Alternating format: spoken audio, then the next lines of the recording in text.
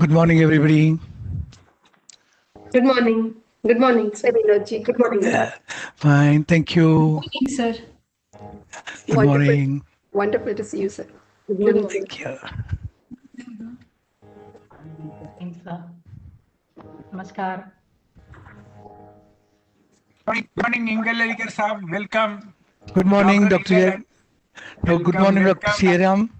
We are looking forward to a great session that was yesterday. And everybody is upbeat. Okay. Yeah, we are all happy. Happy, actually. Is happy. All the best and best of luck to all. Thank you. Thank you. Thank you, doctor. So it's 10 o'clock and we shall start today's session. Namaste, everyone. On behalf of IMTA, Indian Music Therapy Association, a very warm welcome to all of you to the third day of the conference and Music Therapy Festival, jointly hosted by IMTA, Mahatma Gandhi Kashi Vidyapeeth Varanasi, and Nada Center for Music Therapy, Chennai. My name is Shobha Srinivasan, and I am an IMTA volunteer and anchor for today's session. And I'll share more about myself just before my presentation today. Before I share about the theme of the morning session today, I would request Dr. Sairam, IMTA President, to make an important announcement. Sairam, sir, over to you. Thank you very much, Shobhaji. Good morning to all of you here who have made it despite a lot of problems, sometimes at home, sometimes outside. And the emphasis on Sunday, you're all here. And I must say that our speakers for the last 2 days have propagated so much for Indian music therapy that last evening I was getting calls from people from not only India but also outside Oman and what is other places, Germany, France, and US, and all that. They say that they've got very renewed interest, and some of them NRIs who are already talented in music, and they also want to participate in similar conferences. So I've promised them that we will do our best, and IMTA will expand its wings outside India also. So you're all each one of you here is going to be the cultural ambassador for music therapy, Indian music therapy, not just music therapy, but Indian music therapy.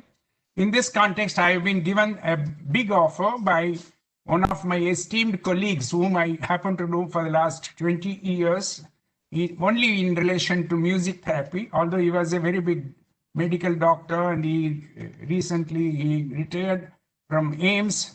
And he is given his full thrust, and Dr. Chandrakant Pandav is not a new face for you all, and he has sort of undertaken that in case a valuable compilation could be made of all the articles of this particular conference, because there are about 43 people who are discussing in this conference, who are presenting here as per the compilation we had. So Dr. Pandav has taken editorial job as well as the printing and others, some 1,000 copies to be distributed to all universities and also all the people that matter in India. So this is a very good initiative taken by Dr. Pandav. And I sincerely convey my thanks to him, because he has been a pillar to IMTA ever since it was formed. And I'm sure he will continue to be one, and we want him to be a very strong pillar.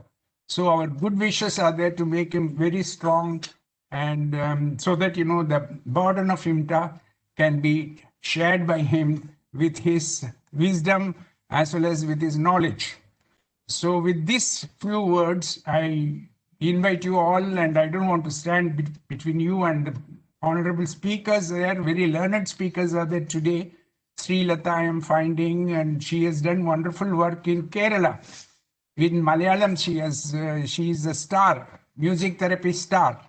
And also I find Deepa Shetty, who has come with all her wares and wonderful abstract which she has presented to us.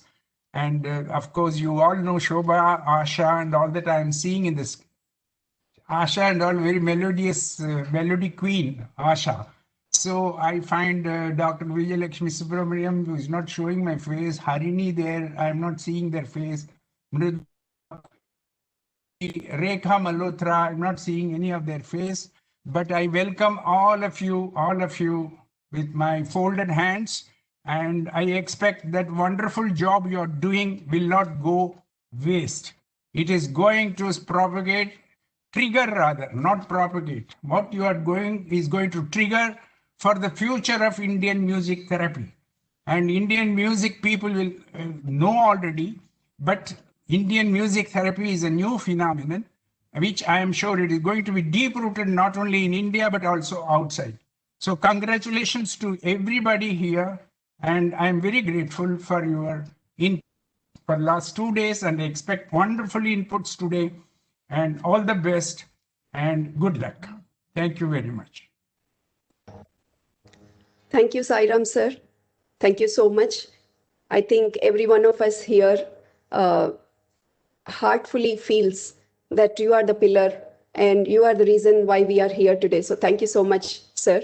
And I'm going to introduce the theme for the morning session today. It's before I tell the theme, of course, the panelists know, but for the attendees, I'll start with this prayer because it is linked to the theme.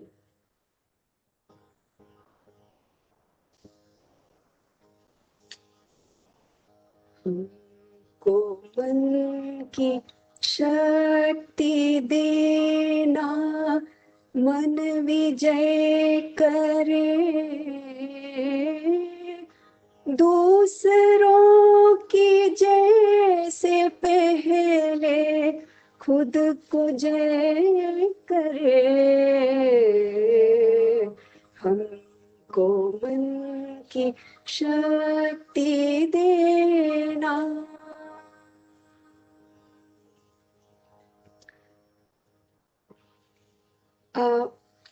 हमको मन की शक्ति देना. I'm pleasantly surprised to note that this song that I chose a week back to introduce this theme has been already sung on day 1 by Chaitra ji, day 2 by Sudha ji. And it means, please give us the strength to our mind, win over ourselves, win over itself, the mind itself. Before winning others, let us win over ourselves. Music therapy for self and others. See how this beautiful composition is linked to the theme. So without further ado, let me introduce the morning session's chairperson. It is my privilege and honor to welcome you, Dr. Vinod Ingalhalikar, to chair this session today. Dr. Professor Vinod Ingalhalikar is an orthopedic spine surgeon. He is the director of spine surgery clinic and director of music therapy projects at Juniper Hospital, Thane. He takes active interest in music therapy related programs and projects. He has attended many national and international conferences in India and abroad. Sir, we are looking forward to listening to your thoughts and comments at the end of the session about the topics that will be shared by our eminent IMTA speakers here. Thank you, sir, for joining us. We will go to our first Srimati Priya Ganapati and Ms. Asha Ganapati. Mrs. Priya Ganapati is a homemaker, a breast cancer survivor, a fashion designer, and an urban farmer growing different vegetables and fruits on her terrace. She is an ardent music lover using self-music therapy on herself for many years. Ms. Asha Ganapati is founder vice president of IMTA, a software engineer, a Hindustani classical vocalist graded by All India Radio, and also a certified music therapist from Nada Center for Music Therapy. She is also a recipient of prestigious Nada Excellence Award. Over to you, Mrs. Priya and Miss Asha. Thank Asha, you I so have much. made you the presenter. You can go on. Yeah.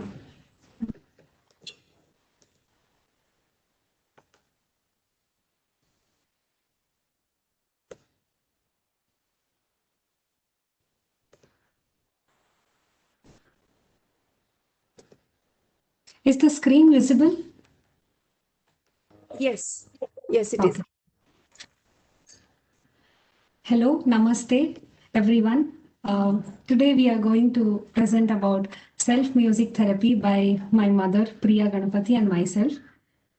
In the past 2 days of the conference, we have had wonderful presentations from the eminent, knowledgeable members of IMTA who spoke about various aspects of music therapy. Today, I will be presenting about self music therapy, and you'll be very happy to know and privileged, and you'll feel proud to know that the person who has coined this term is from India. And even more, you'll be happy to know because he's our founding member of IMTA. And you might have easily guessed now because I'm showing the person who has actually coined this term and written this beautiful book by Dr. T.V. Sairam, sir. Thank you so much, sir. Actually, because of him, and I think most of our his students, and we are all here and united only because he seeded this idea of music therapy in all of us.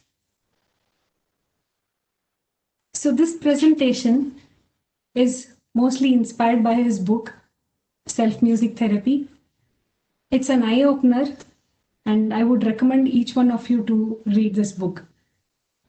Today, I'm joined with my mother, who has selected some of the songs which she has been using together. She was unaware that this is called as self music.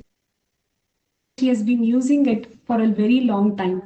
And today we'll be presenting some of the songs which she has been using. So first, let's know what is self-music therapy. Music therapy applied to self is called as self-music therapy, as the name says. Usually therapies are meant for somebody else, but mainly this one is mainly to oneself, just like self-medication.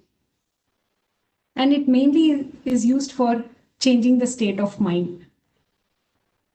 So we will present one song which is very, very famous, and most of you would know this. So I have put the lyrics also. So when you're at your place, you can sing along with us.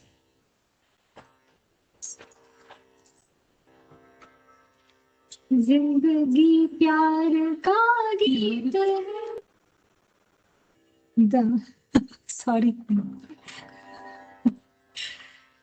प्यार दीवाना है मस्ताना होता है हर खुशी से हर गम से बेगाना होता है प्यार दीवाना होता है मस्ताना होता है हर खुशी से हर गम से बेगाना होता है क्षमा कहे परवाने से परे चला जा मेरी तरह जल जाएगा यहाँ नहीं आ क्षमा कहे परवाने से परे चला जा मेरी तरह जल जाएगा यहाँ नहीं आ वो नहीं सुनता उसको जल जाना होता है हर खुशी से हर गम से बेगाना होता है प्यार दीवाना होता है मस्ताना होता है हर खुशी से हर गम से बेगाना होता है So let's see as to whom all is self music therapy actually required. If you see, actually, it is required for all the ages and all the generations. So it has been used by palliative care, by adolescents. I think many of us, like yesterday, there were many eminent speakers who said that they have been studying with the help of music around them. And I totally second that, because I remember studying throughout my engineering where always there was a headphone with the music on. And so it is actually valid for all the age groups. And to whom is it required? I think for everyone. It is not meant for only one particular profession. I think almost all of you will believe that as music therapists also, we definitely need self music therapy. It's not like we are therapists and we only give the therapy to others. It is required by doctors as well. And we all believe that yes, we are human beings with limited capabilities and we are morals. So, mortals. So, we all definitely need self music therapy, and irrespective of the profession. So, now I'll be presenting some of the songs. So, these songs are actually not selected by me, actually, it was selected by my mother. Because when I actually asked her that what kind of songs do you listen to when you're stressed, so these are some of the songs which she has chosen. So please feel free to sing from your home.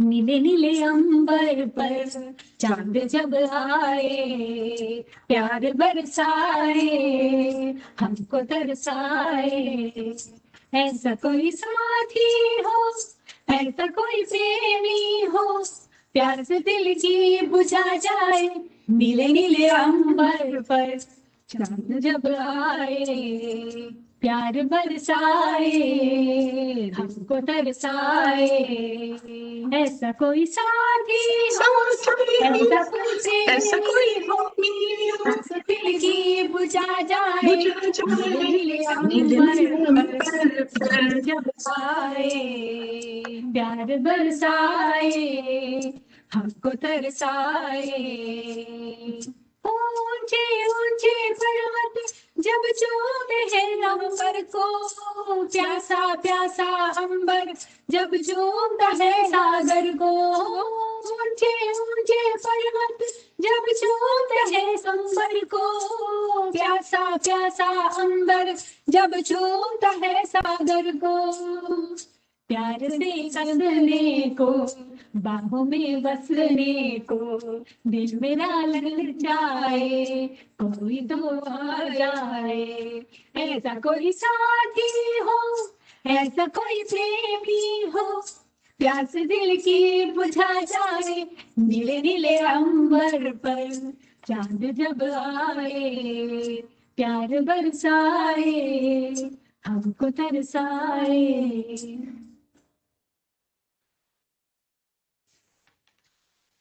So let's see as to why is this self music therapy even required. So as they say, charity begins at home. So if you are mentally balanced, then you can easily help others also in balancing their emotions. So you need to practice yourself, then it will become much more easier when you have to do the therapy to somebody else. The other reason is, although we might ask for consulting a music therapist, it might happen that music therapists are not always available at all the times. I understand now that it's much more easier than before because of the online accessibility, everyone is accessible. But it might happen that when you need the most, they might not be available. Even at those times, self-music therapy is very useful. And the other main important reason is many a times we find it very difficult to share our emotional thoughts. It might happen that it's very difficult to explain. as they say, emotions are very difficult to explain in words. So when it's very difficult to describe something that you're going through, then self music therapy is the best aid that can happen. So when is this self music therapy required? As human beings, our moods will shift every now and then, especially in this pandemic times where since 6-8 months we are all at home, although we are connected to each other, that physical presence of having somebody in front of you is missing now. So sometimes we are very angry, sometimes again we are silent. So this shift of moods happen every now and then. And we all go through this kind of shifts in the mood, like we are happy, sad, angry, we are insulted, we are depressed, we are separated, we are let out, like these various kind of emotions that we all go through in a day or in a month or years. So how do we do this self music therapy? First thing is you have to prepare. So let's see as to how do we prepare. You should make a music library. So this library will consist of songs that you actually love. Don't go by the words that, okay, your parents said or your siblings said, okay, listen to this will help you in overcoming this, or your grandparents or anybody, your friends who say that, listen to this. Don't go by those words. You should actually listen to those songs. And if you feel that, yes, this can help me overcome some situation, then select those kind of songs. Then once you have those set of songs, you can sort them based on your moods. And while doing this, it's always preferred that you do it at a peaceful place. Have light snacks, because when you're feeling actually hungry, then your mind will actually be more focused on what I have to eat or why am I feeling hungry. So have some light snacks so that you can easily focus your mind. Yeah, keeping your eyes closed, like in yoga, most of the meditation poses where we focus our mind by keeping our eyes closed to actually open our inner eyes. Take long, deep breaths. That will actually balance your inhalation and exhalation that way. And then you can start observing your mood. Because observing your mood is very important. Only then you will know, like, on such a circumstance, what kind of music that I can listen to. So once you have all this preparation done, then you can start executing the self music therapy. So how I would begin is you should actually play it like a prayer, where you are actually meditating with what you are listening to. And what happens on the way when you are doing this is it helps you in melting away all the emotional blocks. And that's the main idea of doing the self music therapy. You can do it as many rounds as you want. If you do it like 2 or 3 rounds, then you can actually do shavasana in between so Two that more you have. minutes, Ashaji. Yeah, sure. Yeah.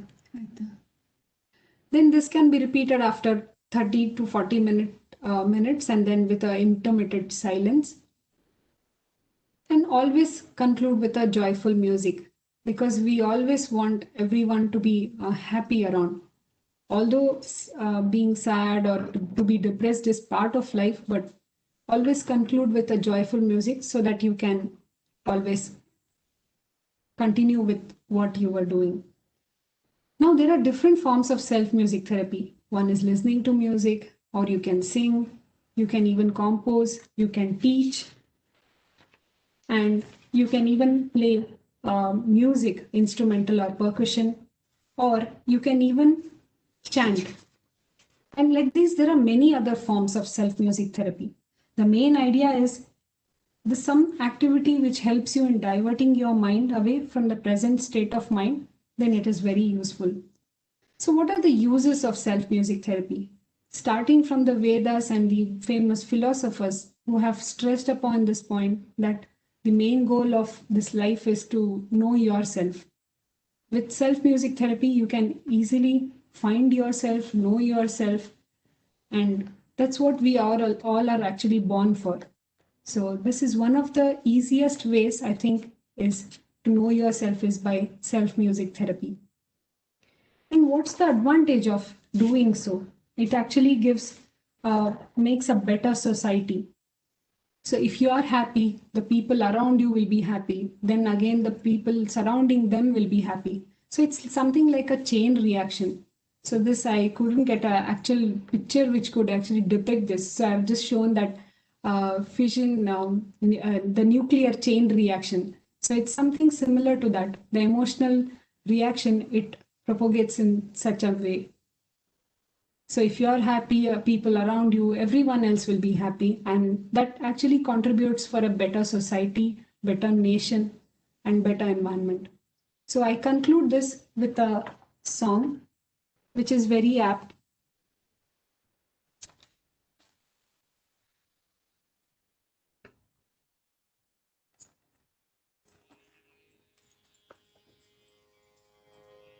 जिंदगी प्यार का गीत है, इसे हर दिल को गाना पड़ेगा. जिंदगी प्यार का गीत है, इसे हर दिल को गाना पड़ेगा. जिंदगी गम का सागर भी है, हंस के उस पार जाना पड़ेगा. हंस के उस पार जाना पड़ेगा. हंस के उस पार जाना पड़ेगा. So I thank everyone, each and everyone, for giving this opportunity. So I would say that although I've been singing for quite some time, doing self therapy and actually observing your mood and then sorting out the songs is really, I think, not an easy job. It is really something which will make you know yourself. So I thank everyone with this note. Thank you. Thank you so much, Asha ji and Priya ji, for this wonderful insight into many times actually the simplest things we might feel, when we actually dwell into it, they are the hardest one to do, but they feel so simple, but very nicely explained. Thank you so much. Thank you so much. Thank you. We'll move on to our next speaker of today. That's Sukrishna ji. Mrs. Sukrishna Mukherjee is MS, PGDPC in Psychotherapy and Counseling. She has a bachelor's degree in music from Calcutta University, diploma in Indian classical music from Akhil Bharatiya Gandharva Mahavidyalaya, and is also a graded artist of AAR. She takes keen interest in working with hyperactive children and adults as therapists. Welcome, Sukrishna ji, and we are eagerly waiting to listen to you as well. We remember the last webinar, the songs that you sang. We are looking forward. Please come on board, Sukrishna ji. Thank you. Hello, everyone. Namaskar. I wish you a pleasant musical morning. Today, I'm here to discuss my heartful experience with music therapy. In short, the surprising power of music and music therapy that gave a purpose to my life. Start here.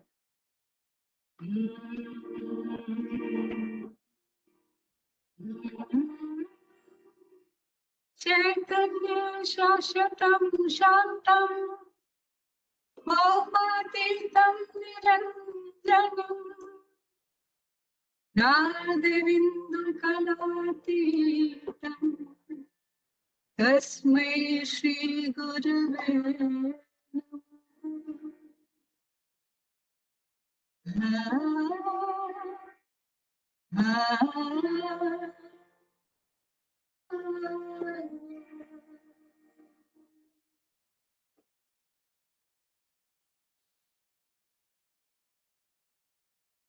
So, music therapy, a talk from my heart. So, as we all know that therapy is a treatment of someone who is suffering from mental or physical illness without the use of drug or operation, as for example, physiotherapy, psychotherapy, and music therapy. About music therapy is a therapy that is based on engagement in musical melodies, singing, playing instrument, and composing music, writing song. So now I can explain what is the difference between music and music therapy. By definition, music therapy is a process and does not only use music as a product. A significant difference is that music therapists are educated and trained and assess how to implement of music, influence and affect health goals. Without this fundamental musical understanding, that therapeutic benefits are limited. Although most of you might already know about the difference between them, but I have shared this difference because in my life, I have implemented music as a singer as well as therapist. Now I shall share.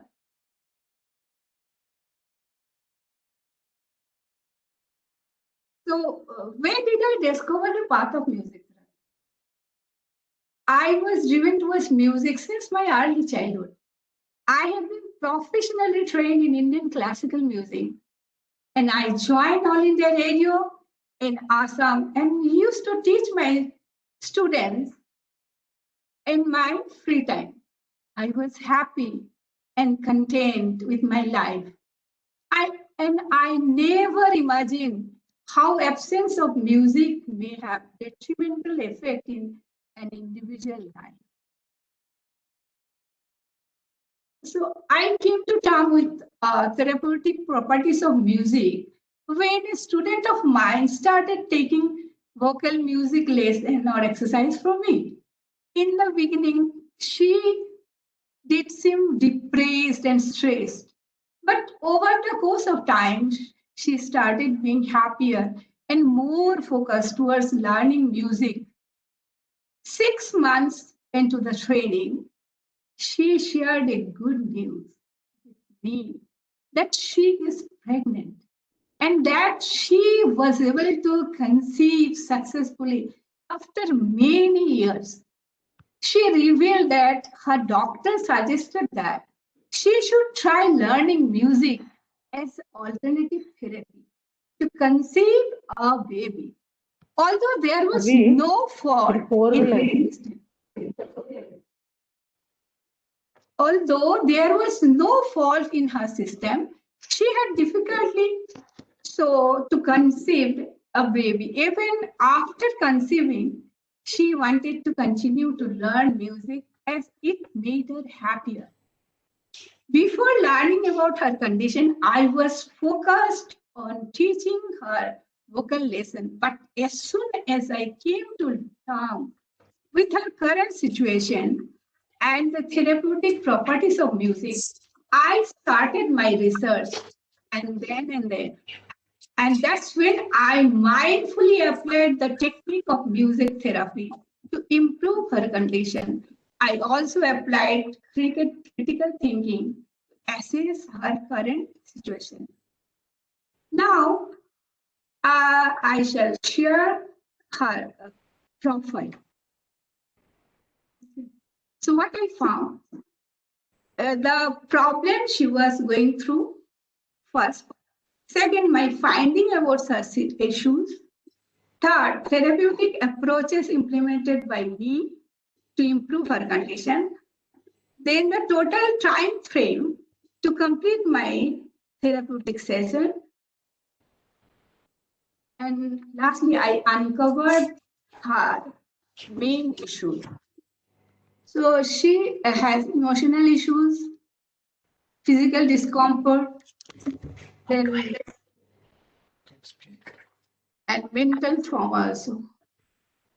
So suffering from severe mood swing being stressed for silly reason, having trouble getting down and getting sound sleep, and having major knee pain, sinus, frequent headache, anxious, prone to cough and illness, scared to try new things. Underlying issue, she was not able to conceive baby. And her current situation, after the therapeutic session, her posture has visibly improved. She became happier. She was more focused and attentive. And earlier, she had difficulty in her breathing. Still had anxiety issue because she conceived baby at a later stage. So was scared of her situation. So she had frequent headache. So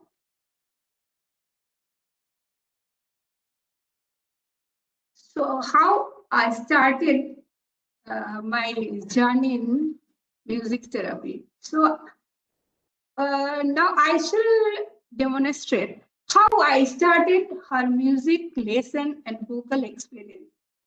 First day, I requested her to sing, but she was not ready. She denied to sing and asked me to sing whether I was capable of teaching her or not. So she was new to me, so it is difficult for me to start from where I don't know. Then I started how I gave her the exercise. We have music in our vocal cord. We have rhythm in our hand.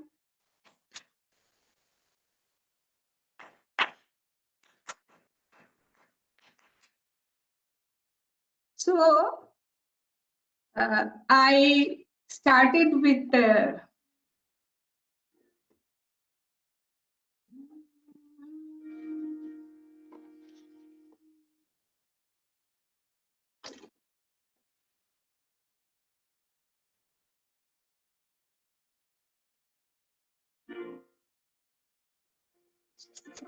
therapeutic approach applied to better her condition. What I applied.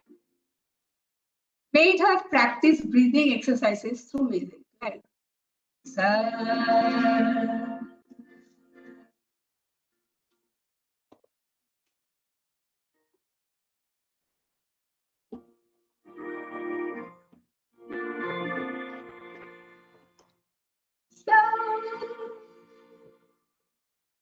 let us start.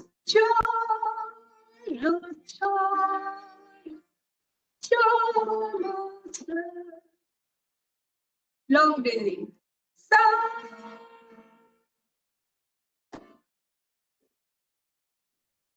Ganga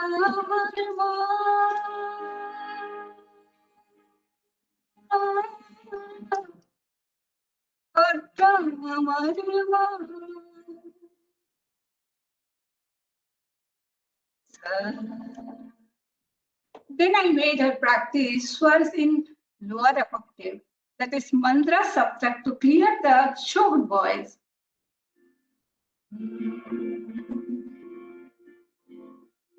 Danisa, Danisa, Ta,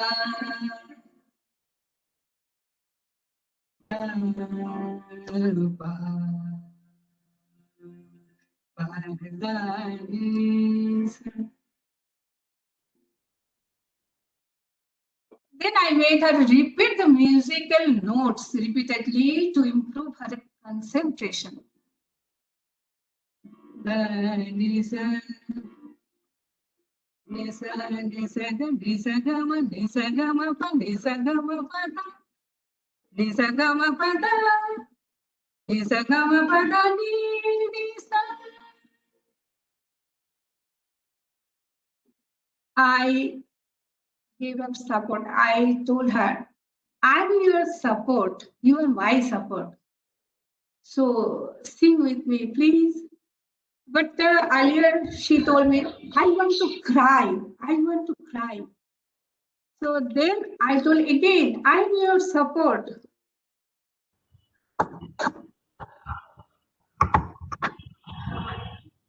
Like,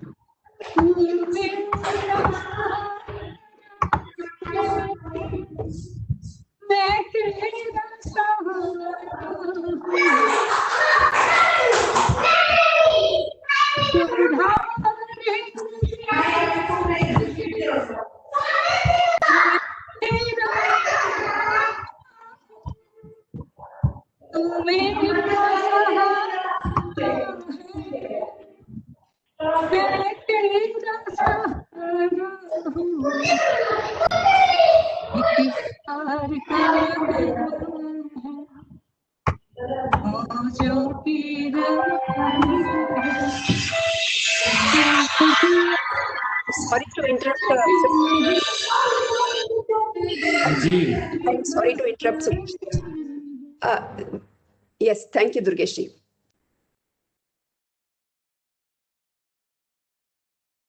So after that, she started practicing music.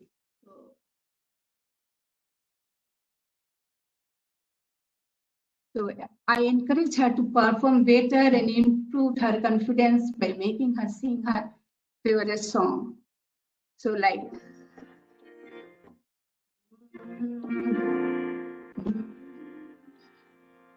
Sama,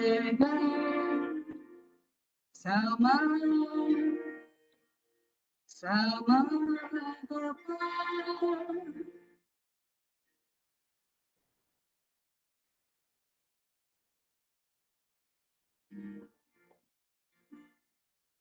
she did not know the reason why she was crying. So then she started.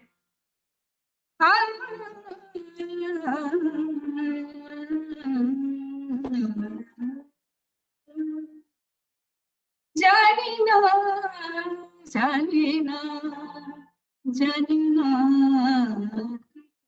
I don't know the reason, but I want to try. Janina, Janina, Janina, Hikaru.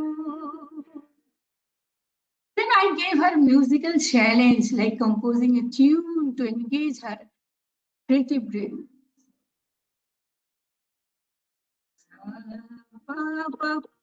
Sa ma ma ma ma ma ma ga ma pa. Sa ma ma ma ma ma ma ga ma pa. Sa pa pa pa pa pa pa ma pa da. Happy and sing. So Krishnaji, you have 2 more minutes to wind up, please. So she was healthier than before. She was able to get quality sleep. So this is my result, visibly difference before and after. She used music as a means of entertainment to divert her attitude, her pain. Her facial experience changed, her respiratory system improved, and she could see in a better way. So we have our all these things, all these musical things. Life is full of blessings, and sometimes we don't value it. So I shall conclude this is my findings. Although music can improve mood and increase our memory, music therapy can help improve our health and well-being. Although music can improve mood, it can improve our health and well-being. Along with music therapy, I also applied critical thinking. I have also implemented psychotherapy along with music therapy in cases wherein client had major anger issue, which lead to disruption in their lives. I use music as a tool to make them calmer and psychotherapy to improve their overall condition. So I'm thankful to Sairam sir give me this platform to show my feelings, to show my music. So I can sing for IMT. मैं जहाँ रहूं, कहीं भी रहूं, तेरे साथ है. Music can inspire and entertain, but it also has powerful psychological effect that can improve our health, our well-being. So embark your musical journey now. Thank you. Thank you so much, Sukrishna ji, for such a beautiful songs and also explaining about a case study that you yourself went through. And I think that gives us a lot of, as your last slide said, embark in your music therapy journey now. I think every day is a journey for all of us. So thank you so much. Thank you so much. And I welcome now the next speaker for today's session. That's Miss Rashmi. We all have seen her sing yesterday beautifully, anchor yesterday beautifully, and later on in the evening she called me and I came to know more about her. And it's wonderful to welcome you, Rashmi, here. Rashmi is a music therapist and counseling psychologist, trained in Carnatic classical vocal since childhood, with experience in the software industry.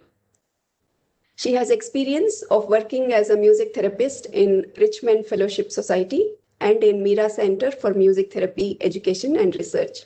She takes keen interest in geriatric care and, sorry for my mispronunciation, and old age healthcare. Welcome, Rashmi. Thank you. Namaste, one and all. I would like to begin with a small prayer. Saraswati Namastutyam Varade Kamarupini Vidyarambham Karishyami सिद्धिर्भवतु मे सदा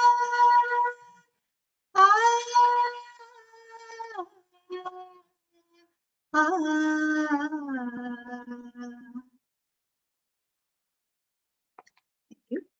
I'm also a certified music therapist from Nada Center.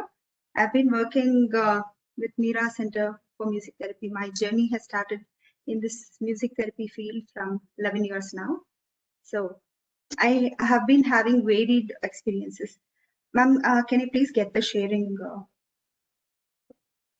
presenter, right? Just a minute, I'll just do that.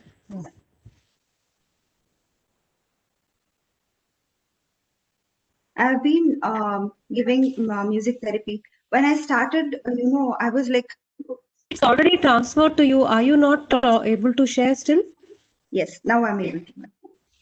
Right. Thank you.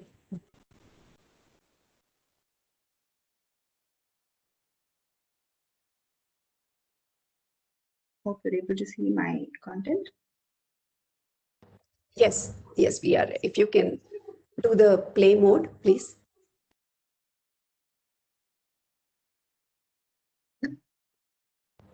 Yes, thank you. So I have been into this when I started, even the same, when I had a lot of confusions and doubts and what to do. And when I started with Meenakshi ma'am, with Dr. Meenakshi ma'am, I am always humbled to her. She put me into a place, Richmond Fellowship Society, as she mentioned, where it was for mental illness, where there are so many different kinds of mental issues. Initially, when I went there, I could not think or do what to do for these people. Then when I slowly started with teaching classical music, and also with singing their favorite songs and mingling with them, and along with that incorporating swaras, then they all enjoyed. So today the overview of my presentation will be, I would go with a few definitions, my personal experiences as a music therapist and at various stages of life, what I've done, case study demonstrations with examples, the techniques and the methods have been used for the therapy, and few audio feedbacks from parents and personal experiences. The definitions I would like to take. Music comprises of 7 notes of swaras emanating from primordial sound or pranavanada omkara. Music can be considered as a prime, indivisible element of one's life as it exits from before birth, that is your prenatal stage, till our last breath. Music can be defined as instrumental or vocal sounds or both combined to produce beauty of form, harmony, and expressions of emotions. Hope all of you agree with this. Music therapy. Music therapy, as I would say, is a type of expressive art therapy which uses organized sound or music within a client and a therapist relationship, enabling us to establish non-musical, that is physical, social, or psychological goals through music. The different disorders or disabilities at various stages of life, with my experience in each stage with few case study examples I've quoted. Firstly, I would take prenatal development. Music plays a major role in healing. While women know pregnancy can bring physical discomfort such as fatigue, swollen ankles, sleep concerns, nausea, variations in BP, sugar levels, palpitations, etc., and mental disturbances such as anxiety, depression, mood fluctuations, etc. So the first case, when she came to me, she had already had one abortion and she came to me. At this stage, she was very tense. She was very, because of the force from her people that she had gone into this pregnancy, and she conceived, and she came to me with a lot of tension and pressure, and that's how I started with her. She had, because of her mental stress, physically also she was disturbed. She wasn't able to sit and concentrate on anything. She wasn't able to eat. She wasn't able to do anything at all properly. So all the tension that she had was whether I will be able to carry on with this pregnancy till my 9th month, whether I'll be able to carry on with this pregnancy for till the 9th month. So that was the main concern she had, and she, because of the mental disturbances, and she had BP fluctuations, nausea, stress. All her activities were disturbed. When I initially started, she was not even able to cooperate with the music session. She usually kept on saying the same thing over and over again. And when we started off, I just told her, you don't do anything, just close your eyes and sleep with Chinmudra, or sit with Chinmudra. This is Chinmudra. However, in whichever position you want to sit or sleep or whatever, you just sit in that position, but with Chinmudra. And I kept on singing few songs and also humming Sarle Verse in A, E, U, Amkaram. And later on, I slowly shifted her from Chinmudra to actually developing the connect with herself and baby. So I wanted her to place her hands in this way on her belly first, while I was doing and Sarle Verse. Then when I used to do U, we used to move on to the heart chakra, and I used to tell her to place her hands on the head with closed eyes. And this is how we started the journey of music therapy for her.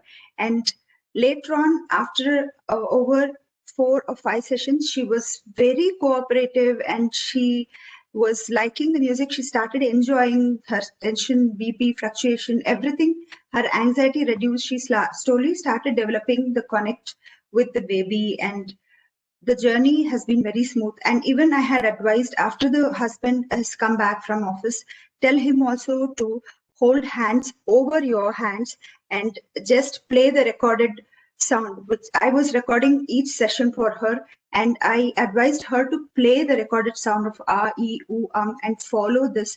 And with all her people around her, the same thing was advised to follow, holding her hand on the tummy, and then holding her husband's hand when husband is around, holding the mother-in-law's hand when she is around, like this, all the family members developing the connect with the baby after each and every one. And I also told her, you have to talk to the baby, and even with husband, everybody, to introduce themselves to the baby, and also keep telling about beautiful things around them, like small Krishna and all that. Then when I went on singing, her favorite songs are Amma Nanu Devarani Pennika Tillamma, Amma Nanu Devarani Pennika Tillamma, Ella Siri Nanna Baige, Ella Siri Nanna Baige, Penne Mettidaramma, Amma Nanu Devarani Pennika Tillamma. Whenever, every music session, she wanted me to sing this song, and she always told me that whenever I sang the song, or when she heard the recording, or any song outside this same song, she would feel the same emotion of her son running to her and coming to her to hold her, and her son sleeping on her daughter, or any baby, she would associate with smiling emotions and all that. And she felt really, really happy. And after all the sessions, she had a normal delivery. And even now, it has been 2 years, even now, I am so connected to the family. And also the baby responds to me, the girl responds to me so well. Even now, whatever songs I used to sing in the pregnancy, the same songs, whenever I sing, she will start humming to the tune. In between, she starts reciting one or two words here and there, because she is not that very verbal still, but she still recites the tune and also a little here and there the words. I feel so happy for them. This is one of the cases I had done. And next we move to the childhood, adolescence and adulthood, the next stage. Here at Mira Center, we've been dealing with ADD, ADHD, learning disabilities, Down syndrome, ASD, cerebral palsy, blind, mental retardation, behavioral disorders, global developmental delay with cochlear implant, multiple disorders, schizophrenia, bipolar disorders, and various other more disorders and symptoms. And the first case I would mention, I don't want to take the names of any of our clients as it is confidential, so I've mentioned as ABC. He's been coming to our center from about 2 years now, and he had, as per the diagnosis, he had sluggish behavior, delayed responses, lack of communication, coordination, irritability on small things, frustration, anger. His diagnosis was CP, cerebral palsy, and mental retardation. And musically, he had no prior knowledge of music, and his voice was very hoarse. And he used to use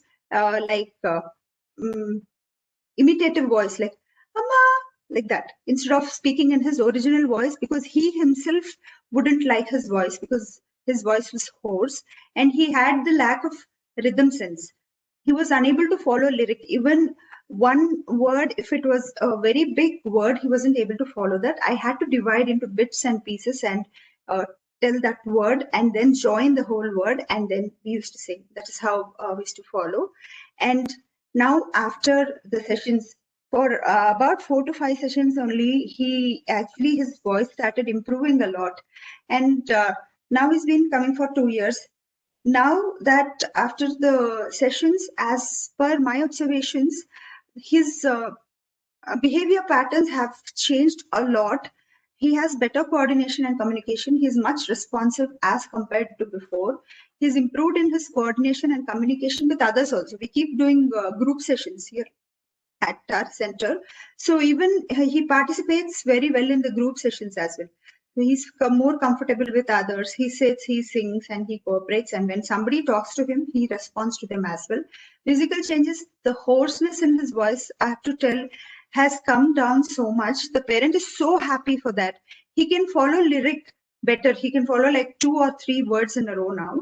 His pitching, his rhythm sense, everything has improved, and he practices singing without me insisting him at all. And he keeps sending his recorded voice clips from his home. Ma'am, today I practiced this song. Today I practiced this song, and he's so happy. Please tell me whether I'm singing correctly and all that.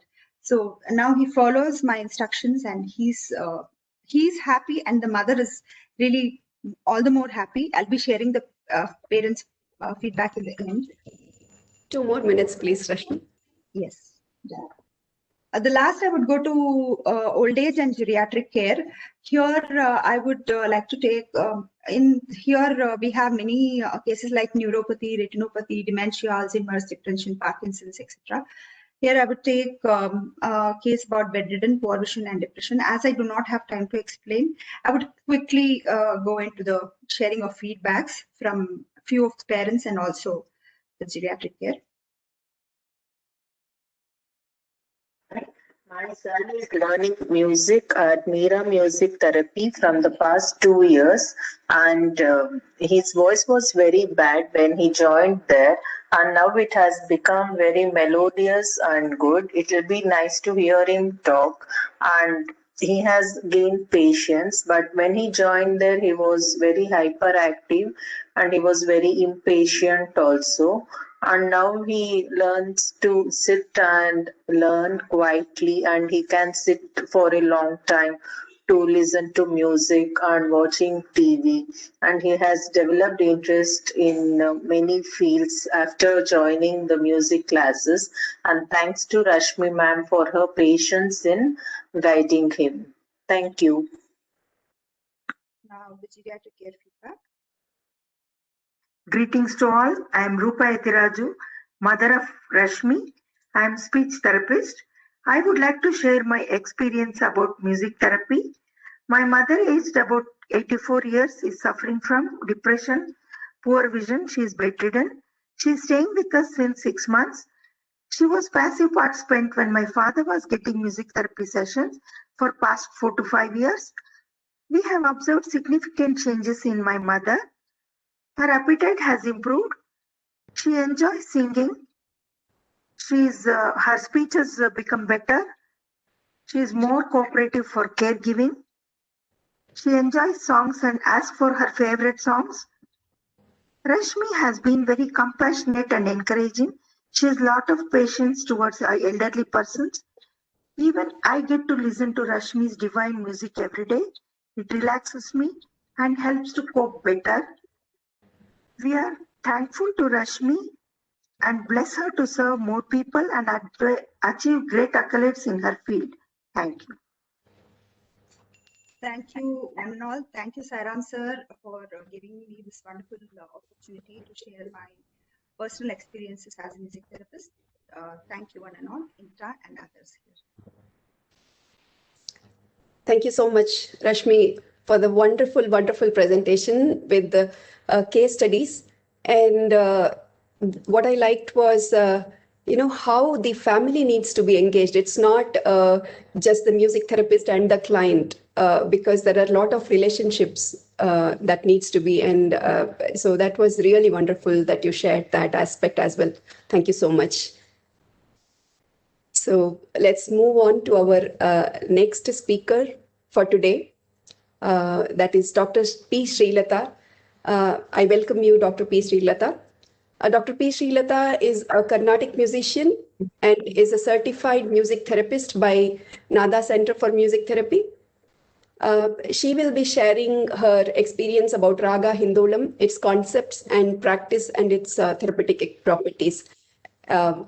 She has a YouTube channel where she has posted so many wonderful music therapy videos, if some of you would have seen it. Welcome, Dr. P. Srilata. Thank you, Ji. Namaskaram. I'm Srilata. All the esteemed interviews present here are well aware of what self-music therapy is. but today I am here to share my own experiences with the subject.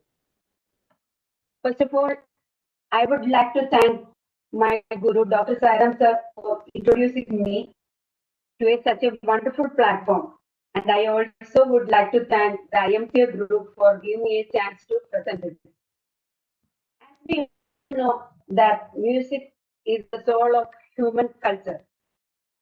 It transcends languages, doubles happiness, calms sorrows, eliminates hatred and envy, and creates a better human society. Moreover, it is I as a whole, music, the divine melody.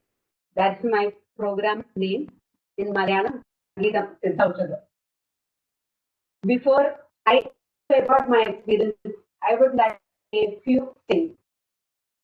I used to sing since I was a kid. I used to listen or sing music whenever I was sad.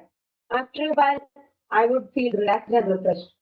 But then I knew nothing about music therapy. But it was only 2 days before that I learned about music therapy and became interested in it. Now I joined another self. I have been studying and practicing music therapy for a few years now. I have been giving music therapy sessions as a service to children with learning disabilities and also organizing music therapy workshops as well as Facebook based on music therapy concepts and data to create awareness everyone. Awareness among everyone. I want to move further forward by concentrating and learning more on music therapy and endless possibilities. I usually do music therapy when I have stress and tension. This is the first time I am doing it for post-surgery pain. It was a good experience for me. I am here to thank Sairam sir again because I fell and broke my right hand wrist. I could not do anything. Sir had persuaded me, saying this is a good time for self-music therapy. Sir asked me to present to presentation on music therapy. I couldn't prepare PPT or anything like that. So here I am sharing my own experience. I had to take antibiotics and painkillers for a week after the surgery. It had affected my stomach a lot, and when I put sling on my hand after the surgery, all joints of my hand were in severe pain. Self therapy helped me a lot. I tried many music at that time, and the music that I felt more suitable for me was the music in Hinduolam Raga. It relieved my upset stomach and greatly reduced the joint pain. Not only that, but it also gave relief to my body and mind. During the day, instrumental music in Hinduolam, and I listened to Carnatic lyrics by which complicated. To me, her voice has often sounded like the right therapeutic voice.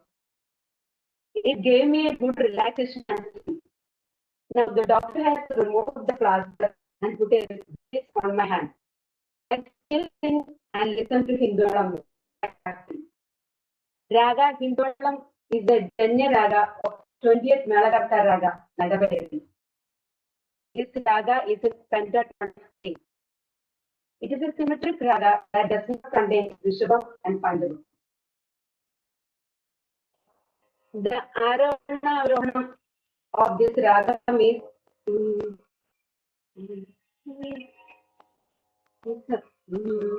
Sagama Ganisa Tani Dama Sagama Ganisa Tani Dama Even with are Gandhara, Madhyam, and Daivada.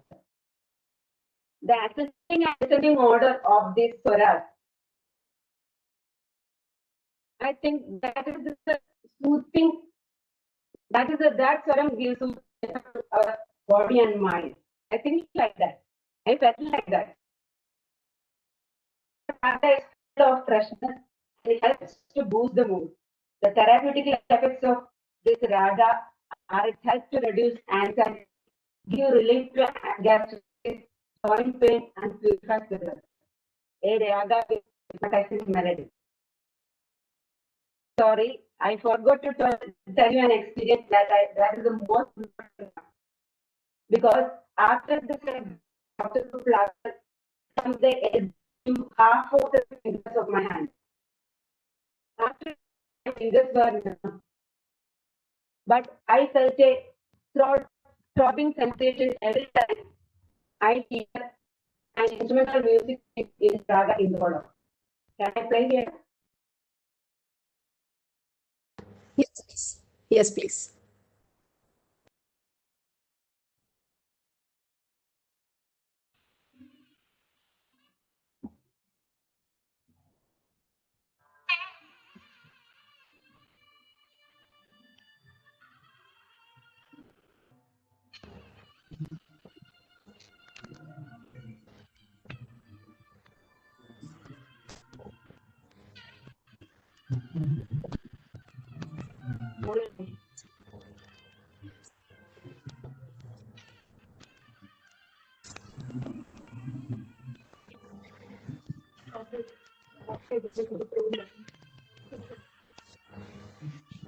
Is it audible, ma'am? No, it's very light. Maybe you can place it near a micro. Oh, you didn't use the microphone. Is it audible? Now is it audible? Yeah, in between it was. Yeah.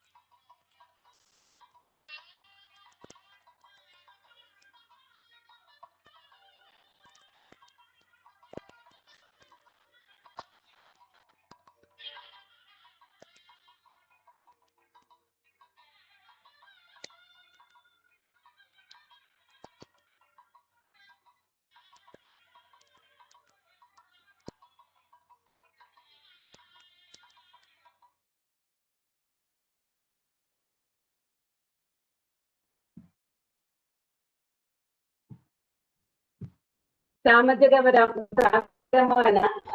and Kerala in Hindu. The main instrument Nadaswaram played in this music piece is a double-head wind instrument from India.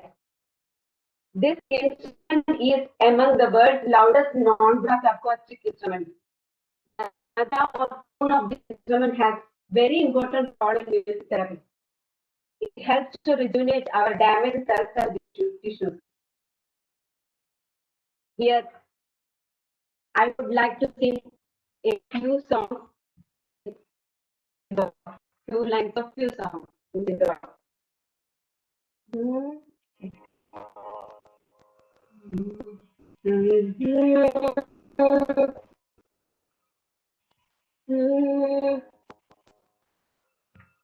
Padmanabha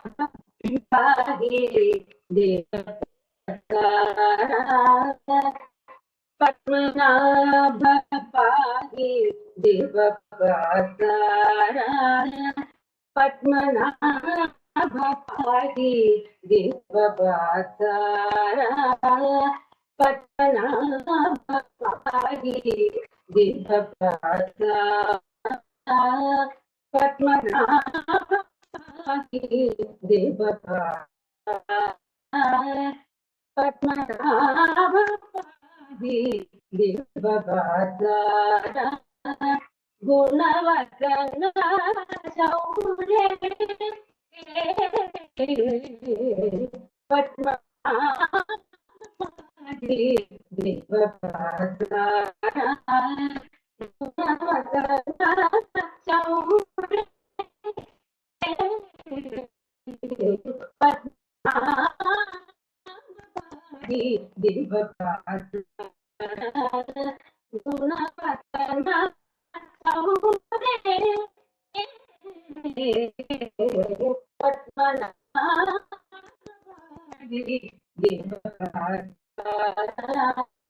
Gunavardhana Shaurya Padmanabha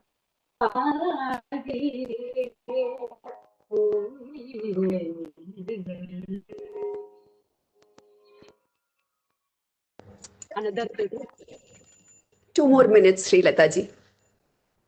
Okay. I'll sing my film song in this.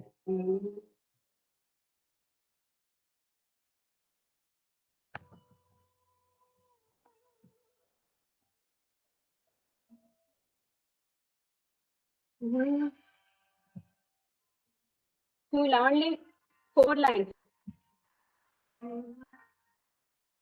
This is one famous song sung by Kaitra.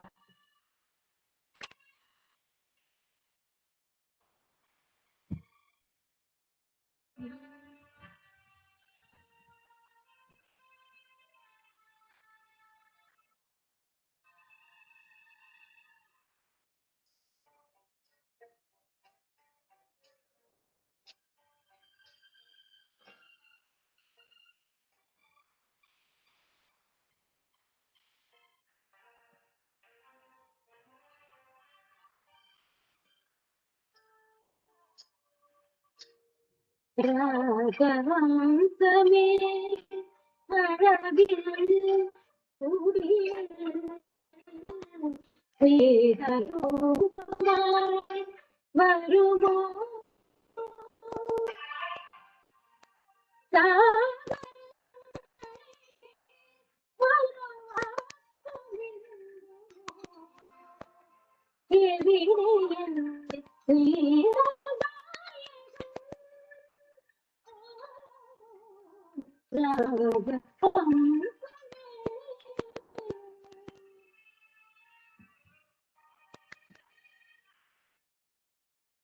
Okay, thank you all.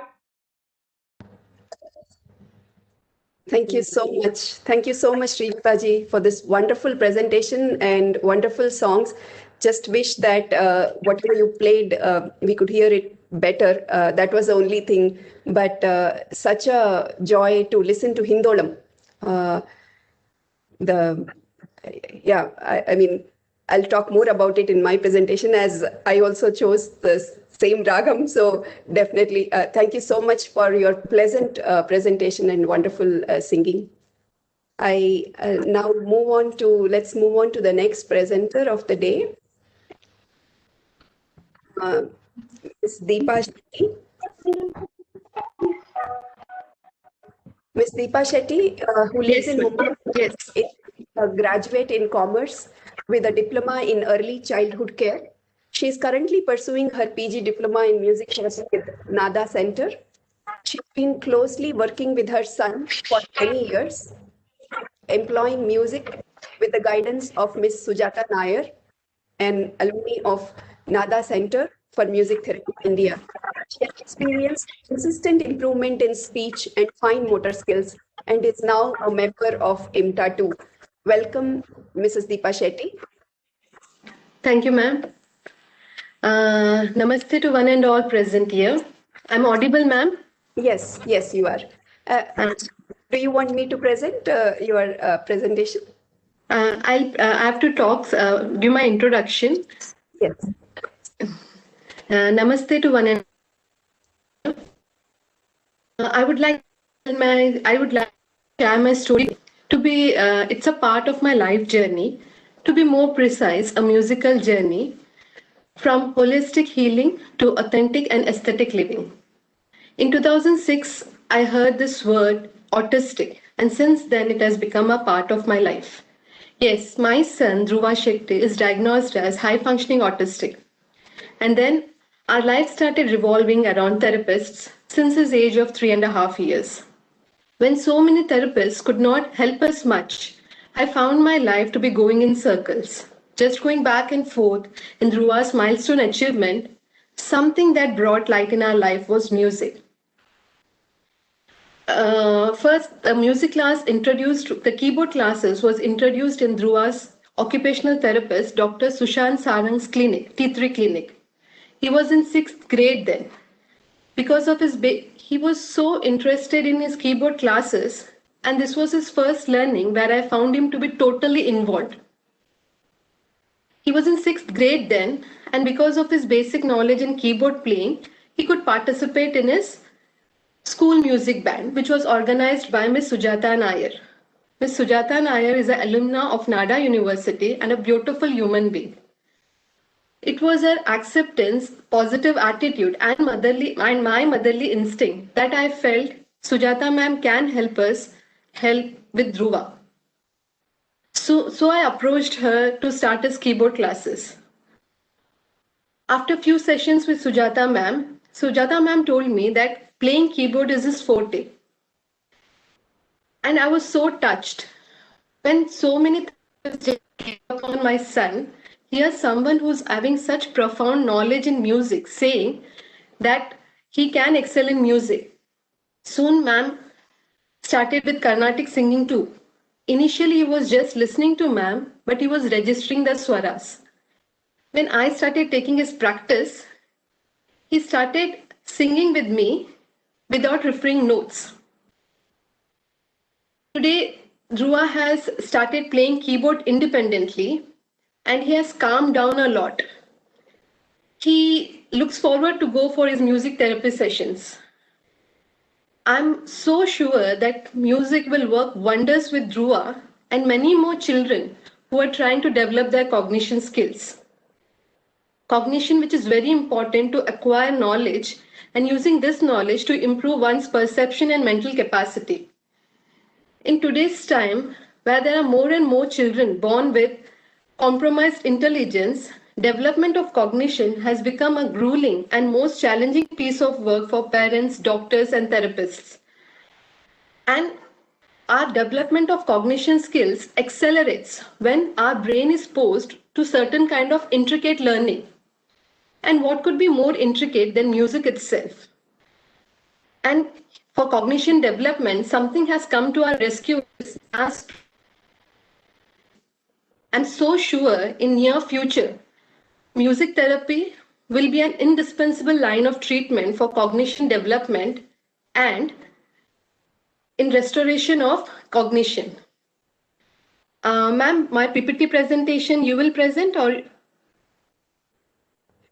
If you want to try, you can go ahead and try. Otherwise, I can present. Both are, I mean, you choose please. okay, I'll try sharing this. I have made you the presenter, Deepa, so you should be able to share content. Yes.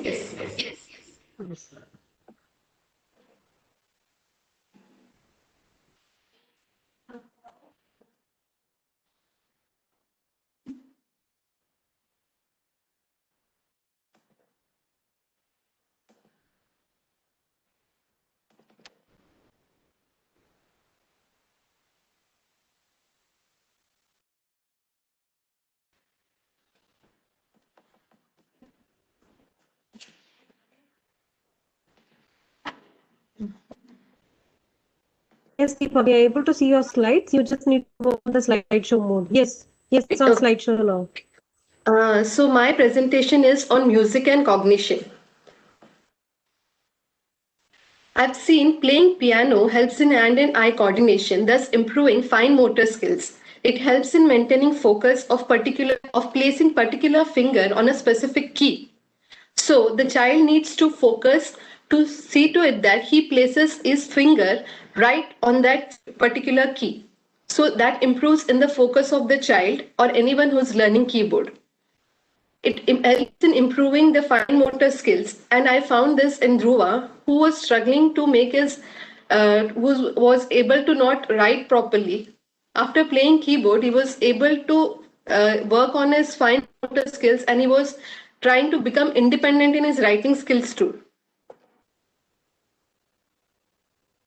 Specific key sound helps to maintain focus and concentration, thus helping in increasing attention span. It really helped Dhruva to increase his attention span. Where he couldn't sit 5 minutes at one place, he could maintain his attention for the whole song. Trying to keep pace or tempo of song improves executive functioning of brain, so improves brain functioning and enhances memory. To see the notes and then playing the proper key sound, it takes a lot of brain functioning and brain manipulation, which is handled by the keyboard. Helps in developing both left and right brain function, thus can address many brain-related ailments. Since autism is not localized to a particular area in brain, so playing music where it helps both development of both the right and left brain hemisphere, so playing keyboard can cure the particular ailment where we are not sure where it is actually localized. It helps in emotional intelligence and thus improving in social quotient. It has been always said that autistic children are emotionally withdrawn. So when a song is played or when they are made to play a song on keyboard, it tries to connect the child with the song mood. So it somehow improves the emotional intelligence and it thereby helps them in improving their social quotient. I would like to play my video wherein I'm practicing with my children.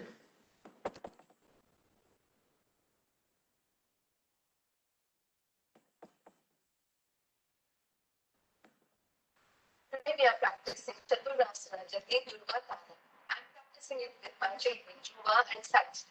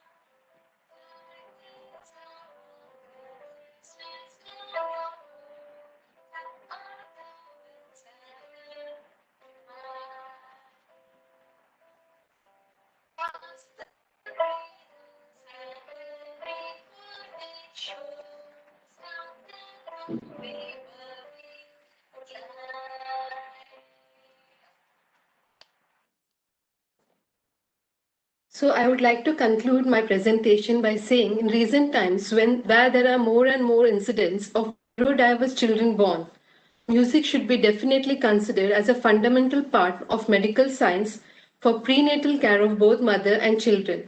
This will indeed be for the entire human race. Thank you. Thank you so much, Deepaji, for sharing your personal experience with music. And we, of course, have the question answer session, but I couldn't stop myself from asking this question. Were you trained in music earlier, or you picked up music with your son? No, ma'am. He is my teacher, I should say.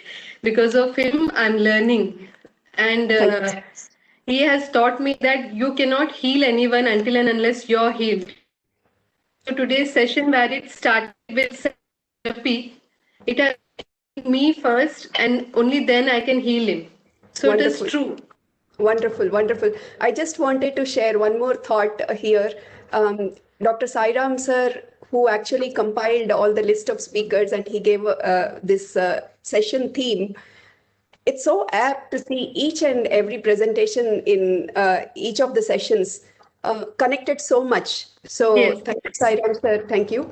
And thank you everyone for wonderful presentation. And the next presenter, I think I don't see him online. Dr. Vijay or Mridula, do you see Mr. Fabian online?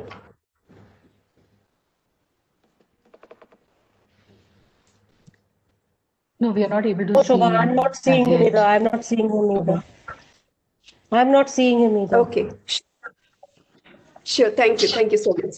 So we will go to the next presenter because we are following the schedule. And this is an interesting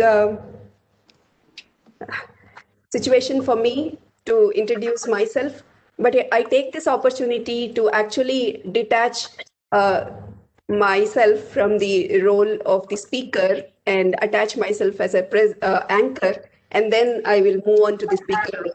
So Shobha Srinivasan, a topper in BSc and MCA, had worked as a computer engineer for many years before becoming a music teacher. She volunteers for projects related to music therapy, emotional learning, art, and meditation. She is a certified music therapist from NADA. She is a graded artist of AAR. She is a scholarship holder of Sahitya Kala Parishad and a recipient of NADA Award of Excellence. So now I'll be sharing about Carnatic music learning. Give me just a moment.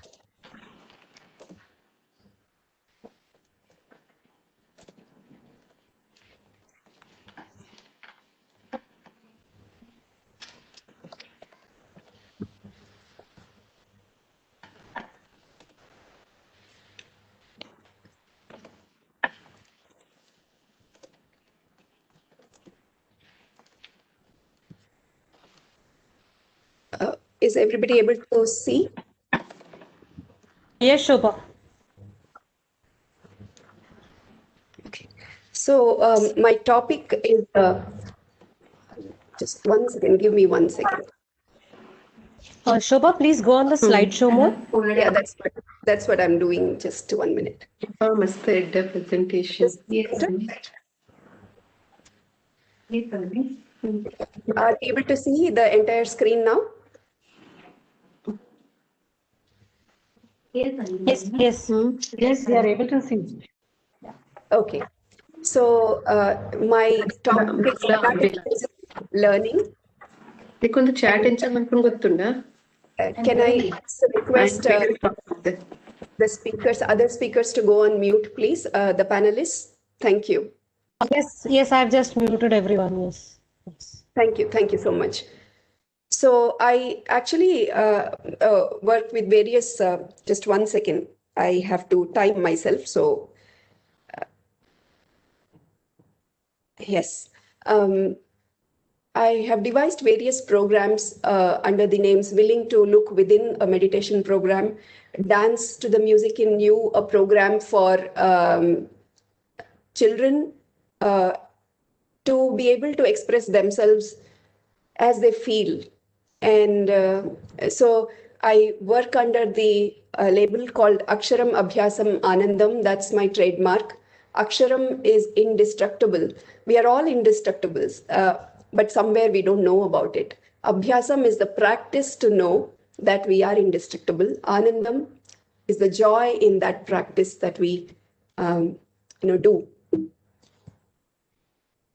So before going into the Carnatic music learning itself, I would like to share this model, which is the acceptance commitment therapy matrix.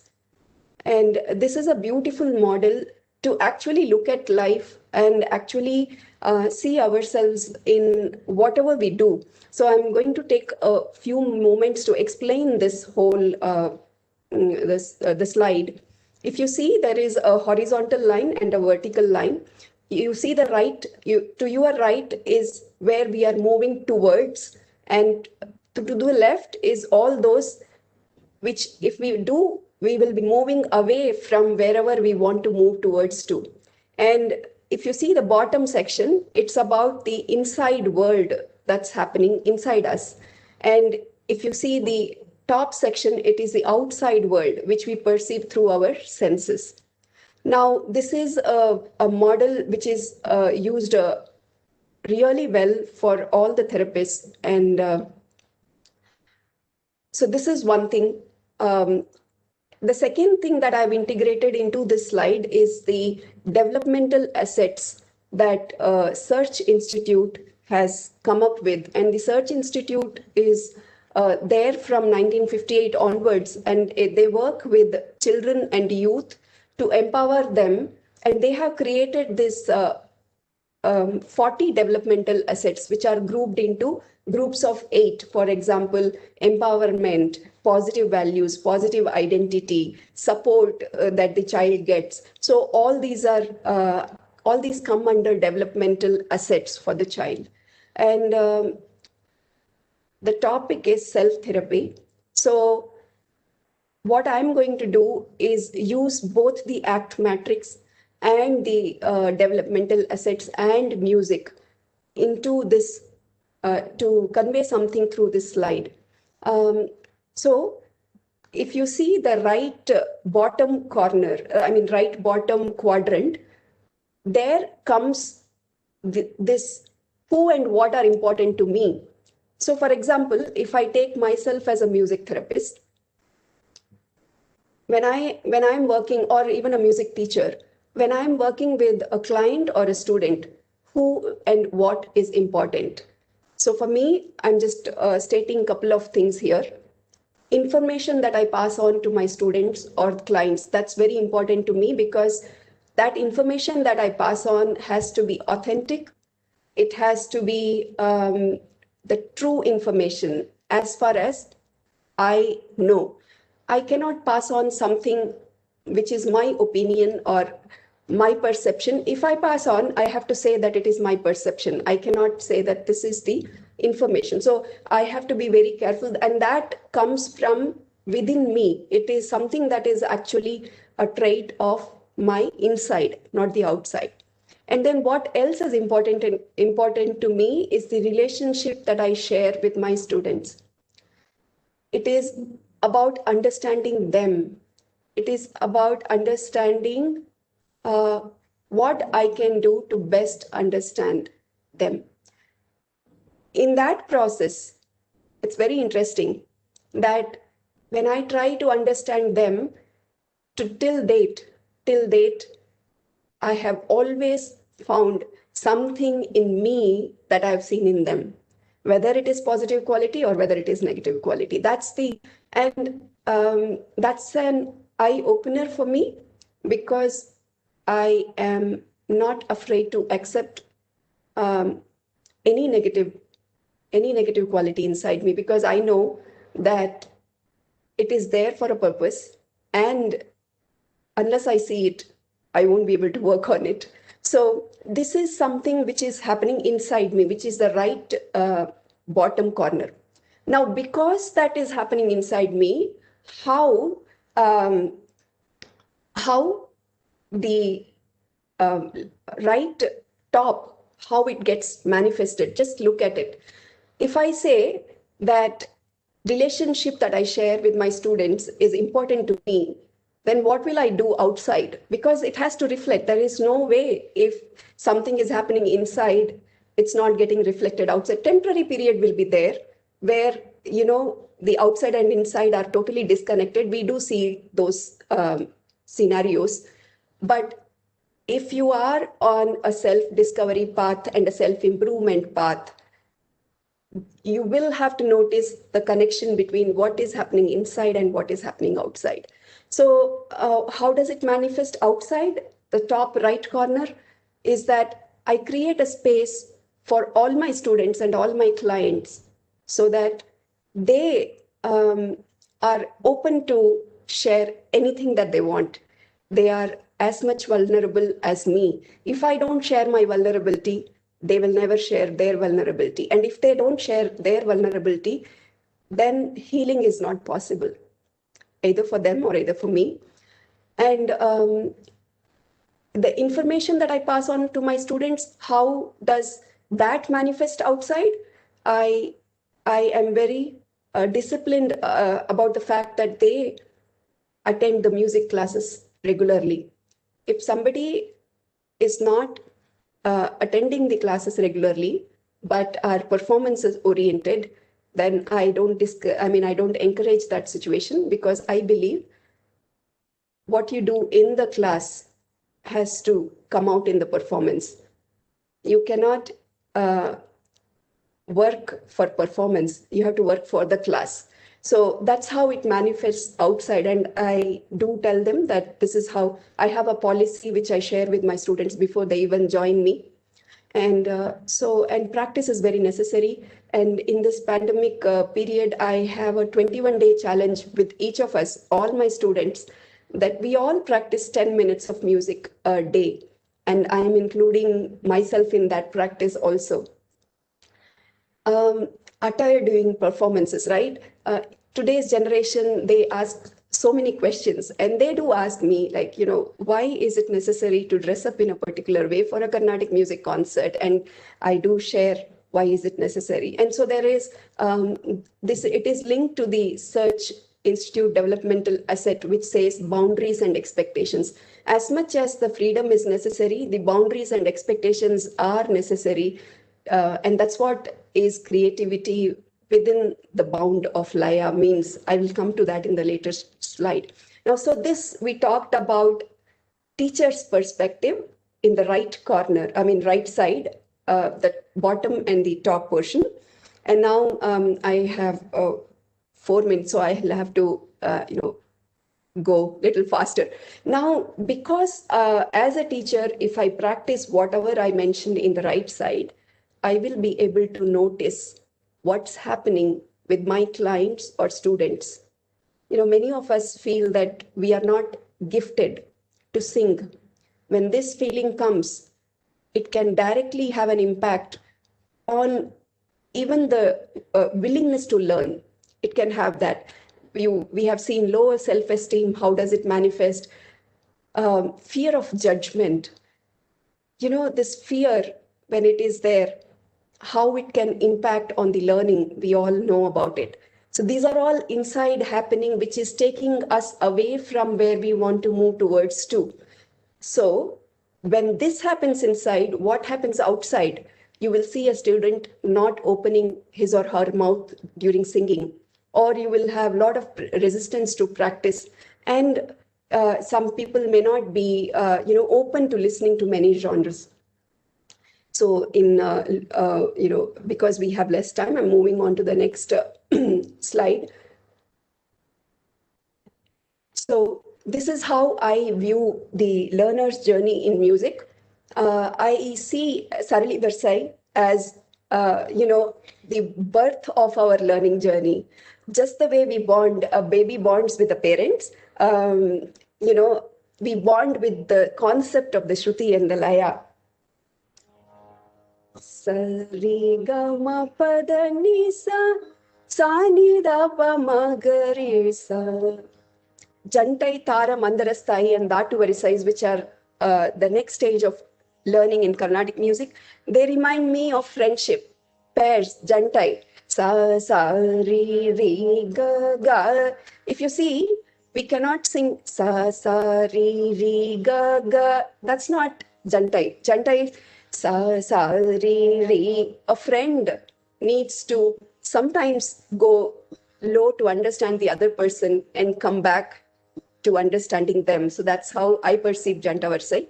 Alankaram is, I perceive it as an adolescent phase where so many talas are introduced, and your mind starts working, and it's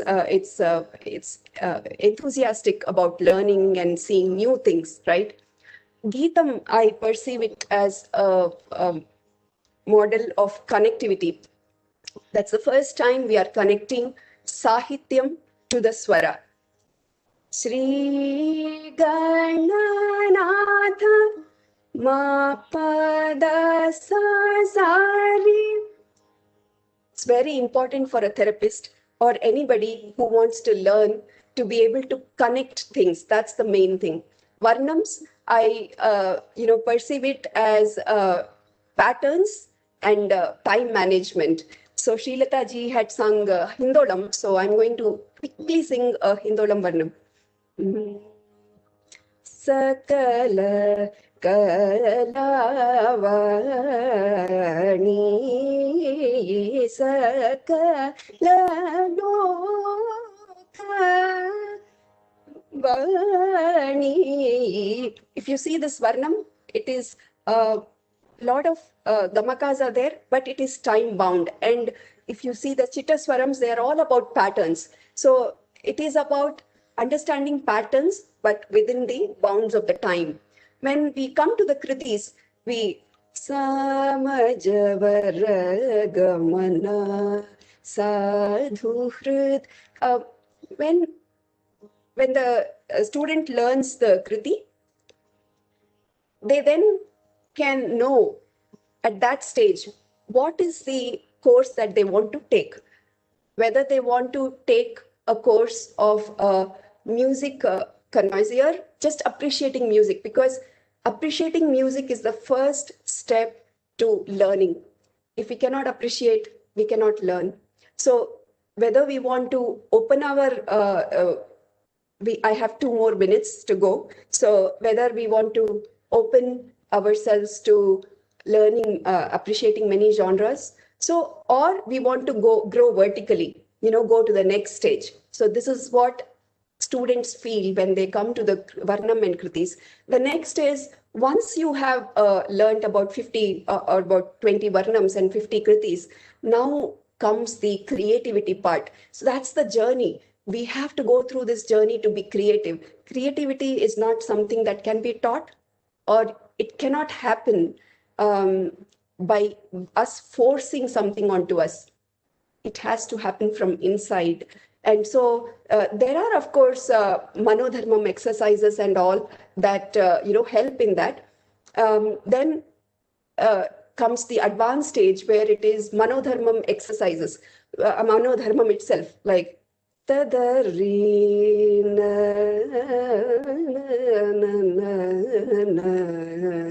This is what is required for healing mostly. And because you make all the connections and you have to create something to be able to have that effect on your client or student.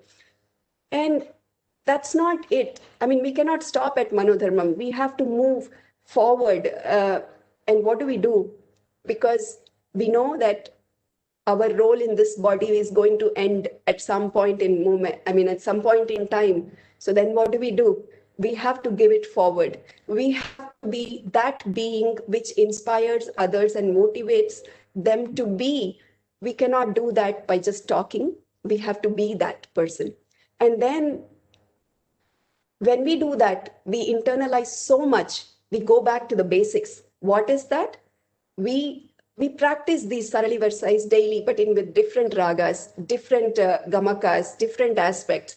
Going back to basics daily is the only way we can remain as therapists. So I think I have taken 2 minutes of my session, but so I will share this in case we have time left during the Q&A, but I just wanted to quickly go through this cycle of learning, applying, experiencing, documenting, inferring, and then going back to learning. This is the cycle. Any point in time we break this cycle, we can understand what's happening. We will move to the left side of that ACT matrix, either inside or outside. So for me, it has been a joy to work with, I'm just stopping the presentation, in this area. And I'm so grateful to Sairam sir to have given me this idea of music therapy. And to many of us, every one of us here echo the same sentiments. I agree. I mean, I know that. And so thank you, Sairam sir, and thank you so much, each one of us here. And thank you so much, Dr. Viji and Rudula, for backing me up today. A lot is happening behind, which we may not see in front. So thank you so much. And we will move on now to our next speaker. Give me 1 minute to come back to that.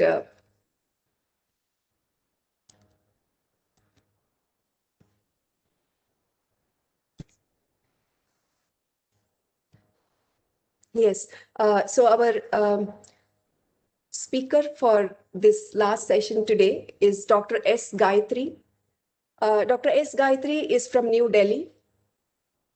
She is a musician and an AAR artist and an educationist who has published several papers on music and language. She has prepared many audio language lessons and has conducted music therapy workshops. She holds a title, Madhura Gana Gokile. The topic of her presentation is music-based language teaching strategy for primary school children. Welcome, Dr. S. Gayatri. And before you go ahead, I just wanted to read out an important announcement from Dr. Sairam. And I also thank Durgesh ji for being behind the scenes and doing all the work. Thank you, Durgesh ji. So this is the message from Dr. Sairam, President IMTA. All the presenters who have experience of writing can write an article on their presentation, like a scientific paper with glossary, biblio, etc., for consideration for publishing in the forthcoming issues of IMTA, Music Therapy Journal. Thank you so much, Sairam sir. And Dr. S. Gayatri, now the screen is yours. Dr. Gayatri, I have made you the presenter. You will be able to share.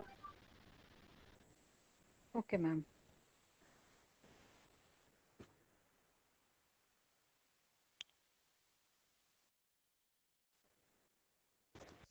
Yes, Dr. Gayatri, we can see your screen.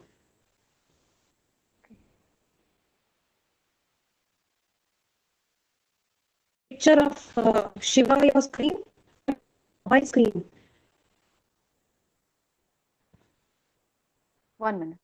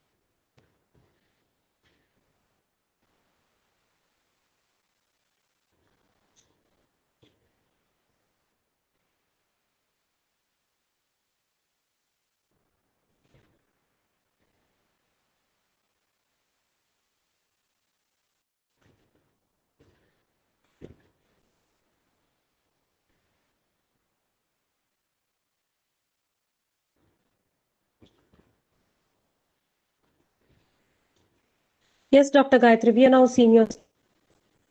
We'll see you again. Namaste, everyone.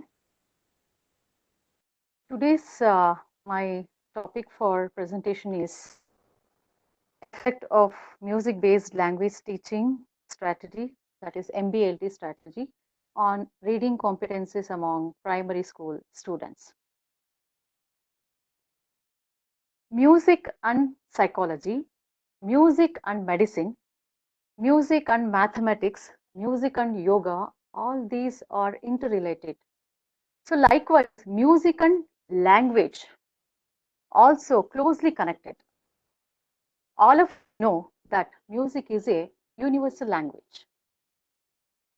These two are inseparable. The present study attempts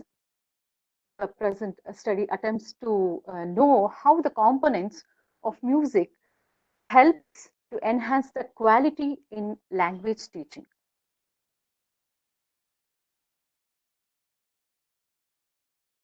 Know that India has a long of education. The knowledge on various subjects was from one generation to another generation through oral mode.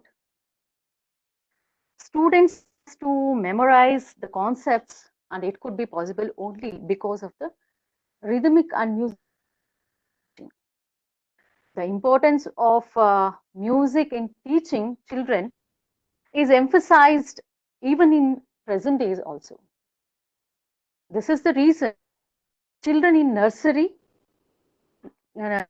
classes exposed to rhymes, poems, songs, and so on. Integration of arts into education is a little bit challenging task for teachers. This study was also an attempt to integrate music into language teaching and examining the effect of music on language, especially here on reading competencies.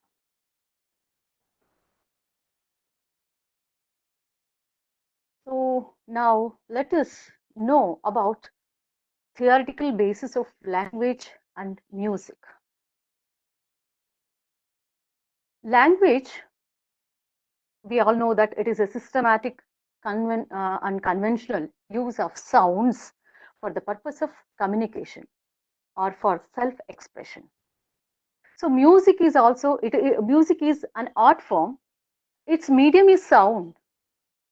It is a system of beautiful sounds in orderly fashion. It is the combination of tune, rhythm, emotions, that is raga, bhava, tala, and feelings expressed through speech organs. Here I am talking about vocal music because I have taken spoken language for my experiment. So that's why here I have taken this speech organs because vocal music. Whenever I speak about music means it will be vocal music. Here in this slide you can see that there is a commonalities, the commonalities between music and language. I have identified these commonalities between music and language. The first point is both music and language have specific structure and governed by rules. Music is the combination and permutation of various notes resulting in different tunes, ragas, rhythms, whereas speech is the result of various vowels, consonant sounds arranged in specific way, that is sounds form words, words form sentences, and so on, that we all know. The next point is here sound. Sound is the medium for both music as well as speech. Nada and shabda are the synonyms of the word sound in music.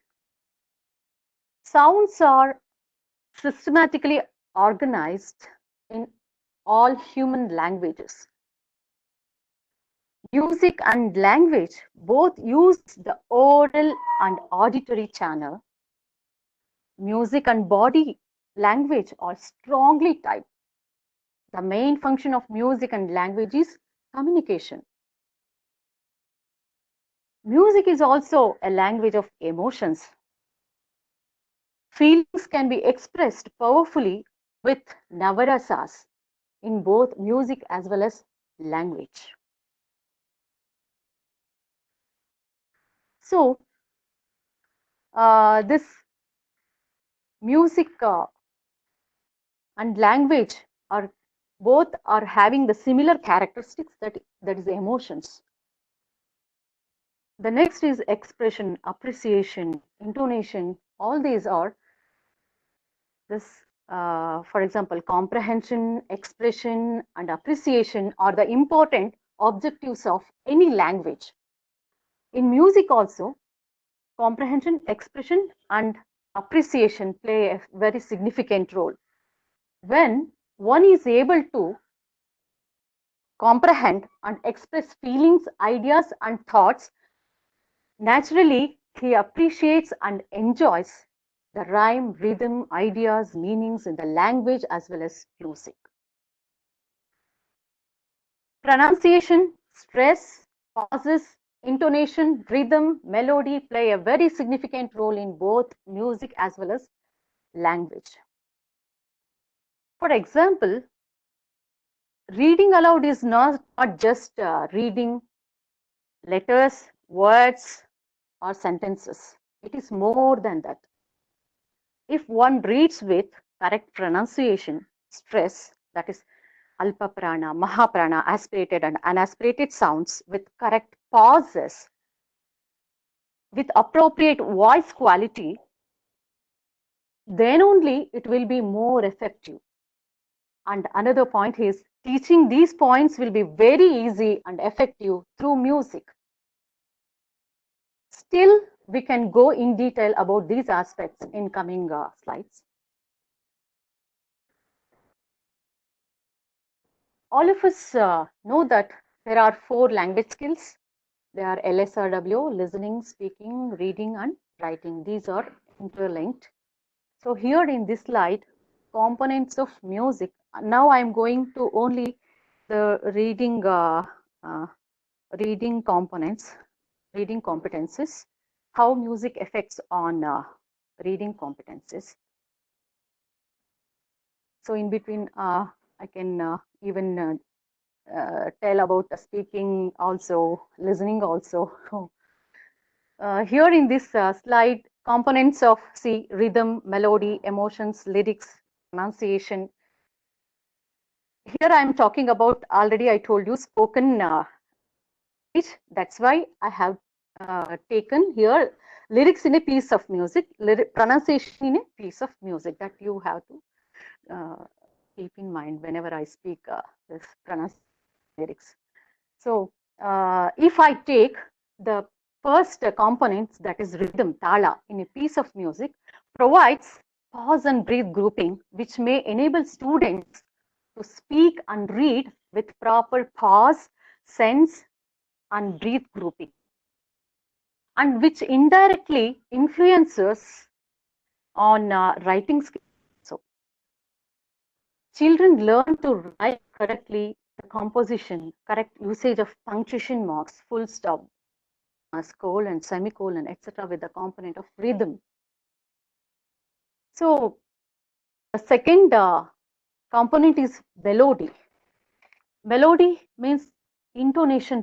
Here, the intonation and melody, listening to melody or raga in music enables to know about the intonation patterns in the sentences, through which he can read with rising and falling of voice and learn modulation of voice, which indirectly influences on memorizing the concept and able to put into black and white.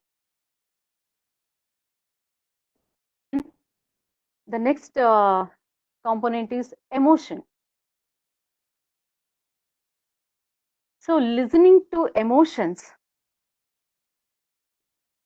that is, emotions are bhava, that is, way of expressing thoughts and feelings in music, may enable students to express appropriately in their oral communication skills and may enable students to read the lessons and recite poems with proper expression of emotions with modulation of voice.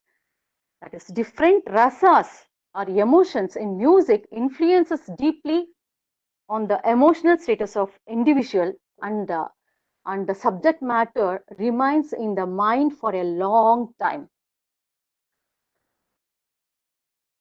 When Sahitya or lyrics presented with correct bhava or emotions, it directly touches the heart of the students or the listeners. So it will be remain forever. We all know that voice differs from one feeling to another feeling. For example, voice in the feeling of joy differs from anger or sad. These situations may teach children to use modulation of voice in various situations. When one is able to read and speak with modulation of voice, he or she can understand how to use different varieties of emotions in a given context. Indirectly, it helps children in creative writing also. So for each and every component, I have conducted tests, and uh, even for this analyzing the emotions, Prath software was used to analyze the emotions. Actually, there I analyzed the emotion of anger. So based on the pitch and intensity of the voice, the emotions were analyzed. So next is lyrics or sahitya. Lyrics in a musical piece may enable students to reproduce orally words, sentences, and use different varieties of, which helps the students use the different varieties of sentences, phrases, etc., etc. So totally, students learn new words, new vocabulary, sentence patterns, so on. Dr. Next Gayatri, is sorry to interrupt. pronunciation. Hello. Dr. Hello. Gayatri, 2 more minutes, please. Oh, yes. Okay. Listening to pronunciation, a piece of music, enables students to catch the correct pronunciation of aspirated and unaspirated sounds, stressed and unstressed syllables, and able to speak speak and read with proper usage of sounds. So, when one is able to pronounce correctly, they can when one is able to they can even they can write correctly. It's very easy to write correct spellings also. So next, I want to say about the music based language teaching strategy.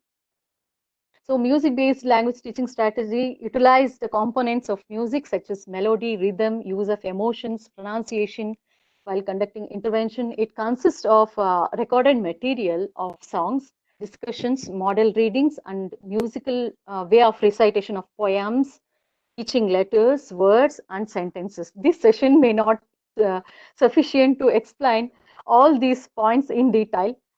So I will go just first to conclude my speech.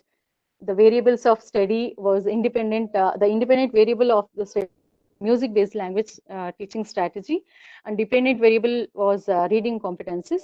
Objectives of the study is to study the effect of MBLT strategy and reading competencies of primary school students, to find out the difference between boys and girls on reading competencies among fifth standard students.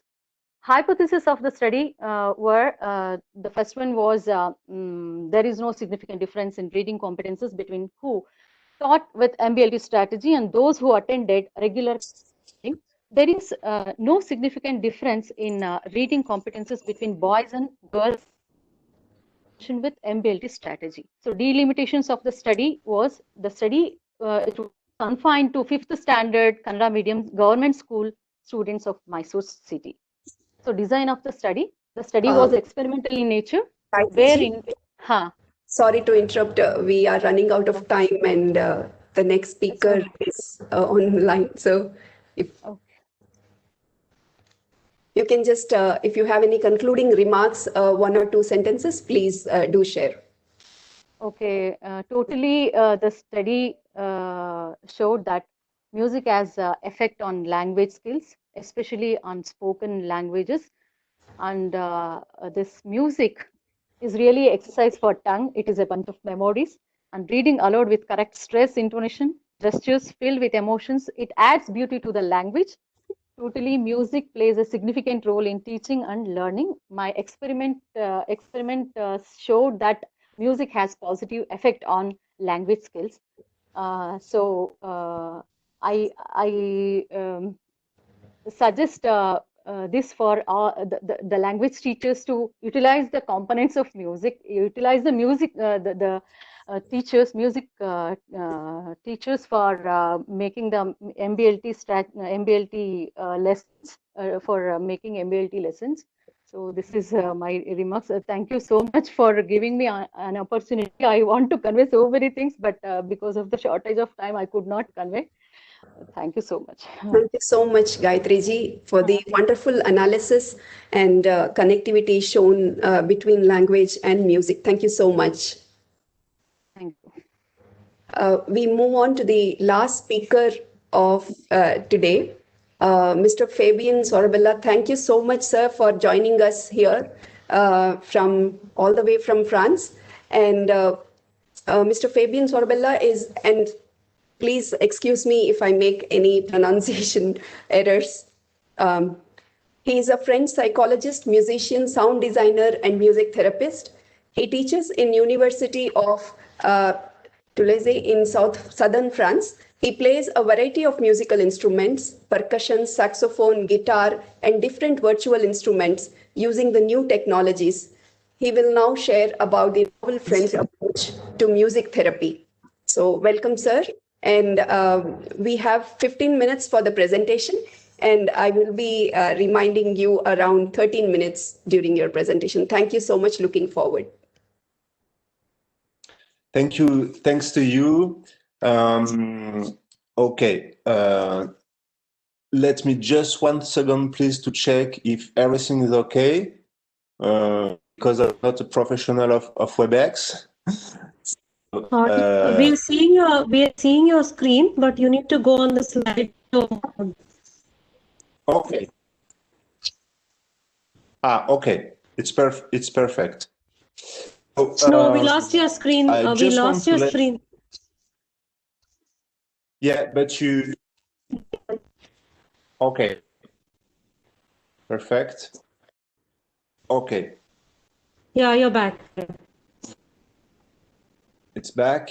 Okay. Yes, it's coming up. It's coming up. It's coming up. Okay. So, can you please go on the slideshow mode? Because the slides are down in one corner. You need to pull it up. I don't know how that goes. Okay. You're sharing Microsoft. Full screen. Okay. So, yeah. Okay. Never mind for the slide. Okay. The most important maybe is my communication. Okay. And because of I don't have enough time, to express myself, I prefer to focus myself on my speech. Okay, if it's good for you.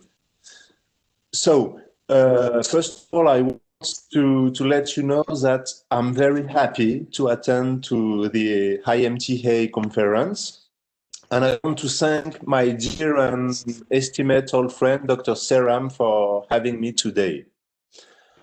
My name is Fabien Sorabella. So I'm a French psychologist and music therapist, and I would present you how music therapy could be practiced in Europe and particularly in France, with an innovative approach. So the practice of music therapy is widespread all around the world. However, each country has a specific approach of the discipline, depending, of course, of the culture. Basically, in Europe, there are two fundamental approaches well known in music therapy called receptive approach. So the first approach, the receptive approach, we'll try to up the slide, if it's okay.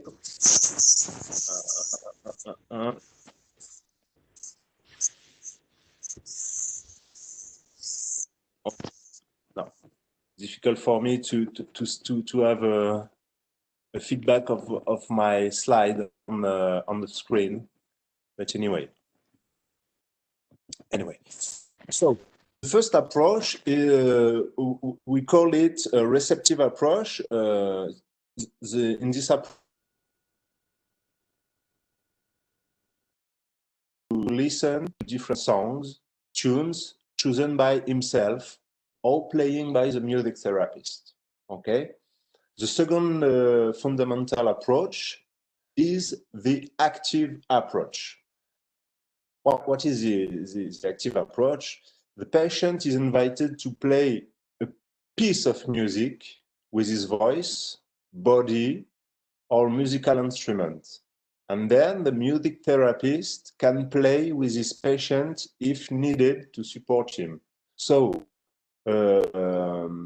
overall, the main difference between the two approaches is that in the receptive approach, the patient just listen different songs, and in the second approach, active approach, the patient can play, can manipulate different instruments of music. Okay. The therapeutic goal is to give the opportunity to the patient to express himself verbally about his feeling linked to the musical experience. Okay, the music therapist starts with the client's speech, and then he interprets the outcome in a clinical perspective. Okay, so the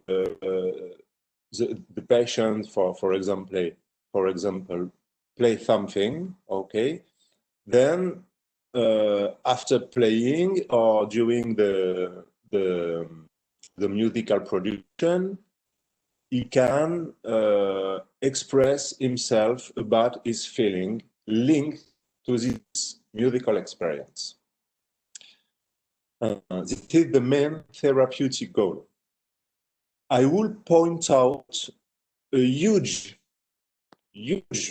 evolution in the practice of music therapy in Europe since the development of emerging technologies. Okay, you know that, and in India and I guess everywhere in each country, it's quite the same. You know, when you walk down the street, for example, just open your eyes. What you see then? A lot of teenagers, even adults with a computer, with a smartphone, etc., etc. So, based on this observation, I thought of a new concept of practicing music therapy. And then, in this perspective, I would like to submit an innovative way of practice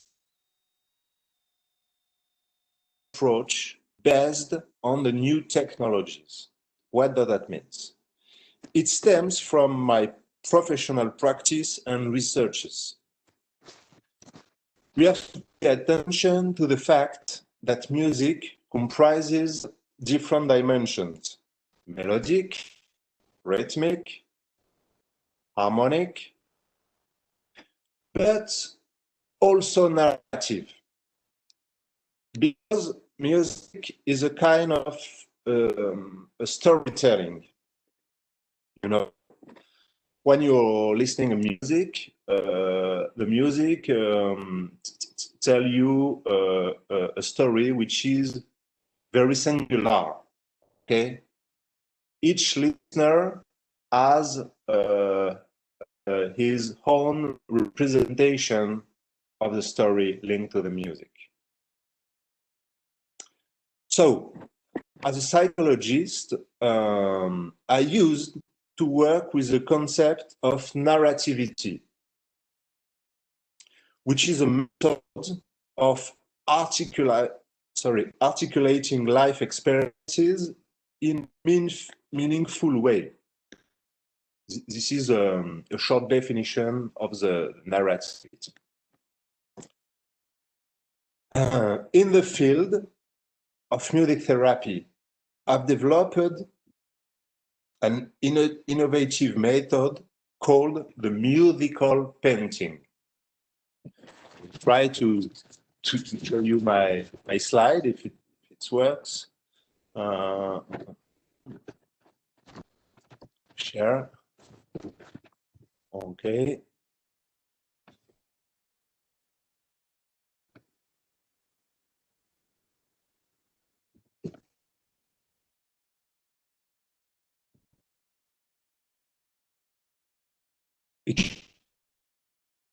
Oh no. No. We are seeing your screen, but your slides, you have to open your PowerPoint presentation. Yeah, but it's difficult for me to see on my screen the slide.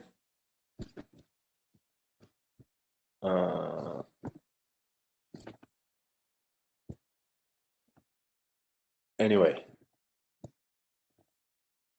Okay, never mind. Okay, so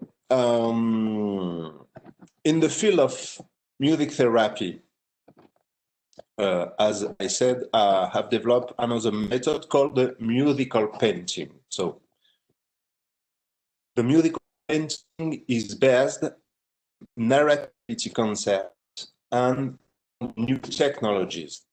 How it works? The main goal is to invite the client to make a connection between a sound and an event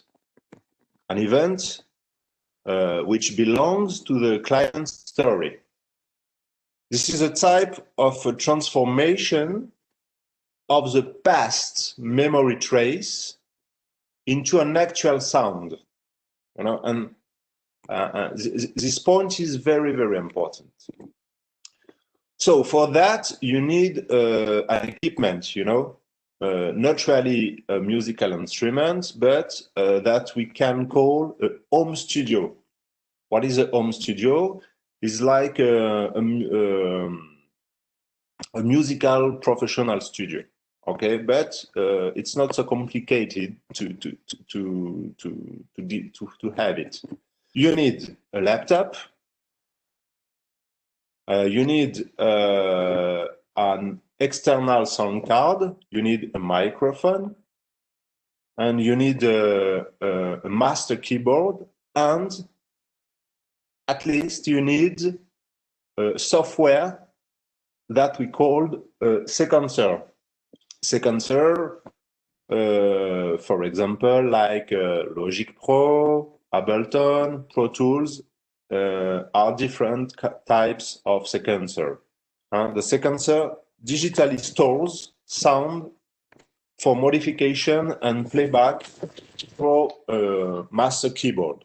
Okay, so you plug your keyboard on your laptop, and then with your keyboard, it's possible to have a whole range, a whole variety of instrument music. It could be sitar, it could be tabla, it could be a guitar, saxophone, all that stuffs. The task, when you get your home studio, the task, using the home studio, the patient is invited to create a musical painting. It could be either a soundscape, could be a tune with or without lyrics. It depends on the patient. It could be a song, whatever the client wants to. There is no limit to the creativity. You know, it's really open. Then, after, how it works, the running. Between each session, I just want to specify that the duration for each session is about between 30 minutes and 1 hour maximum. The session, it's important that the session keep short, about 30 minutes, 1 hour maximum. Then the patient can record with a smartphone, for example, different sounds or sonorous atmospheres. For example, sorry, it could Mr. be... Interrupt. Yeah? We have 2 more minutes, please. Okay, no problem. It's okay for me. So with the smartphone, the patient can record different atmosphere, for example, during a walk, at the market, or at home.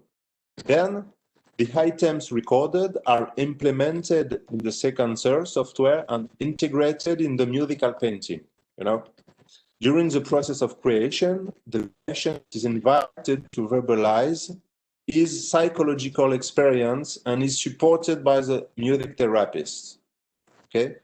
To conclude, this point is very central and also very efficient in terms of psychotherapeutic dynamic.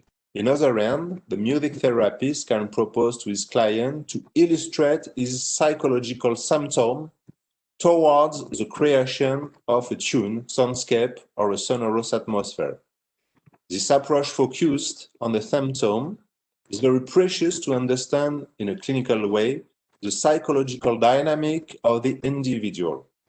This method can help the patient to have some insights about his psychological activity, particularly when the expression of the verbal language is difficult. Okay? For instance, a client presenting with major social phobia can illustrate his trouble using different sounds linked subjectively to his feeling. It could be a crowd noise, persons shouting, or anything else associated to the symptom. Finally, after several sessions of music therapy, when the creation of the musical painting is over, the client and music therapist proceed to the mixing final part to arrange the items and to finalize the musical painting. It's possible to add many effects, delay, reverb, sound modulation. At the end of the process, a copy of the musical production is given to the patient on a CD or MP3 file. Okay, I would like to propose you to listen just a little musical painting, but I don't know if I get enough time to do it. Oh, definitely, sir. Please do. How much time does it take to play? Maximum. Oh, please go ahead, sir. We would love to listen. You can stop whenever you want, okay? Yeah. Okay. Up. Thanks so much.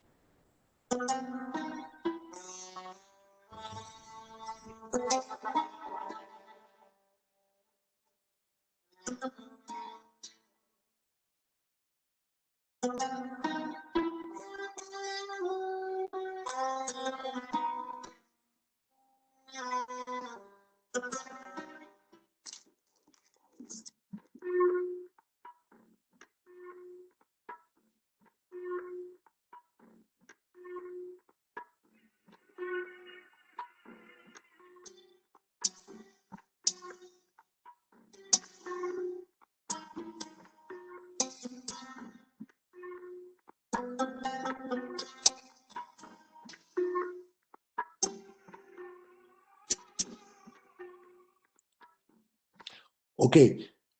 Because I know that the time is very precious, I propose here to stop here for the illustration. If you have maybe any questions, it would be a great pleasure for me to try to respond to your questions. Thank you so much. Thank you so much, Mr. Fabian, for the wonderful presentation. And also, I think we might want to invite you next time to actually show us that setup, what we are talking about, how to, connect the keyboard to the computer and how actually the musical painting happens. I think it would be our pleasure to watch. With a great pleasure.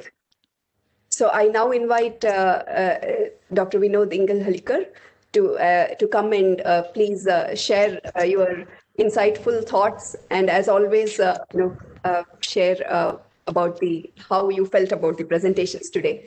Vinodji? Yeah, thank you very much. I have a mixed feeling sitting here. If I'm very objective, it may not be very palatable to certain people. If I'm very subjective, it may not be palatable to me. So I'm trying to use a middle path and see what best we've got from there. The first talk was by mother and daughter, Ashaji and Priyaji. They had a very good selection of songs. They sang it also very good. Their songs typically belong to a group. If you remember my talk yesterday, I said sad songs, normal songs, and jumping, dancing songs. Their songs typically belong to the normal generation of the songs, but they are very useful songs.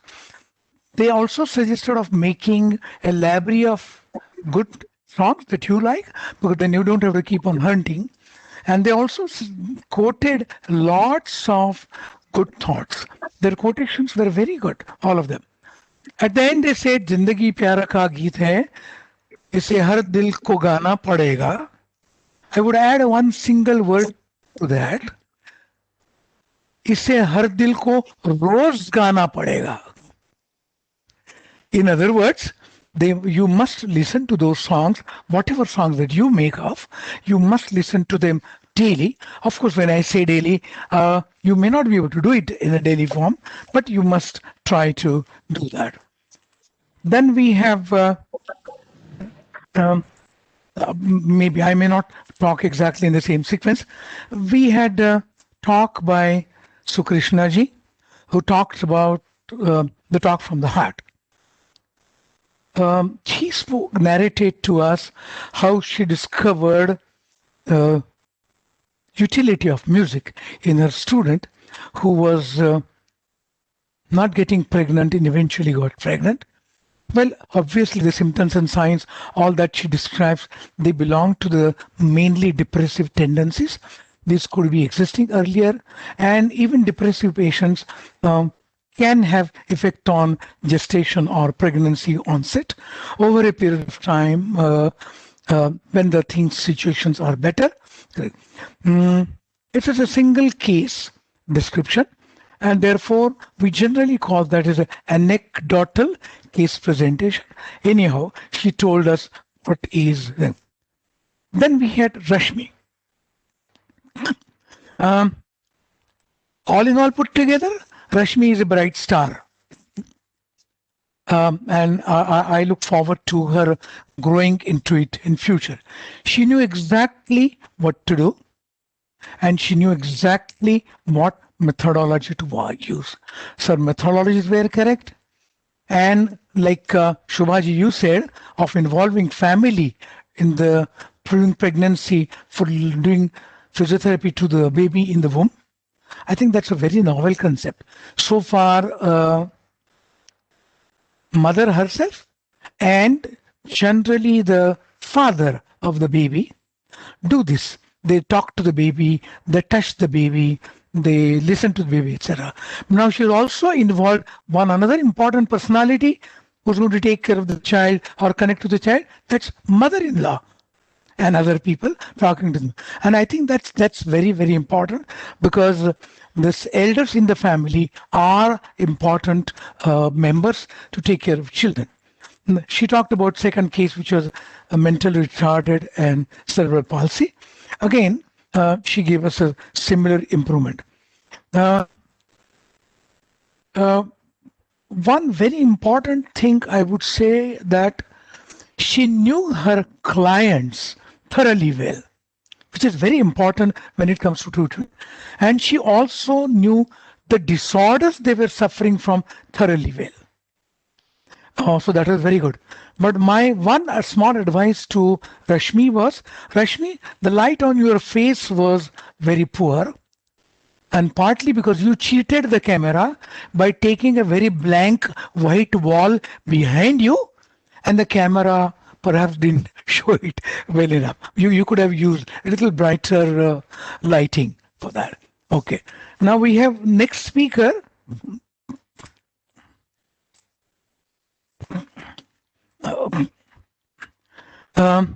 Srilata.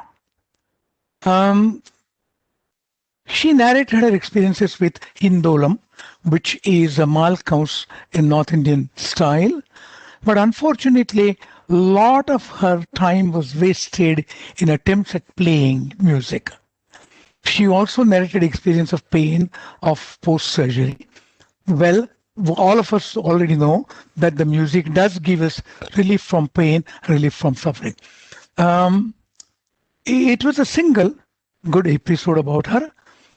But whatever she talked, whatever she presented or she sang did not exactly support what she was trying to say. So probably it slightly off the bat. Then we had Deepa Shetty, and I'm very happy that she presented the thing. Right at the beginning, she told us that not that she was teacher of her son, but her son was her teacher. And this need to learn music for the sake of your child was an extremely important thing. And I'm very happy that she did that. She narrated a very fruitful journey. It was very properly described and very decently done. It's a very streamlined presentation. Looks formal to music class, but it was very important. It was a very comprehensive and intelligent observation by her of her son. But video clips could not be heard properly, and maybe they could have been shorter.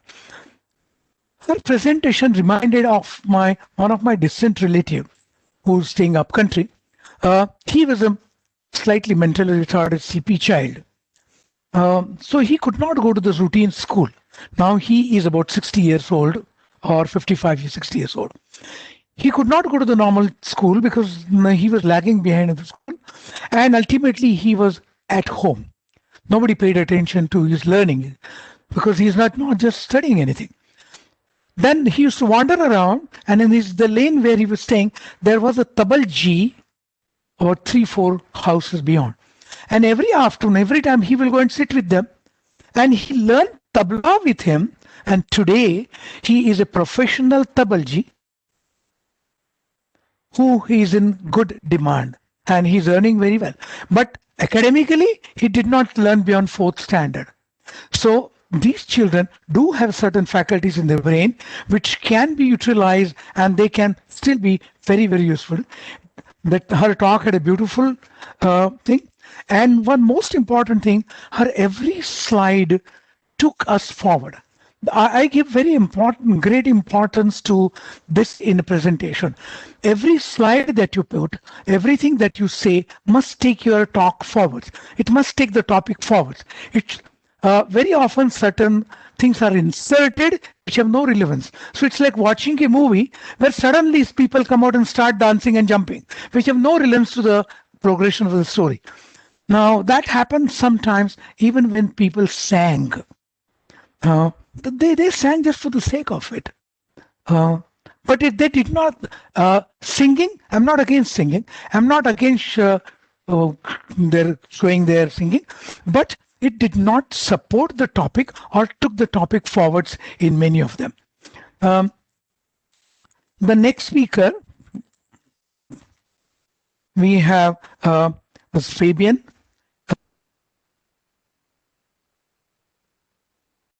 Approach with technology. What he suggested or what he has suggested is extremely common thing, and it's being all over everywhere. Every recording studio does exactly what he has done. He has added patient's contribution to those audio video clips and modified them as per requirement. And Shobhaji, a next door studio or even your own children may be able to do that. Probably, maybe they're already knowing how to use these sequencers, etc. So, and this concept of musical painting, where the creativity of a client is used, is very important. He said use the creation, and he also used a very important word, sonorous, for youngsters with wandering mind, and like he said, using a lot of technology, etc. This sonorous sounds makes a difference. Now, the Gayatri ji made a very good presentation. She got beautiful, brought out the similarities between music and language. I would like to put in something here. Our language center in the brain, called as Broca's area, and our music centers, they are immediate neighbors. So if there is noise going on inside my house, my neighbor's house also has noise coming to it. So the centers next to each other do get entrained into that. And this is where the music helps this thing. Now, talking about the intonation, talking about this, it has been said that certain languages are basically having very high intonations. For example, you take Chinese language or Oriental languages, say Cantonese. The talk, if you won't understand the words, but you have a lot of intonations going up and down. And these children are used to produce those intonations through their throats. When it comes to learning music, they learn music very fast. And in those countries, music learning is insisted upon with children, those who do. And I think same thing happens with India. If the children can learn the intonations up and down, rather than talking in a slow, guttural, monotonous way, they always learn to speak about that. One point here I would like to tip her again is her presentation was quite large, and therefore she could not complete the presentation. I'm going to give a small hint here. Whenever I prepare any presentation, and I'm not boasting what I'm saying, I'm just giving my experience with it. Whenever there's a large presentation, I do make large presentation. For a 20 minutes presentation, I have 100 slides collected. I collect all those slides. Then I divide them into 3 parts: must be given, should be given, may be given. And I shrink, use the must be given, add should be given if required, if the time permits, etc. So you don't lose the important messages at the end. What happened to many people that their talks were cut short, and there are 1 or 2 points, if you allow me to add. I think I would add them at the end. Let's take for the discussion, and if there is a time, I would take about another 2-3 minutes to give some comments. Sure, Please. sure. So we have 2 more minutes, so we can take some questions after that. Go ahead. No, I said I'll talk at the end. Let's go ahead with question answers. Oh, okay. Okay. So there's one question from Tapas ji to all panelists. Do we need a keyboard or reed instrument for our music? Basically, any instrument where the notes are prefixed.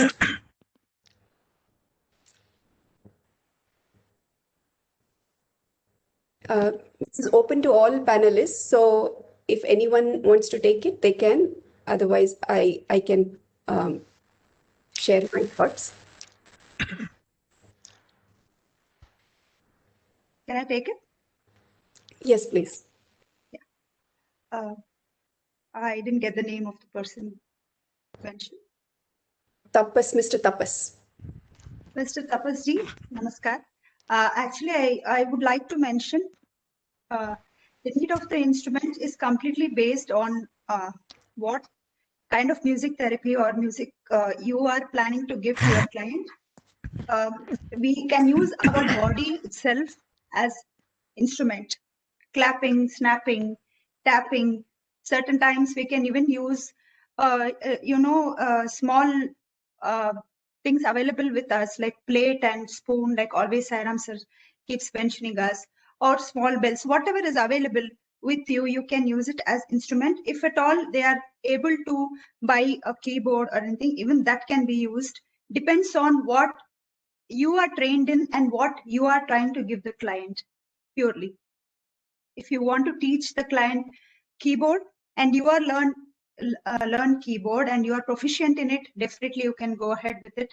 You have learned drums and you want to give drums as the main and keep others in the background, definitely you can go ahead with it. It all depends on the client and the therapist purely. Hope I have given a proper answer to your question. Thank you, Rashmi. Just to add to what Rashmi mentioned here, so there are two things. One is from the therapist point of view, and one is from the, if you are a music teacher, if that point of view is the perspective that you are looking at, I actually suggest the fixed nose instrument, basically ones with the fretted ones, so that either a keyboard or veena, so that the notes get ingrained in the place. The swarasthanas are better understood with these instruments than just the vocal cords or an instrument like violin. So it depends on what perspective this question is. So one is therapy perspective and one is the music teaching perspective. Thank you so much, Tapasji. If we have any more questions, please feel free. I don't see any other question here.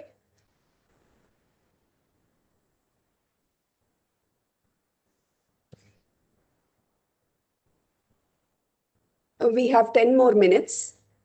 So Vinodji, if you want, you can go ahead with your remarks for a couple of minutes and whatever you want to share, and I will have some engaging games at the end if we have time.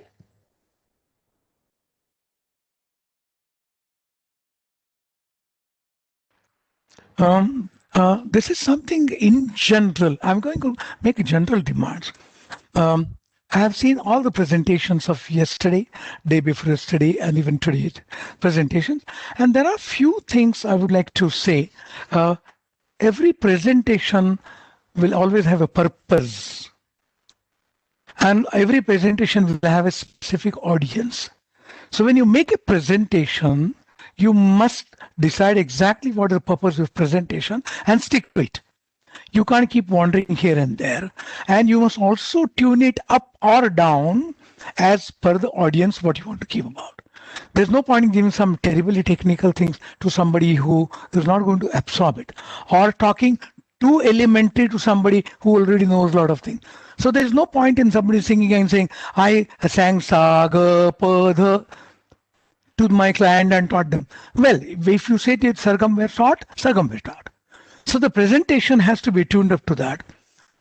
All of us have seen that audio visuals help us. Every time you put an audio visual, the people absorb it better, people understand it better.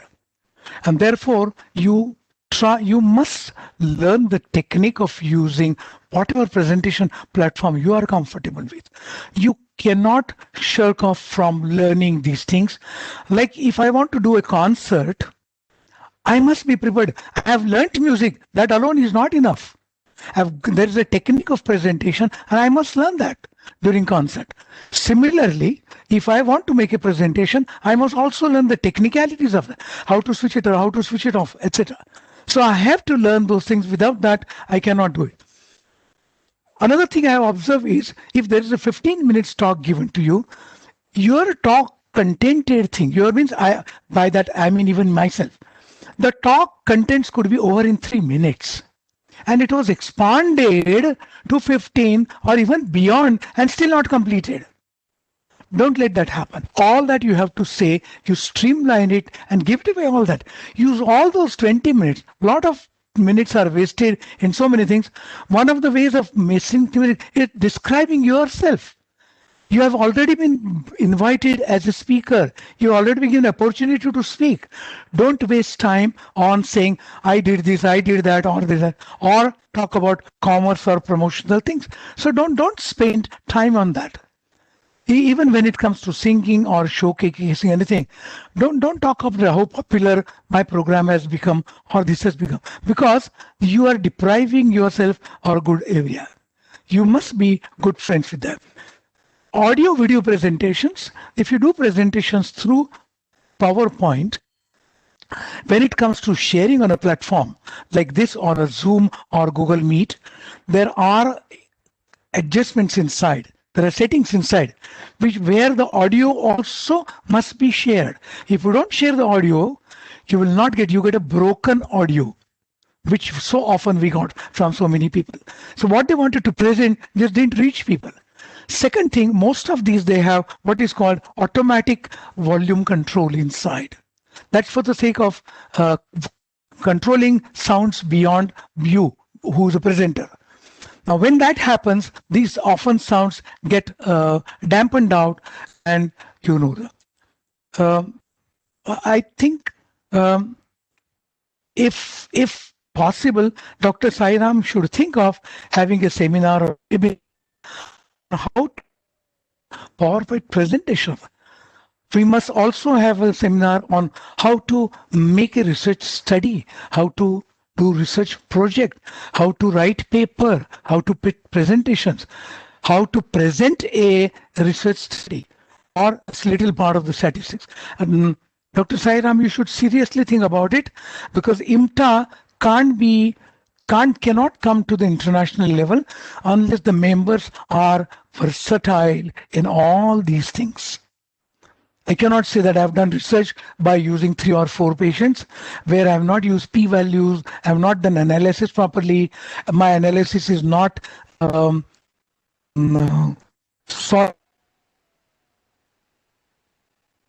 by others. I don't want it to be scrutinized by others, etc., etc. So I think we must seriously think about it. Anyhow, thank you very much. All in all, it was a good session, and I'm happy I was sharing this session. Thank you so much. Thank you so much, Vin, for all the suggestions. And as Dr. Sairam and Dr. Vijay Lakshmi have mentioned in the chat box, that all these are being considered and will be worked on. And definitely what you mentioned is needed. And I would like to just, before we have 3 minutes, before we move on to the music therapy session, music for music therapy session, I would like to just read the message from President of IMTA, Dr. Sairam again. All the presenters who have experience of writing can write an article on their presentation, like a scientific paper with glossary, biblio, etc., for consideration for publishing in the forthcoming issues of IMTA Music Therapy Journal. Thank you, sir. And I would like to thank the university, Mahatma Gandhi Vidyapeeth University, and Nada Center for co-hosting this event, and all the support panelists, anchors, and technical team, Durgeshi, Dr. Vijay, Mridula, Aparna, Asha, Pallavi, Rashmi, Nilofarji, for working as a team. And there's a lot going on behind, which many may not see in front. So, but we behind will know what exactly is happening. So thank you so much. And now I invite the next the anchor here for music therapy here. Thank you so much. Thank you. Thanks, Shobha. Panel now. Yes, ma'am. Take over. Yes.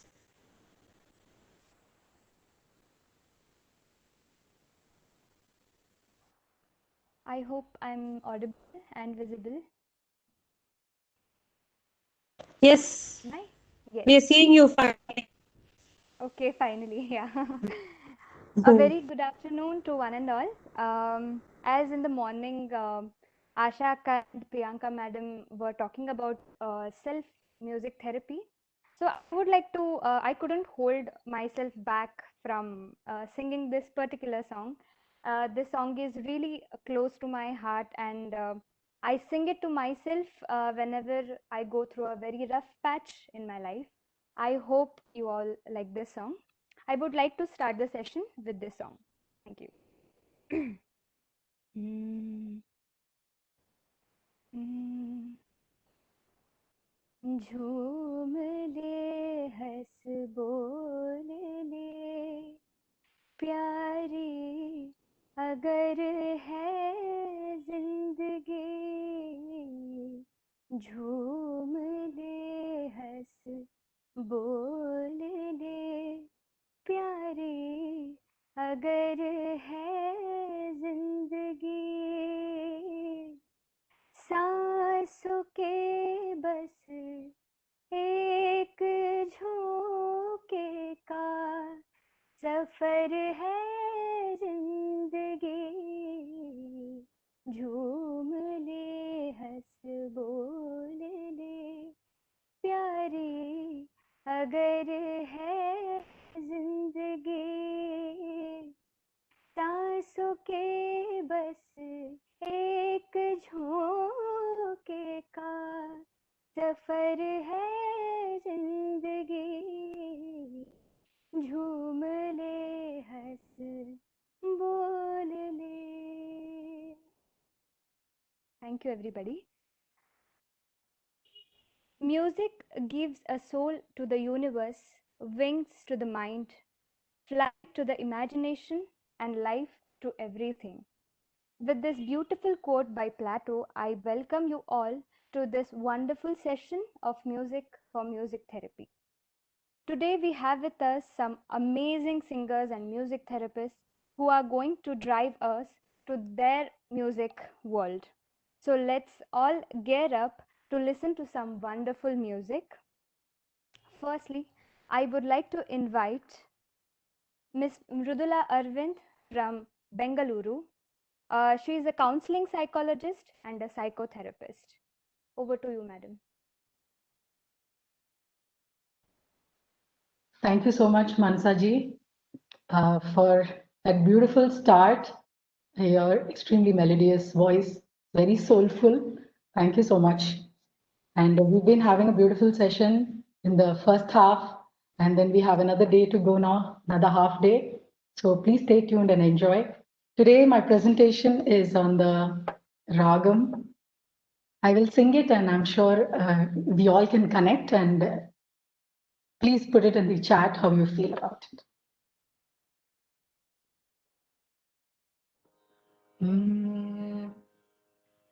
मिले सुर मेरा तुम्हारा तो सुर बने हमारा चांद तरज तैयान तरज इकवट बनिए तान तरज नन्न ಧ್ವನಿಗೆ ನಿನ್ನ ಧ್ವನಿಯ ಸೇರಿದಂತೆ ನಮ್ಮ ಧ್ವನಿಯ నా స్వరము నీ స్వరము సంగమమై మన స్వరంగా అవതరించి നിന്റെ സ്വരവും നിങ്ങളുടെ സ്വരവും ഒത്തുചെയ്യും നമ്മുടെ സ്വരമായി തുമാശൂർ മുദേശൂർ സൃഷ്ടി കോരു कोई को शूर सृष्टि हो कोई को तान मले सूर जो तारो मारो बणे आपणो सूर निरालो माझा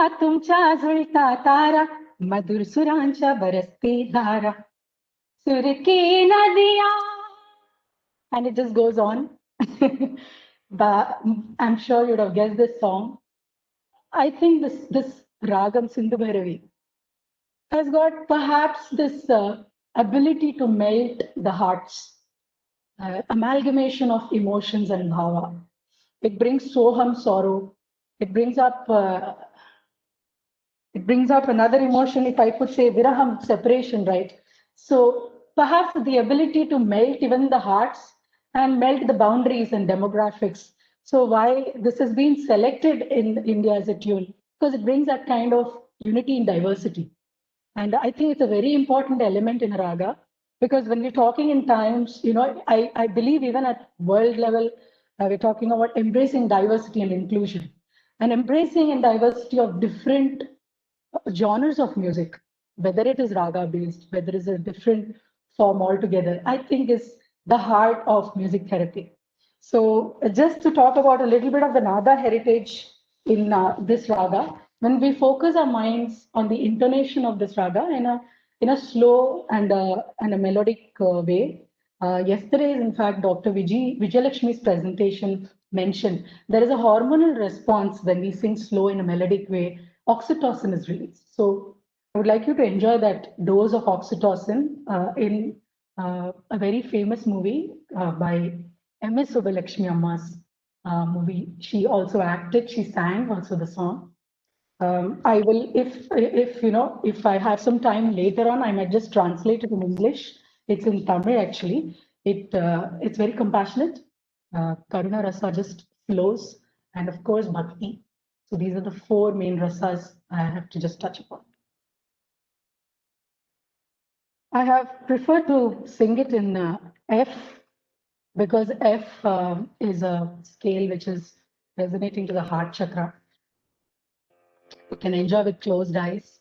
I hope my voice is coming out fine, Mansaji. காற்றினிலே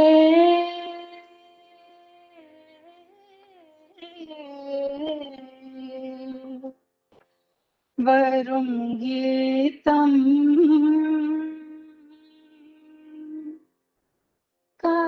காற்றினிலே காற்றினிலே வரும் கீதம் காற்றினிலே வரும் கீதம் கண்கள் பனித்திட கொஞ்சும் கீதம் கல்லும் கனியும் கீதம் காற்றினிலே வரும் கீதம் பட்டமரங்கள் தளிர்க்கும் கீதம் பன்னொளி பொங்கிடும் கீதம் காற்று விளங்கும் கேட்டே மயங்கும் மதுர மோகன கீதம்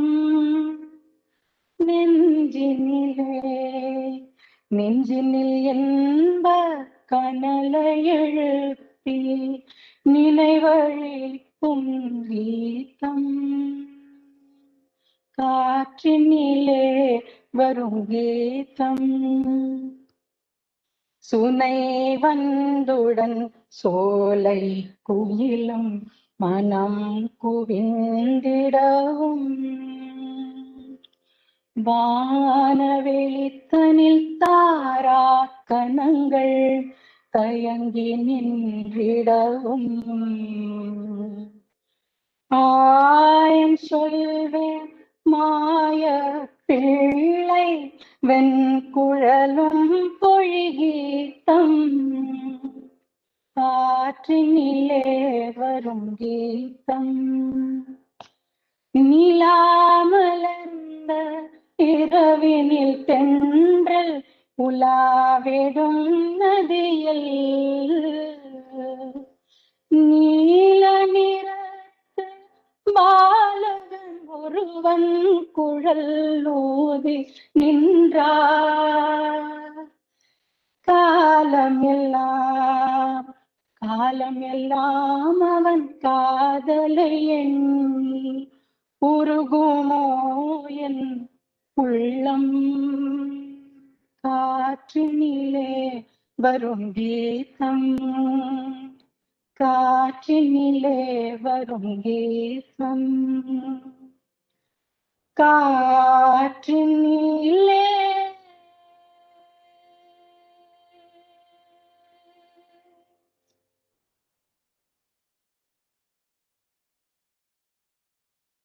So I hope you all enjoyed it. Well, we have some panelists here who are presenting. I think Tiziana and Vigo and so many others who may not know the language. If just I could take 1 minute to explain what this is in English with Manasaji's permission. Okay, I think you're giving me a thumbs up. Okay, thank you. The song that travels through the wind. This is that song that brings tears in your eyes. That song which makes even the stone melt. That song which even the dead wood put up a new twig. The song in which the sound of the music ebbs. That pretty song that makes even the wild animals sleep. That song which ignites a fire in the heart and makes you swoon. Oh, what shall I tell the song from the white flute of that enchanted boy? Well, we know who it is, Sri Krishna. Even the nightingale of the garden, on coming of the stream, would get enthralled. And even the stars in the sky would hesitate and stand. In the night, when the moon shines, the river where the breeze strolls, a boy who is of blue color stood singing on the flute forever. Would my heart melt thinking of his love forever? Thank you so much.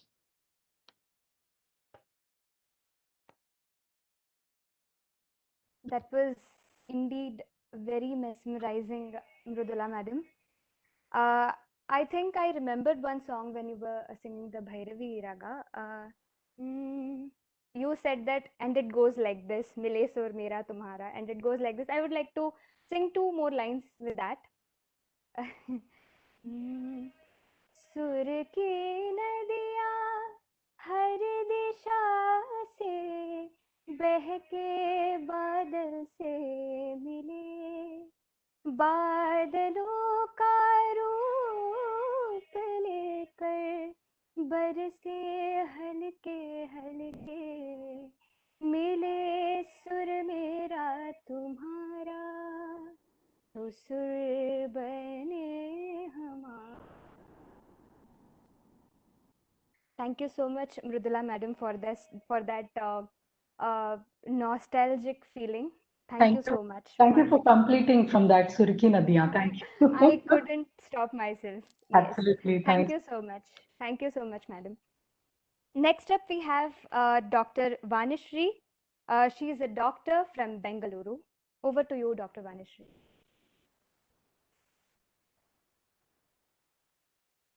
Hello, am I audible? Yes, madam. Yes, you are audible.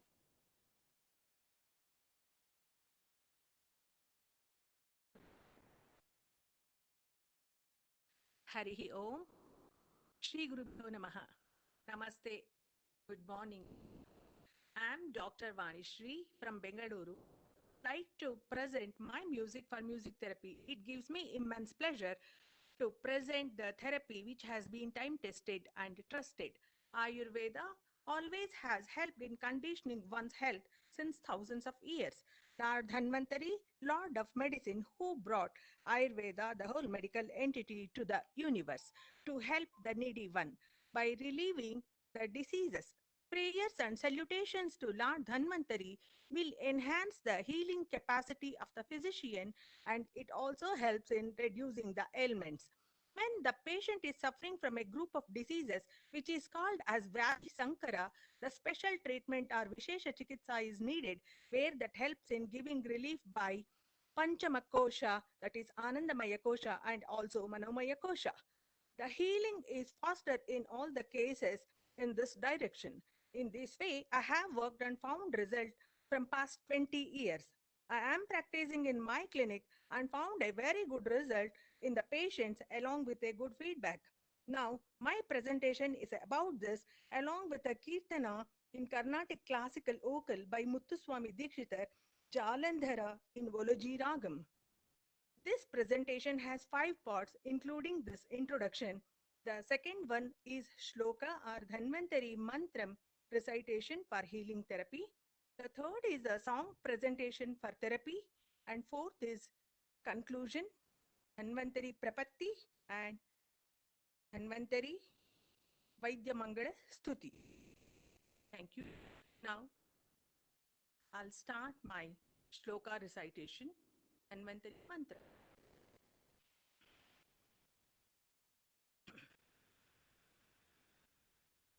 अयं मे हस्तो भगवान् अयं मे भगवत् अयं मे विश्वभेषजो अयं शिवाभिमश्चनः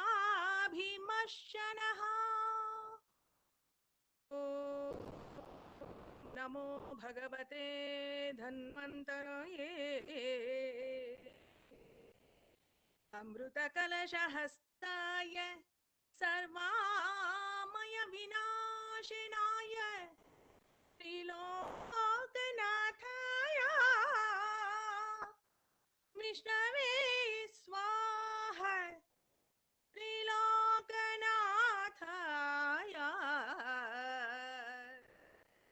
विष्णवे स्वाहा ॐ नमो भगवते धन्वन्तरये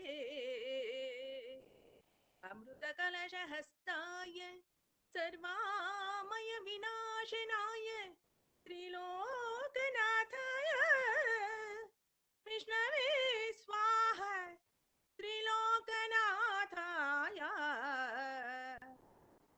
विष्णवे स्वाहा ॐ नमो भगवते धन्वन्तरये नमः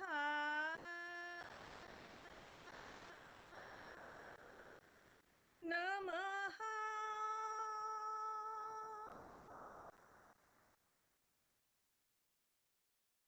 This is ceremony. Now I'll be singing Carnatic classical Kirtana from Muthuswami Dikshitar Jalandhar. Jalandhar सुपीठस्थे जप कुसुम भासुरे जालंधर सुपीठस्थे जप कुसुम भासुरे जालंधर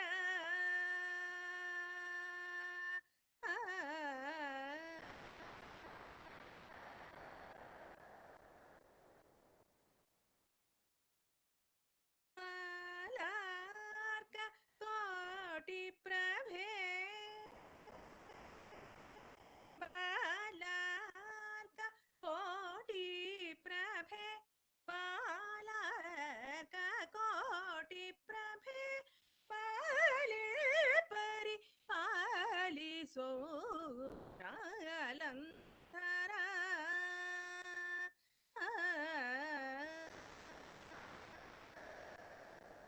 भवरोग निवारिणी भक्तजन परिपालिनी भवरोग निवारिणी भक्तजन परिपालिनी तव शक्ति स्वरूपिणी तव शक्ति स्वरूपिणी नाद हरिकेशनाग्ने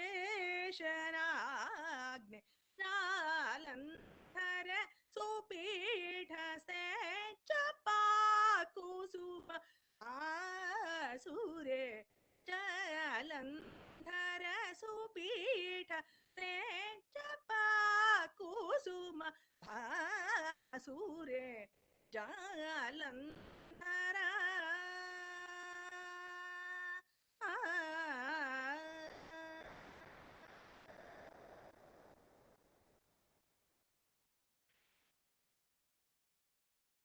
Now, Dhanvantari Prapatti and Mangalas.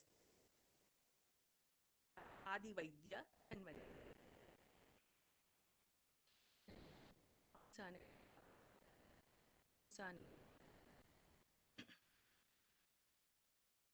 देवादि वैद्य निरवद्य गुणैक वैद्य तेजोतिहृद्य माधवादि अमराभिमन्या देव निरवद्य गुणैकवैद्य तेजोतिहृद्य माधवादि अमराभिमन्त्या संसार सागर तारे हरे मुरारे धन्वन्तरे तव पदे शरणं प्रपद्ये धन्वन्तरे तव पदे शरणं प्रपद्ये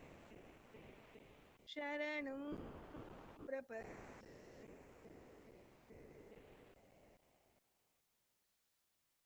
धन्वन्तरे तु शान्तगम्भीर तेजसे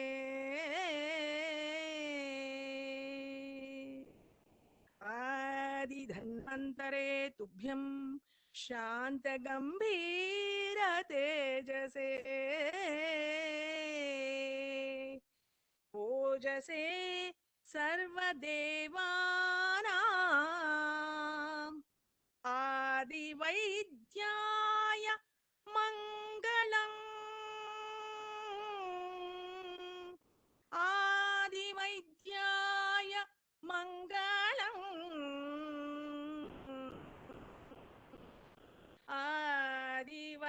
आदिवैद्याय मङ्गलम् आदिवैद्याय मङ्गलम् मङ्गलम् शान्ति धन्यवादः thank you everyone Thank you so much, Dr. Vanishri. That was indeed very refreshing. Actually, I could remember one movie from Kannada that was Kaviratna Kalidasa movie. In that, Dr. Rajkumar presents all these shlokas to Lord Devi, so Goddess Devi. So it was so refreshing and I could relate so much to that.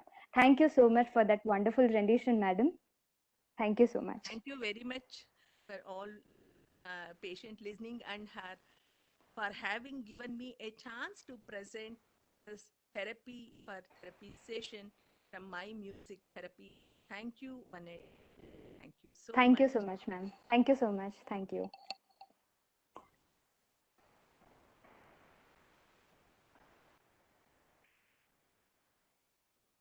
Next, I would like to invite Tiziana Chamberlini from Montecosaro Center of Italy. She's a Nada yoga therapist and Nada yoga teacher. Tiziana, over to you. Good morning.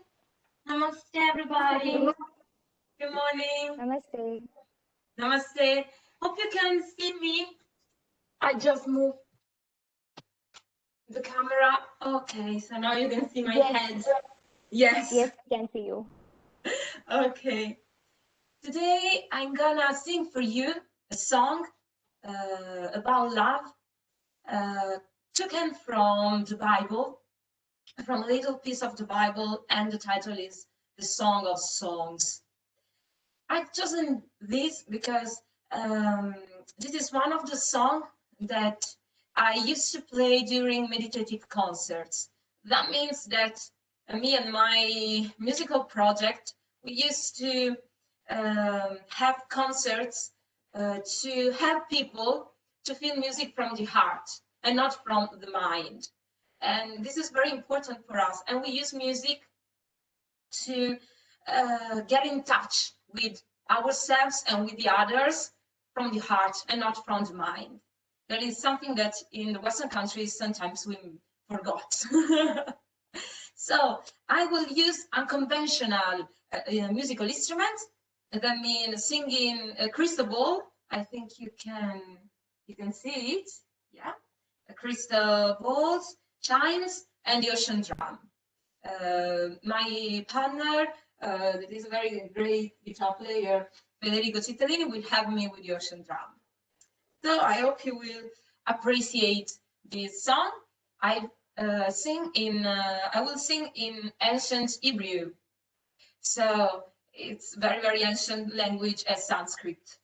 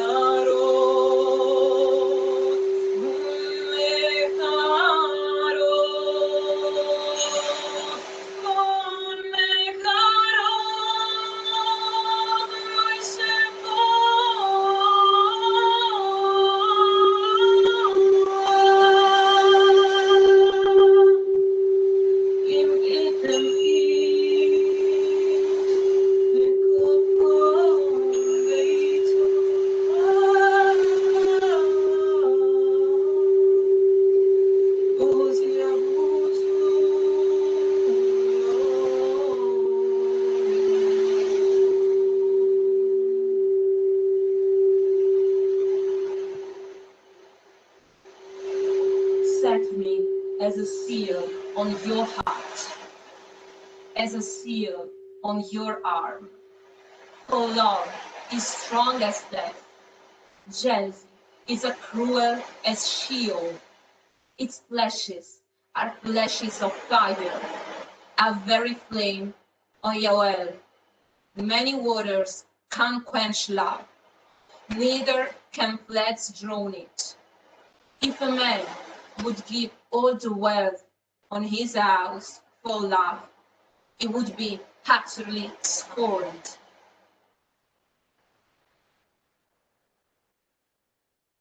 Hope you will have appreciated this song, and thank you so much for this great opportunity.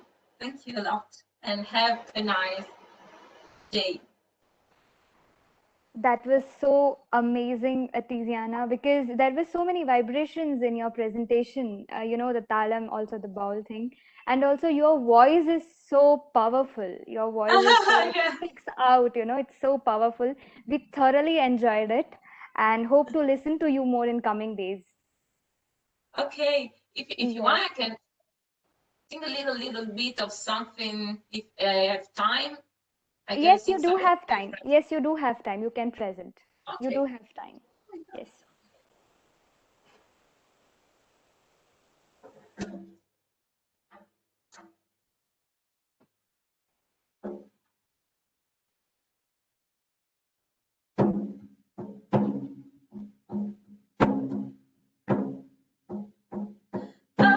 What a little las gracias te damos, las gracias te damos. Abuelito fuego, las gracias te damos, las gracias te damos. Por abrir el corazón a la sanación, abrirlo al amor. Por abrir el corazón a la sanación, abrirlo al amor. Madrecita, las gracias te damos, las gracias te damos. Madrecita, todas las gracias te damos, las gracias te damos. Por abrir el corazón a la sanación, abrirlo al amor. Por abrir el corazón a la sanación, abrirlo al amor. Thank you. Thank you so much. That was wonderful. I remembered when you were singing, I just remembered one of the contestants from X Factor Global. She was a Spanish singer, I guess. So I could relate your voice to her voice. So it was just wonderful. Thank you. Thank you Thank so so much. Thank you so much, Anna. Thank you so much. Thank you. Yes.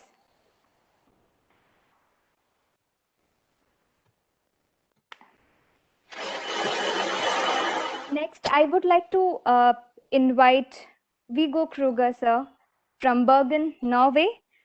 He's an associate professor in music therapy. Over to you, sir. Thank you. Can you hear me? Yes, sir. Yes. Thank you. I would like to say that I am first and foremost an academic person and not a singer, but I have a background as a musician, and I would like to sing a song for you that I have written myself. And before I sing, I want to say something about the song. I'm very inspired by the Indian music, and the last time I went to New Delhi to this conference, invited by TV Sarah, I came back and was so inspired that I wanted to compose a song, and hopefully you can hear the inspiration from the Indian music. Historically speaking, I think there is a long tradition from musicians traveling back and forth from the east and the west, and by the Silky Way, the music from India has traveled all the way to Norway, actually, so we can hear inspiration in old traditional Norwegian folk songs and children's songs, where the Indian inspiration is being heard. So I will start this by saying this, and hopefully you will enjoy it. But remember, I'm not first and foremost a singer. I am an academic person. But okay, let's see.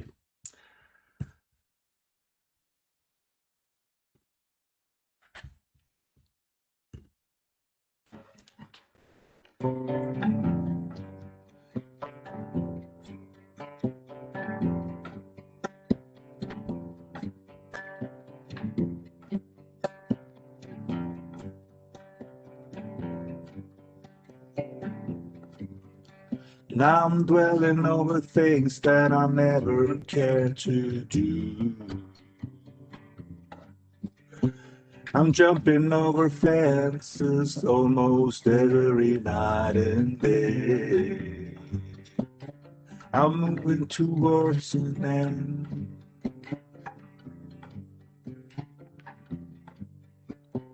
I should have known better and where to begin.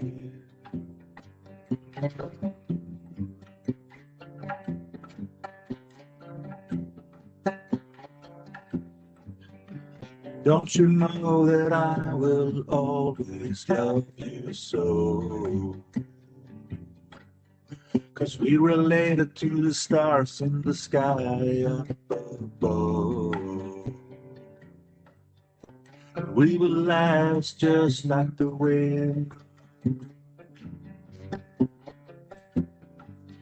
'Cause we are engaged with the cosmic dust from the burning sun. Yeah.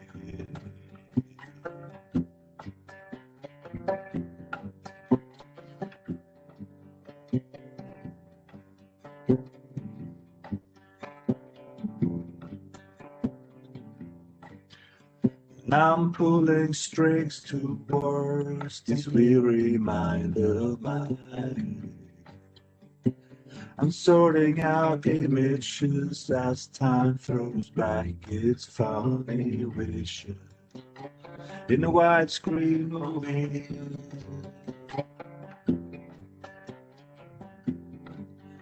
She's touching a nerve in me, she's altering the ground.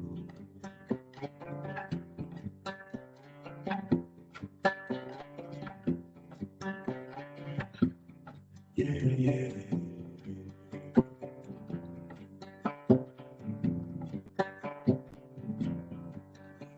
Now I'm dwelling over things that I never cared to do.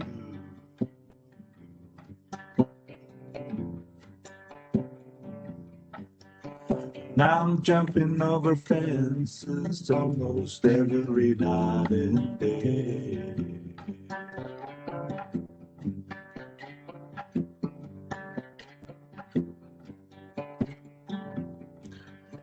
Don't you know that I will always love you so?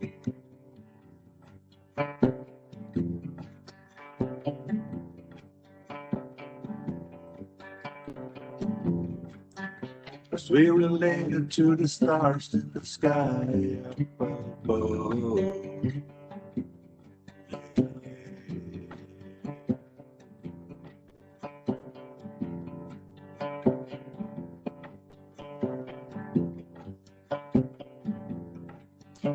Now I'm pulling strings towards this weary mind of mine.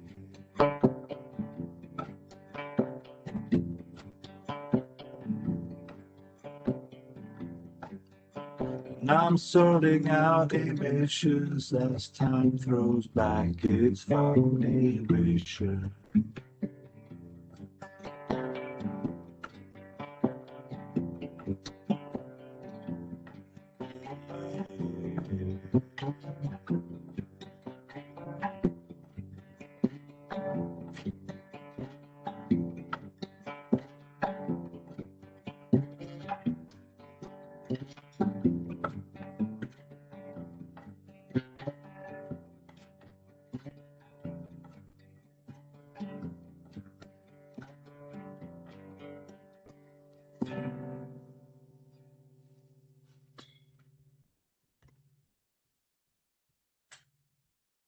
Thank you. That was really so soothing and peaceful, sir. It was like a experience of sailing, like it was so soothing and peaceful. We thoroughly enjoyed, and nobody here would tell that you are just into academics, but you are also a very good singer. We enjoyed it a lot, sir. Thank you so very much. Thank you. Thank you. Yes, Thanks for thank you having so me. much, sir. Thank you so much, sir. Thank you. Actually, when Vigo sir was playing, I could remember few Hindi songs. I don't remember the lyrics of it, but then it was sounding similar to "O Majhi Re, O Majhi Re," and there is a song from Dil Chahta Hai, Dil Chahta Hai, na na na na na, ta ra ra ra. So I was remembering all those songs when you were giving those chords. I was so, I was in joy that I also wanted to join with you. So hope to listen to you more, sir. Thank you so much. Thank you so much. Thank you. I would love to make a recording with you once. We can talk about that later. Definitely, sir. Would love to. Thank you so much. Thank you. Yes. So I would like to conclude this session as Mrudula Akka started with Bhairavi. I would like to end it with Bhairavi again. So I know this is not the end of the seminar, but then just to give a end to this particular session, we had wonderful 3-day session, and I congratulate everybody, all the speakers, core committee, everybody, IMTA members, and Sai Ram sir for giving me this opportunity. And I'm really blessed to be part of IMTA. I hope I serve IMTA like this rest of my life. Thank you once again. I would like to present one bandish from of Rag Bhairavi.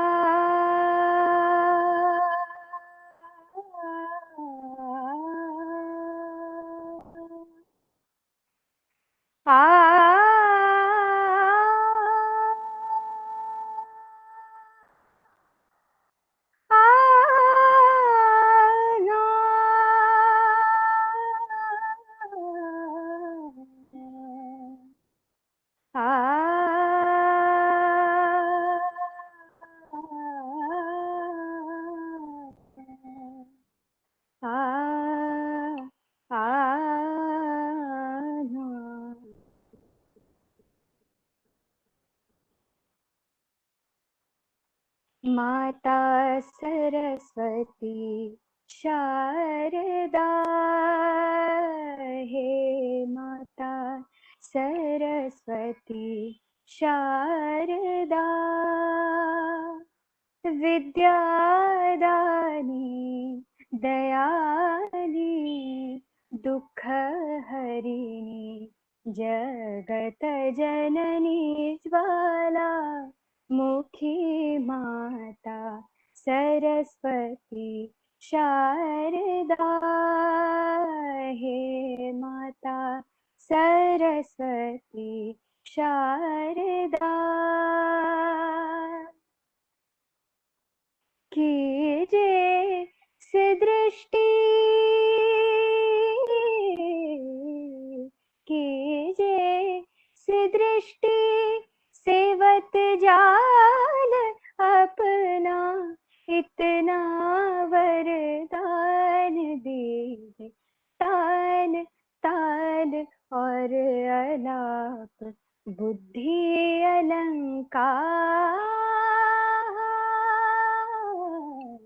Sharda हे माता सरस्वती शारदा विद्यादानी दयानी दुःख हरिणी जगत जननी ज्वाला मुखी माता सरस्वती शारदा हे माता सरस्वती शारदा शारदा शारदा.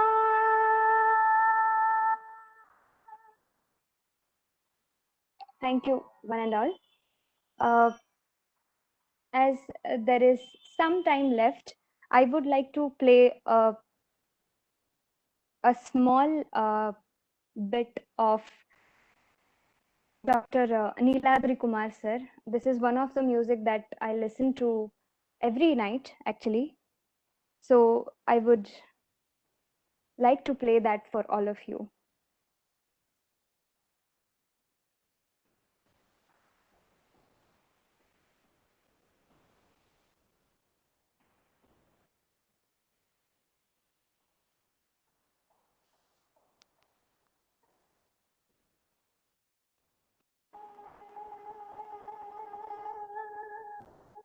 ಇದೇನು of ಆಗಲ್ಲ ನಮ್ಮ ಇದು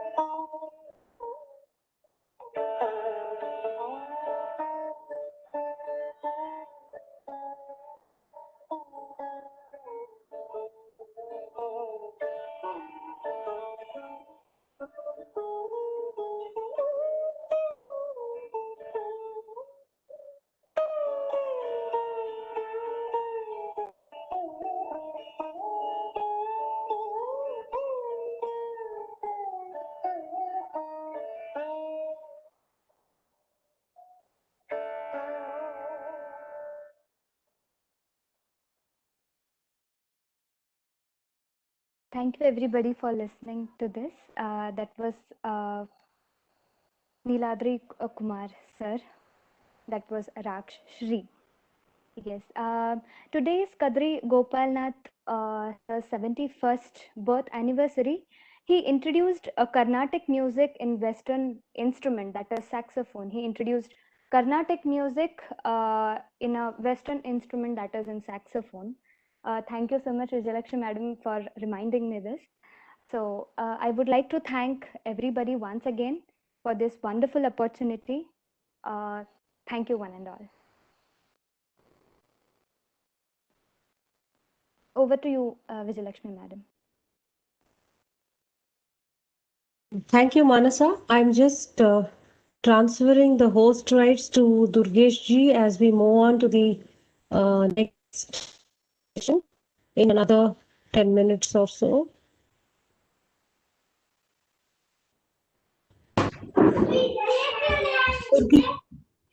Yes, yes, ma'am. Yes, ma'am. I'm here. Thank you, ma'am. I will be. So I think who is the anchor for the next session? I just get confused. Let me check. I think Mridula, ma'am. She is the anchor. Okay. Okay. Okay. Great.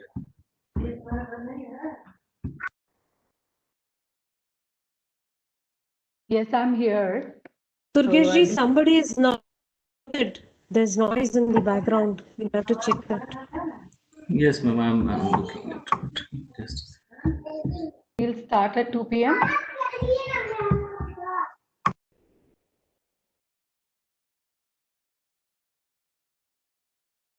We will start exactly at 2 p.m. Thank you. Yes, I think Renu ma'am and Mr. Sanjal both have joined. They are in the panel. Next speakers. Yeah, thank you, Birgit. Yes.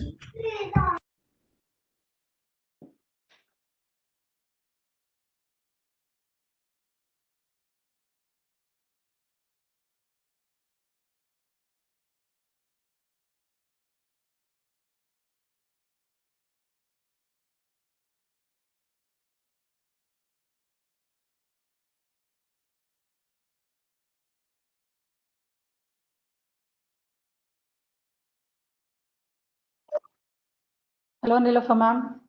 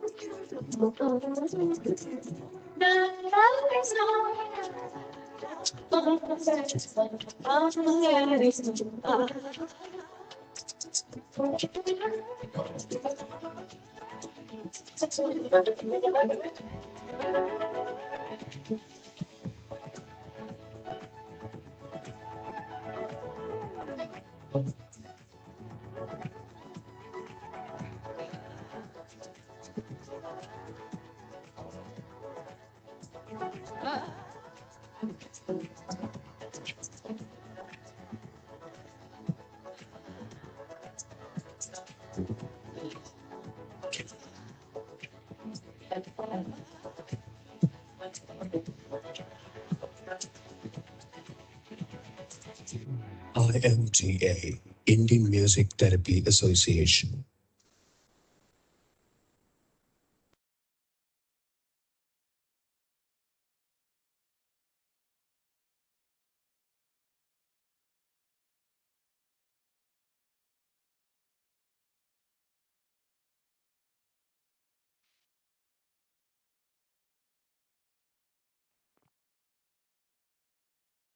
A very good afternoon to all of you. I hope I'm audible and the screen is visible. You're able to see me also. How are we doing? I'm sure we're all enjoying and we're starting the next and the final half of the session for today. I extend a very warm welcome once again after that beautiful musical dose that we had in the afternoon 1 to 2 session, beautifully anchored by Manasaji. And the morning session, of course, the technical session beautifully anchored by Shobha ma'am. We start today's session now. Before we get to the technical session, there's a very important announcement to be made. And this message is coming from none other than the president of the Indian Music Therapy Association, our Dr. T.V. Sairam, says that all the presenters who have experience of writing can write an article on their presentation like a scientific paper. It could be having all the inputs with the glossary, the bibliography, etc., for consideration for publishing in the forthcoming issues of the IMTA Music Therapy Journal. Thank you so much. We will now move on to the technical session. The theme for the session is music and healing. And we have the first presenter, the first speaker for today, that is Dr. Renu Kishore, who's joining us from New Delhi. The topic that she has chosen today is meaning of music for the listeners. What a wonderful topic. Dr. Renu Kishore is a life member of IMTA.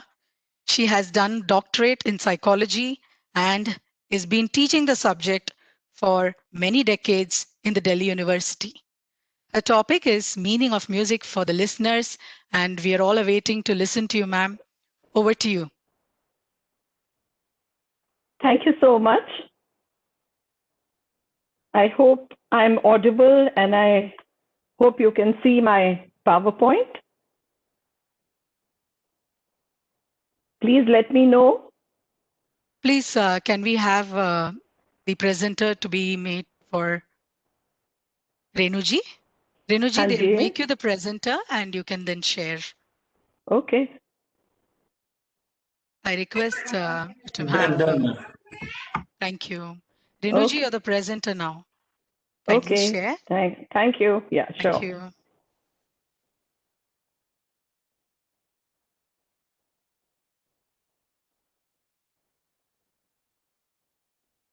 Okay. Thank you so much for the introduction. First of all, I want to say that the last 2 days and today, it's been an overwhelming experience for me because I'm feeling elevated. It's a spiritual experience, a heavenly experience, and I'm learning so much. Today, I've decided to speak about meaning of music for the listener. Now, the meaning of music, I've always been fascinated by this topic because I have myself been a lover of music and I get overwhelmed. I would have tears in my eyes. I would sometimes get goosebumps and I would have memories. Sometimes music calms me. So, but there are others in my family and friends and acquaintances who really do not feel so much as I do. So I find that this is a topic which needs to be explored in the area of music therapy. Now, as we have been hearing the last couple of days also, listening to music is a very complex process that involves hearing, brain functioning, perception, memory, emotions, and physiological changes, dynamics in us. And the way each individual perceives and interprets the meaning of music is likely to be different. So, as I said, some people get more moved. They get vivid feelings, imagery, past memories, goosebumps, and some people are not affected. So, altogether, in music therapy, it is imperative to understand the meaning of the music for the individual person to be able to choose the right kind of music. And we know there are several factors, but before that, let's come to the uniqueness. I'll go over it very briefly because all the experts here, everybody knows how Indian classical music consists of rags, every rag having its own structural domain, but also a semantic or meaning or emotional ethos associated with it. And it is known as the rasa theory. And we used to have 9 rasas. Today we have 11 rasas. Rasas means the juice, the emotion associated with a particular rag. And it could be Veer Ras, like patriotic. It could be Karun Ras, or it could be Shringar Ras. So there are so many rasas. So despite the fact that the rag has a very predetermined structure, the musician has the freedom to elaborate on the rag in one's own style, to express his or her own meaning and emotions. And the listener, on the other hand, has his or her own personality, music training, mood, preference. So it is possible that the music may be different for not just each listener, but very different for the performer and the listener. Now, in the present study, because I couldn't do everything, I've tried to focus on understanding meaning of music for only the listener. Okay. I don't know how to shift this. Yeah. So the listener's responses to music are determined by 3 or 4 major factors. One is the stimulus, the music itself, which rag, which ras is attached to it, the tempo, rhythm, the type of instrument, the type of words, the style of the performer, the genre, whether it's a bhajan or a ghazal or whatever. Then the factors in the listener, whether the listener is trained in music, is familiar with the music, his or her personality, preferences, etc. Then there is another thing, that is the type of response that we are going to be measuring or noting, such as body language. Like I have a great tendency to shake my head and jisko bolte jhoomna with music, but there are some, who will be absolutely static while listening to music. So there are all kinds of body language expressions, also adjectives. Do you call it heavenly? Do you call it beautiful? Do you call it different adjectives, strong, powerful, whatever? Pictorial imagery. For example, when I hear Santoor, I think of a stream in Kashmir, the river in Pahalgam and mountains. And so everybody gets different pictorial imagery. Just now, in the previous session, Manasa was thinking of sailing while listening to music, thoughts and expressions. And finally, the situation or context. Are you listening to the music? Is it in a private setting or in a baithak or a concert? And for example, the photos down below, this girl on the left is listening to music in private, while the one on the right, it's a baithak, which means the performers are on stage and the audience is there in listening to it. And it could be listening to music inside a room or outside. Are you only listening to the audio? Are you or you're seeing an audio-visual presentation? What time of day is it? What is the season? What is the weather? Like when it starts raining, I just burst out into song. And when I'm overseas, people find it very weird that what is wrong with her, why she is in such a good mood, because they think rainy season is not good weather. So very briefly, I've written the rationale, which I'm not going to talk about in detail, but I found very little research has been done in the Indian context. So I'll focus on the design of the research study. So semantic means the meaning. So I wanted to study meaning of music for the listeners. And I took 12 short music excerpts from 2 rags. And they were played to the subjects, the participants, and their responses were elicited. The music was belonging to 2 rags. One was Rag Bhairavi, which I selected as a serious rag, and one light rag, Bhairavi. I found this in various musical texts. And both rags are very popular amongst Indian population. I took each rag in vocal and instrumental versions. And for example, in vocal, yes. Hello. Hello. Hello, I can hear you and see you. You managed to get through, Renu. Yes, good afternoon. Thank you. Thank you. Yes. Thank you, Dr. Meher. Thank you. Now, do you want to start the chairing of this session? I will introduce you, ma'am, in a while, and then we can share afterwards. So you can share your views. We have 2 speakers. Renuji has just started, and we have another presenter who will be presenting. So please stay tuned, ma'am. Thank you so much for joining in. You asked me to speak for 10-15 minutes. Should I do that now? Meher ma'am, am I audible, Meher ma'am? Yes, I can hear you. Yeah, Meher ma'am, we have 2 speakers and you have to chair the session. So after they're speaking, you will be able to, present your views for 15-20 minutes. Definitely, we'd love to hear you then. Very well. Now, what do you want me to do right now? Ma'am, you have to be in the session, ma'am. That's what you can be. Please enjoy the sessions because we're talking on the theme of music and healing. So please stay tuned. Thank you so much. All right. Right. Okay. Please continue, Renu ma'am. Please continue. Okay, welcome to Dr. Meher. Okay, so as I said, I took 2 rags, and each rag I took in vocal and instrumental versions. And in each, for example, in vocal, I took 2-minute excerpts from Vilambit or slow, medium or madhyam gat, and fast music, which is drut, the tempo. So alap or something is slow, medium is the actual bandish, and fast is the taan or the jhala or whatever. And I've given the recordings in my appendix. Then to elicit responses, I used a semantic differential scale. I'll just explain what that is. I adapted the scale from Deva and Virvani, who'd done this original study in 1976. And it's a 7-point scale of 27 opposing adjective pairs. It was translated by me into Hindi also.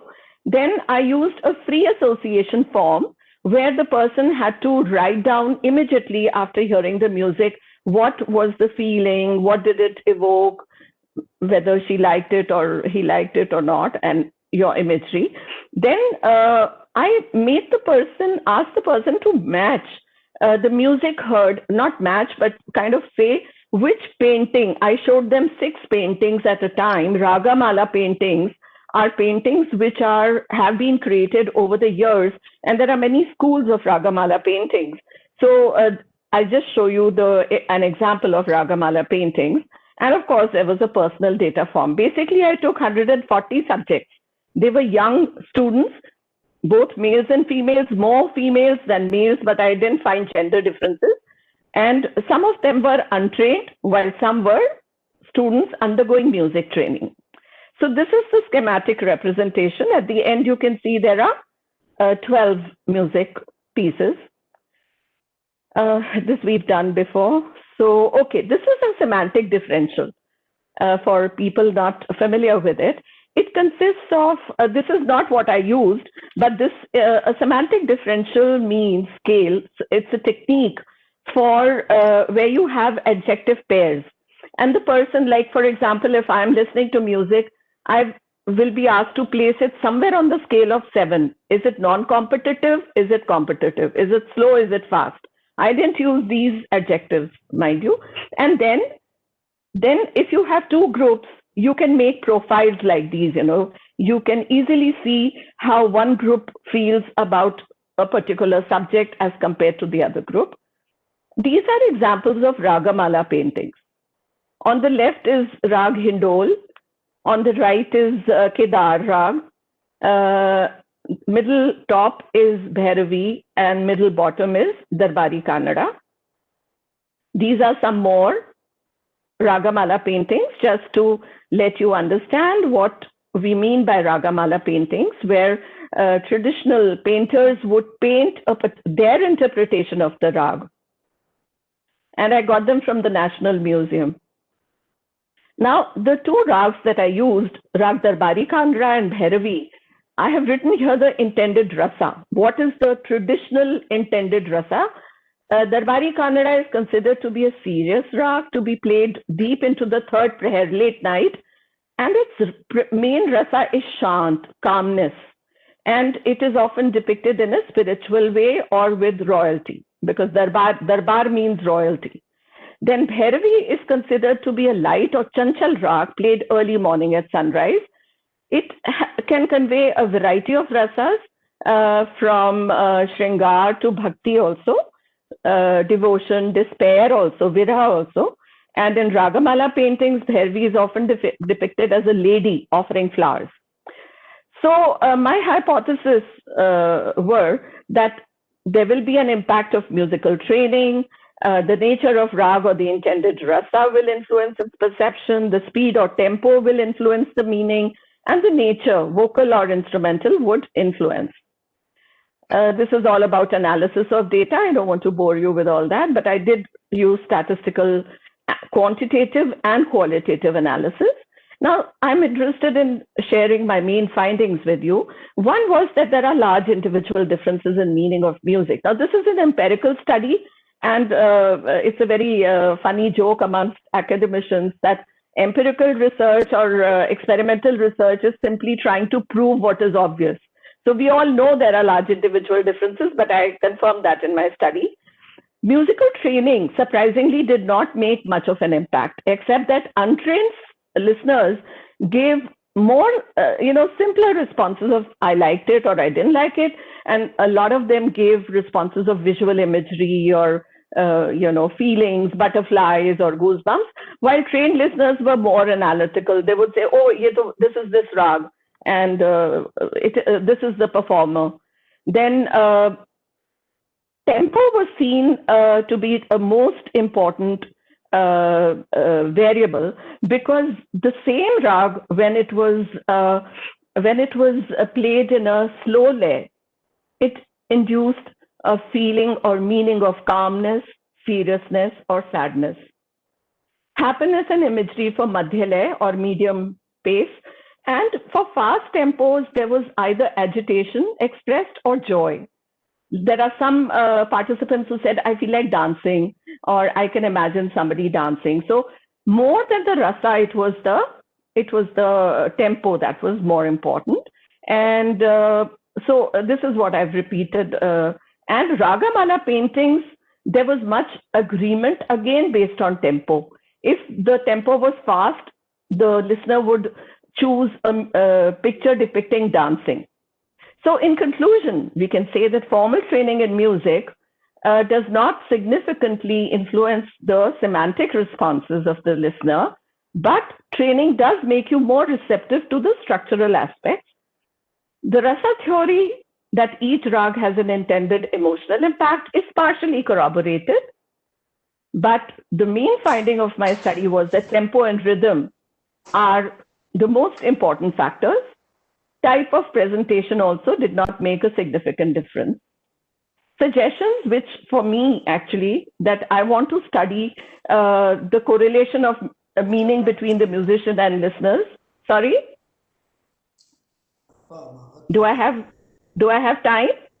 Yes, ma'am, you have 2 minutes. Okay, Please go thanks. ahead. Cultural variation. I would love to explore cultural variation, because even within India, we have different cultures, musical cultures, and even across countries, we could study the difference. Yesterday, I came across a presentation, and I thought it was wonderful to see how different cultural background, people from different cultural backgrounds perceive the same music. I would like to explore more rags. I would love to explore different genres of music.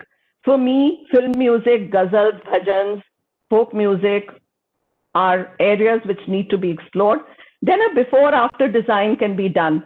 We study the mood of the listener before listening to the music and after. And another very important part of personality is there are some people who are high imagers and some are low imagers. High imagers are those who are more expressive and they feel more. They get imagery easily. And there are some people who don't get so imaginative. So I would love to compare them. And now my final slide is the most important, that what are the implications of my study for music therapy? So according to my findings, tempo of the music is a very important factor in its meaning for the listener, rather than only the rag or its vocal or instrumental presentation. Of course, other presenters before me over the last 2 days and 3 days have also found this. And care must be taken to select music with the right tempo that is likely to help a client after assessing the specific interest, present mood, and the needs. Now, sometimes if, for example, I'm a counselor myself, I'm a psychologist, a psychotherapist, and I find it sometimes how music therapy I use in my sessions, sometimes it helps in the beginning, to create a rapport. Some people, especially children, adolescents, they don't want to open up. They just don't want to talk. So, I'll start say, okay, what's your favorite song? Let's sing together. And then that is for rapport. And then during also, if I find a person is having an older adult is feeling depressed, sometimes we need to ask the person whether, you have to try out which tempo will work, what kind of music will work. If you play a sad tempo, slow tempo to a depressed person, he or she may go further into depression. Sometimes if you play a faster version for a depressed person, he or she may get irritated. So you've got to be very, very careful, and assessment is very important. Other further investigation is required into the role of other aspects also, as I've written earlier. So further research into other psychological variables of music perception is highly desirable for planning music therapy. These are the music extracts I'd used. This is the adapted semantic differential scale that I used. It had 27. They were based on the 9 rasas, and they were mixed up. So every person had to circle the appropriate. So it was a 7-point scale, and then I drew profile for every participant. This is the Hindi version. I translated it. This I've already shown you, the Ragamala paintings. So thank you very much. It's a learning experience for me, and I hope to learn more and more. And thank you, Dr. Sairam, for all your encouragement, and all the other panelists and all the organizers. It's been a very, very fruitful conference. Thank you so much. Thank you so much, Renuji. What a wonderful presentation, and so Thank beautifully you've shared the paintings, and you've also spoken about the semantic differential and the scale that you've developed, and how beautifully you've spoken about the significant differences there. We could see the differences, graphical representations. Beautifully covered, ma'am, especially when you spoke about how tempo and rhythm are the most important factors. Yes, absolutely. We must research more in that area. Absolutely. I second you on that. So wonderful having you. Thank you. Thank you so much. Sure. Thanks, ma'am. Next, we move on to Mr. Sanj Hall, who's joining us today. And he's a traveling gong yogi, conducted what he calls as a gong bath in 80 plus countries. He is into Nada yoga and sound healing for many, many years with a comparative understanding of modern science. His research and presentation, I think he's going to be having a musical presentation. I leave it to Sir to decide on sonic energy healing. So over to you, Mr. Sanjhal.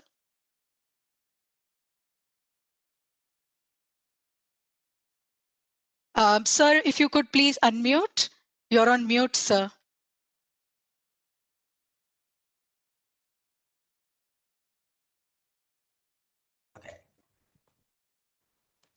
Namaste everyone, and I hope you can all hear me clearly. Can you? Yes, sir. Now you're audible. Lovely. Please go ahead. You have 15 minutes, sir. Thank you. So first of all, huge thank you to all the presenters who presented so beautifully, and Dr. Sairam who invited me to this conference. He also said that there's so many presentations going on. I thought I will probably keep it a little more lecture demonstration of what I do. First of all, our topic covers a very wide range. When we say music therapy, Indian music therapy would be a subset of that music therapy. A sound healing would be a subset. Another yoga is a subset. A sound therapist is a subset. A vibrational engineer is a subset. An acoustic engineer, a sound engineer. So first of all, I would say, time is so vast.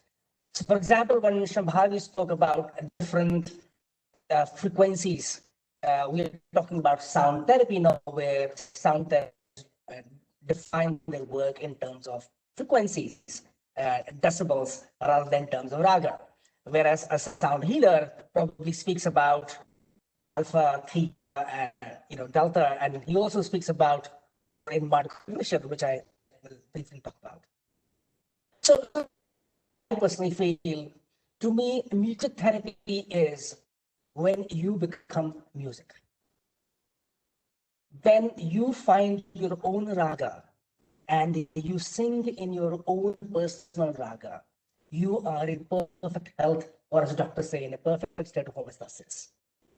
So I think whether we are playing an Indian raga, or we doing another yoga practice, or we doing a sound practice, when our own tuning, when we come back in our own tuning, when we are tuned within our, then we could be tuned with any other instrument. Imagine we're in a concert, the instrument is tuned differently. So first of all, my own instrument need to be tuned. And next is that I need to tune myself with others. So this is how we bring in health and peace within ourselves and outside ourselves.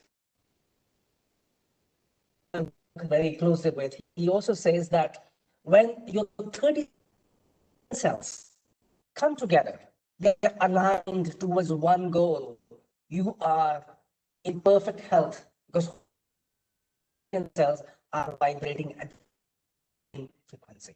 So the idea is, how do I get these 37 trillion cells, my 37 trillion cells, aligned with your 37 trillion cells, so that we are in unison? So I think this is what I feel is all about music therapy.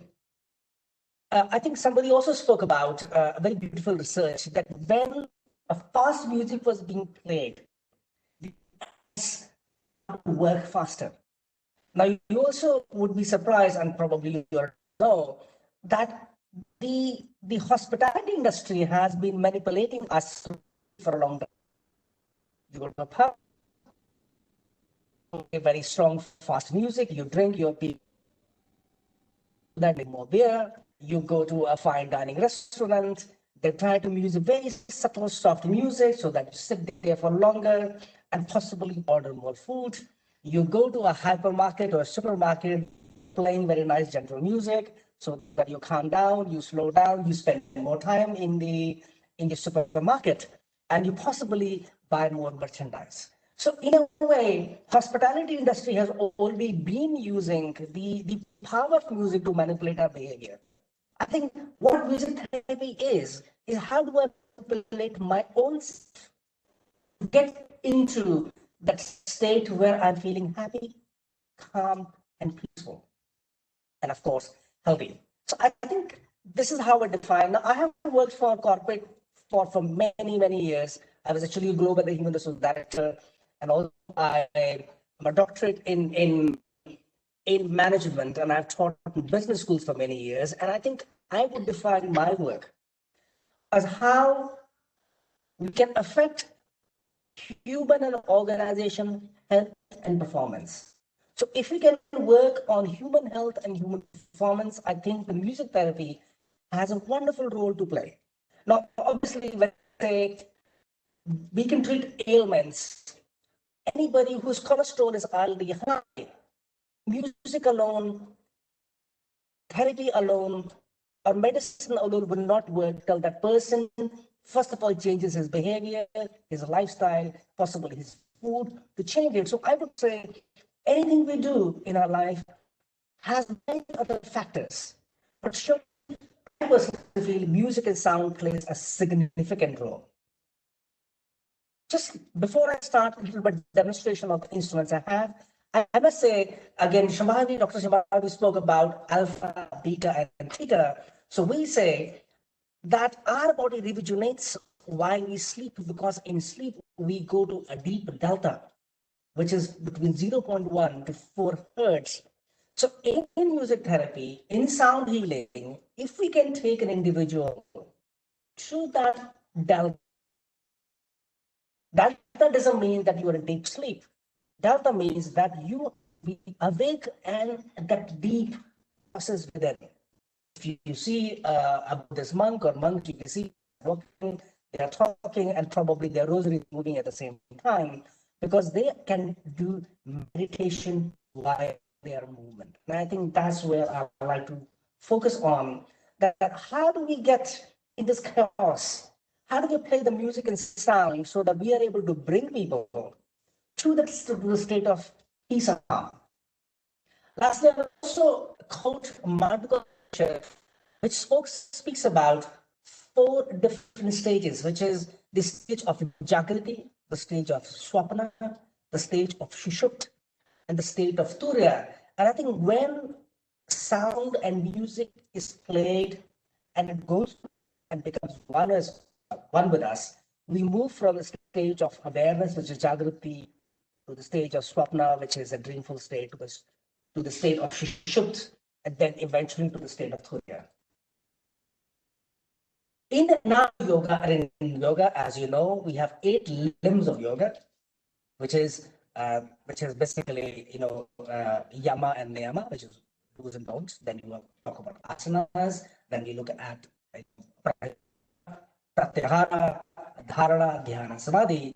And I think our other yogis, or as sound healers, or as music therapists, is to take people to the stage of pratyahara, which is a stage where you are detached with your outside world and you go in your inner world. When you go in inner world, you're completely with yourself. And when you set a dharana, which is the intention to heal yourself, and go into dhyan, which is meditation, which music takes you, you achieve samadhi. So I think this is primarily our role when we're looking at music therapy or sound healing, soaking in. I think somebody also spoke that when we concert, can we heal ourselves? The question is, a lot of people come to a concert for big, but when you decide, when you make an intention that this music, this sound, I'm going to soak in and take healing, and can be healing for yourself.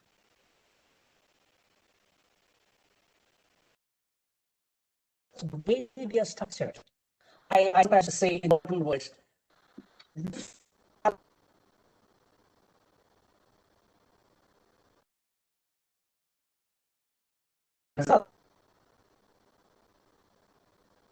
5 notes, 6 notes, or 7 notes, basically redefining and structuring them in such a way that it can evoke different emotions and different response from that individual. So let me come back to the bit of work which I do, which is more sound healing.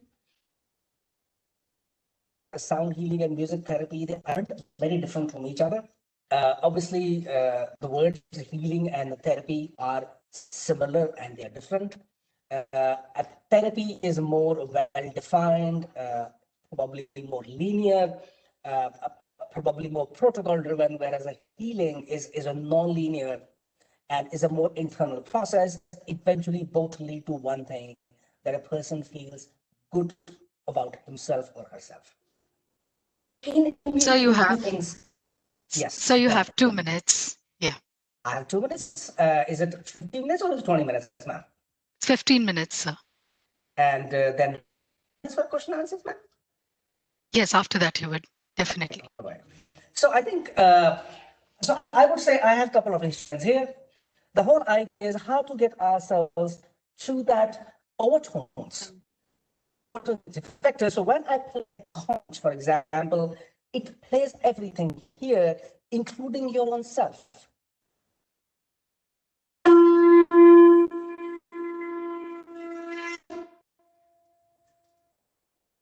It is sitting here. When I play a gong,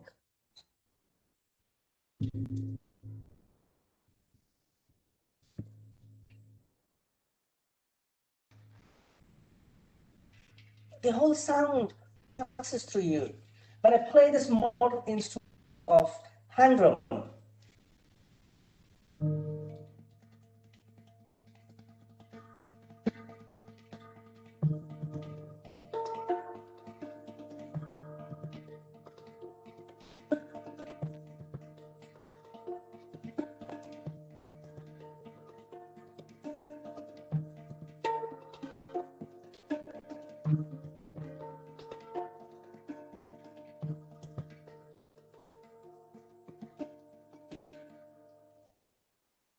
the whole idea is how do I create that atmosphere, which it takes me to a state where again I'm in a state of complete rest, complete peace and stillness from within. So when I'm in a complete state of rest or within, it creates that healing. Even when you use sound of water, the healing process, we play a sound of a tune of and so on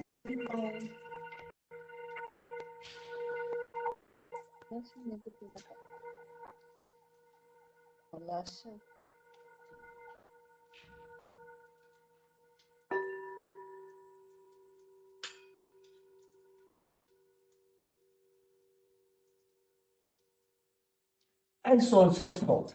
So I think my time is already up. If you have any questions, please ask. Yes, yes, sir.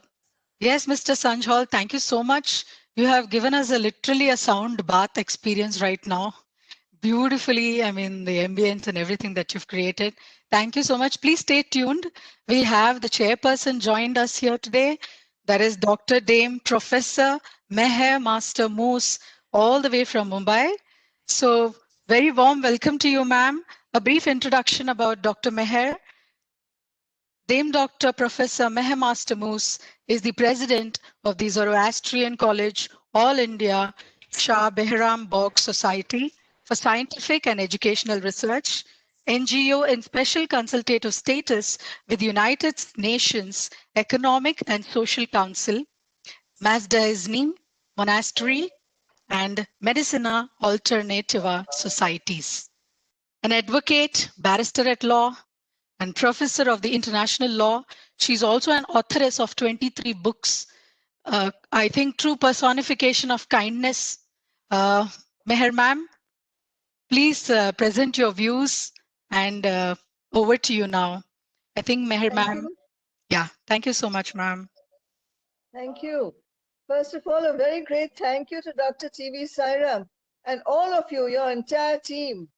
Am I visible and audible? Yes, ma'am. Mridula? You're absolutely. Yes. It's a delight to see you. Please go ahead, ma'am. Thank you. So first, my sincere thanks and appreciation that you have put together this marvelous conference, bringing people together of the best quality. Delighted. So finally we got through and overcame all our problems, and that's what music is all about.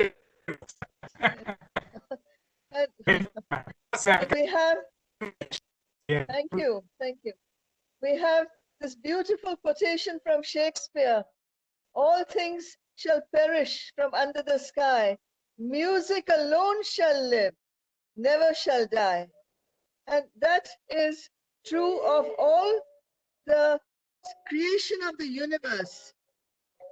In the Avestan ancient texts, we have this ancient wisdom given to us that the creator of the universe, in modern scientific parlance, used the vibrationary frequencies of sound, which produce colors, And through the power of sound and colors, the whole universe is created.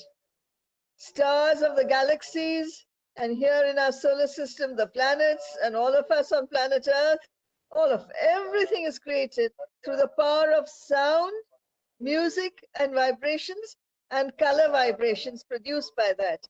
Here, I will let you hear the sound of the Avasta mantras.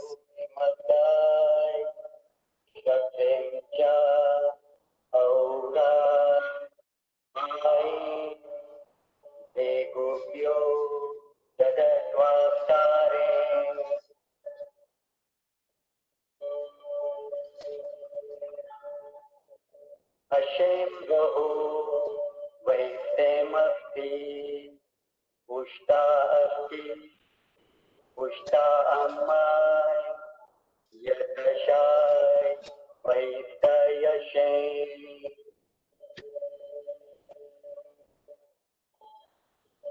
Yenge Hata Atyesne Vaiti Vango Navda Bhuro Vaitha Ashatacha Yaungamcha Tafja Aocha Yagamaide.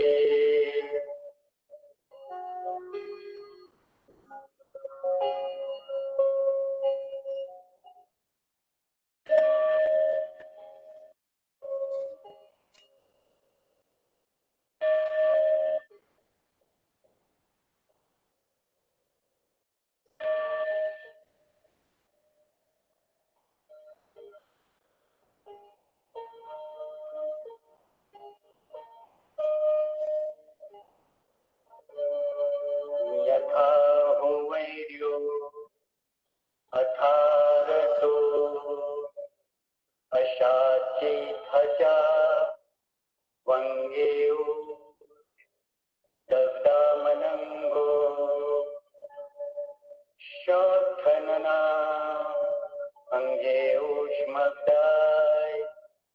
Shatimcha Aurai Ai Egubhyo Dadatvaftare.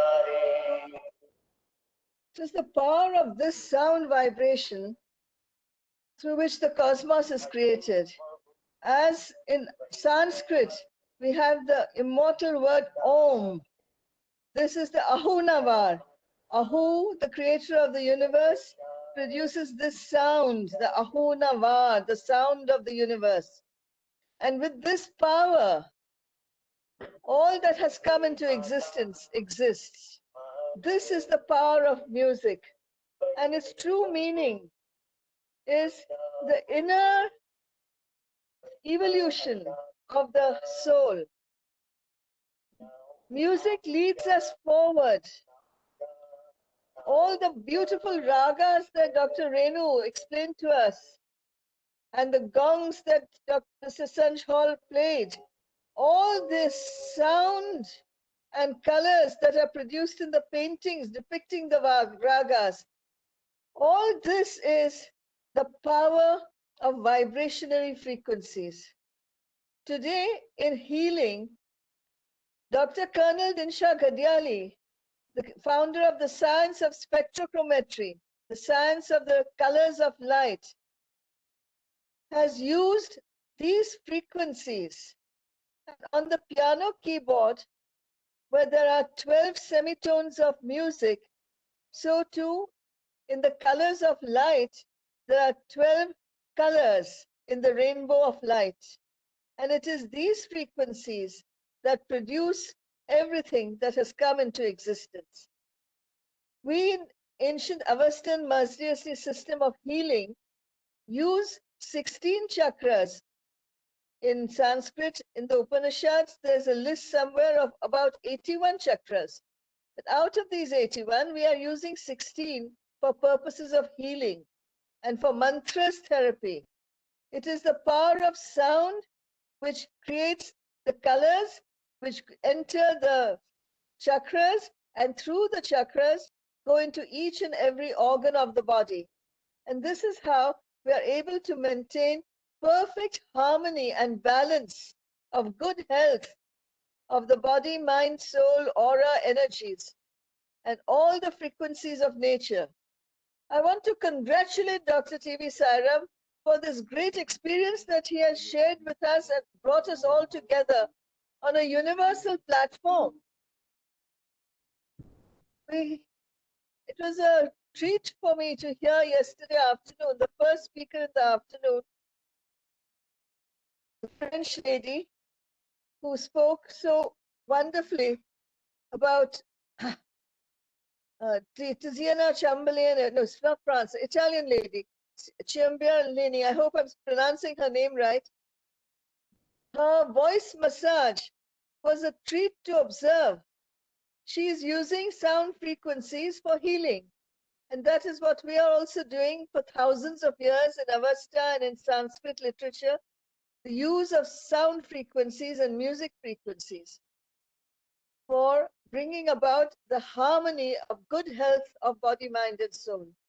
Let me thank Dr. T.V. Sairam and all your entire team for bringing us together on this platform.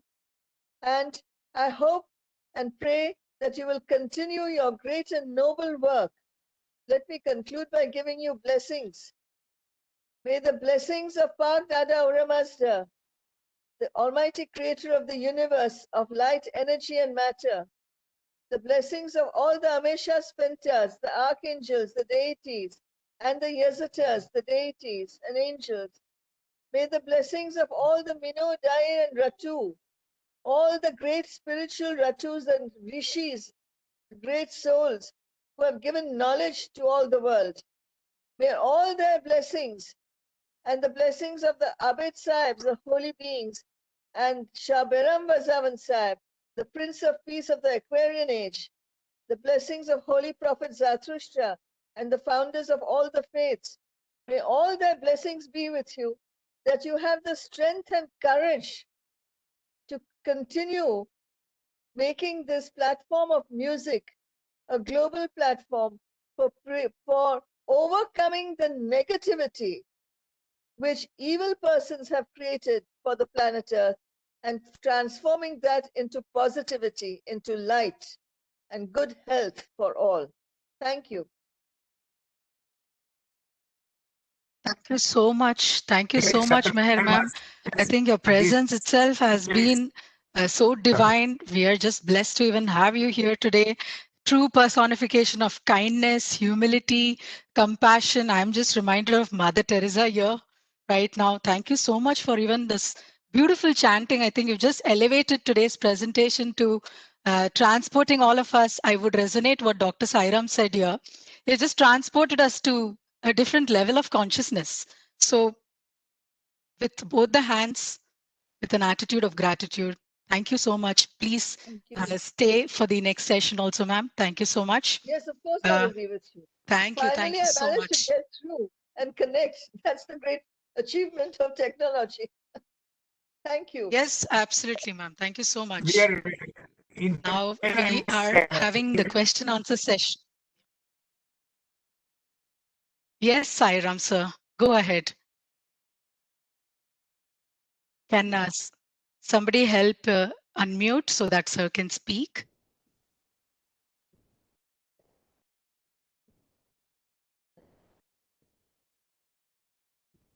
So could you unmute? Yeah. Now try, sir, talking. Am I audible? Am I audible? No. Yes, sir. Yes, Sorry. you are, sir. Yes. Sorry. Go ahead. Man, having taken so much interest in IMTA and she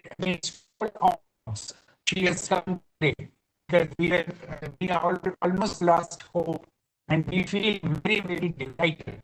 Thank you. It's the grace of God and blessings from above. Thank God. Now we'll have the question answer session. If any of the participants here in the audience would like to have questions for our panelists, please feel free to post it in here, the chat window, and I'll take it up one by one. Also, I request you to specify the question whom you're addressing to.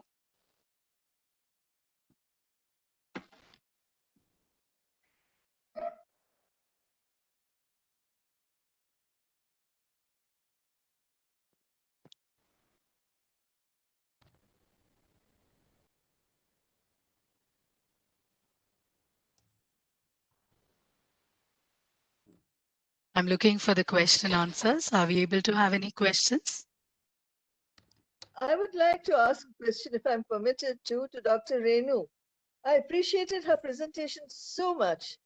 It's transported me to a visit to Jaipur, to the museum there, where they have all these beautiful paintings on Ragmala and also the National Museum.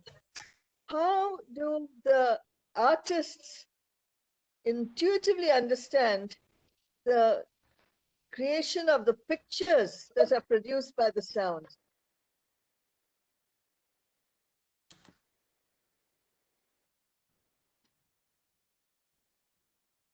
The question is for Dr. Renu Kishore. Yes.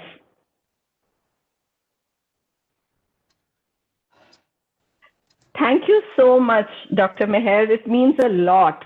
And your blessings are very, very precious. Thank you so much. Now, regarding Ragamala paintings, there are many varieties, and they're very, very traditional, very old, ancient paintings that have been done. And there are, as I said, many styles. There are Kangra paintings from various parts of India. It depended on the images of the rasa, or the essence, the meaning, the emotional ethos that the rag was supposed to be producing. So traditional artists try to make those paintings to make the music come alive. Obviously, it was a personal meaning for the painter, but as we always say, music has a universal language. And this is what we find, that our traditional ragas, which have been created millions of years ago, there is something in them, the particular structure of the notes, certain swaras, certain notes are softer, some are sharper, and it produces an impact on the listener as well as on the performer, which is universal. And that is why in my study I found that regardless of training, music produced more or less the same feelings. So it's amazing that paintings that were created millions of years ago, they are still resonating with the listeners today, even though times have changed. But in my study, I found that the speed of the music, the rhythm made a lot of difference. Rather than the exact rasa or the raga, the tempo. If the tempo was slower, the person would choose, the listener would choose a painting of devotion or of sadness. If the same music piece, the same rag was played in a faster tempo, the listener chose a painting which depicted dancing and joy and happiness. But on the whole, we find that there is something universal. And that is why I want to do further research and compare more people. My participants were limited to New Delhi. So I would definitely like to work with people across the country and maybe later across the nation. Thank you. Thank you so much. Thank you. Very illuminating answer. Thank you. And thank you. Thank you, Meher ma'am, for your question, Mridula? and Renuji for your answer. Thank you. Yes, ma'am. Mridula, I can read in the chat box. There is a question by Hitesh, sir. Yes, please go ahead, ma'am. Please go Yeah, ahead. I don't know whether he's there or not, but I would like to answer it. Sure, please go ahead, ma'am, because I don't see it in the open. It might be a private question. So please go ahead. Oh, he's addressed it to host and presenter. He has asked why I use factor analysis. Now, I did not elaborate upon that during my presentation because I didn't want to go too much into the statistical part, but I used factor analysis to find out the emerging factors out of the semantic differential responses. As I told you that Professor Deva and Virmani, they had used 27 adjective pairs. So for 9 rasas, at that time we used to talk about 9 rasas, 9 into 3. So they used 3 adjective pairs for each rasa, 27 adjective pairs. And out of the responses of each person and each group, we wanted to consolidate. So factor analysis is used to reduce the data into small bits to find out smaller adjective groups. That was the reason. So I hope he listens and he understands my answer. Thank you. Yes. Yes, Hitesh ji is definitely here in the panel also. Okay, and he's thank you. responded. Yeah. Thank you. Yeah. Can we have the next question, please? Do we have? Yeah, we have a question here from Mr. Tim Hoffman to Madam Meher. Could you mention nature and the state of music therapy in Persian cultured contemporary Iranian society, please? Meher ma'am, this question is addressed to you. That is a very great and in-depth question, and no possibility of answering it in 2 minutes. But I would like to say that Persian music is derived in its ancestral source from the very ancient Central Asian music, which is today the countries of Tajikistan, Kazakhstan, and Kyrgyzia, and those areas, because that is where ancient Persian civilization started. The Persian language itself started in what is today called the land of Tajikistan. So you will find that wherever there is a music which has a beat of 1, 2, 3, 1, 2, 3, like the Viennese waltz, it will create great joy and happiness for the soul. If you have music which is like the modern jazz, bang, bang, bang, bang, bang, bang, even plants will shy away because they cannot tolerate the sound of unrhythmic music. Good health comes through happiness and joy. So have harmonious music, which gives peace to the mind and good health to the body. And that depends on this rhythm, the secret rhythm of 1, 2, 3, 1, 2, 3, 1, 2, 3. That's the secret of Persian music. Thank you, Meher ma'am. You shared the beautiful secret 1, 2, 3. I'm sure everyone will remember that.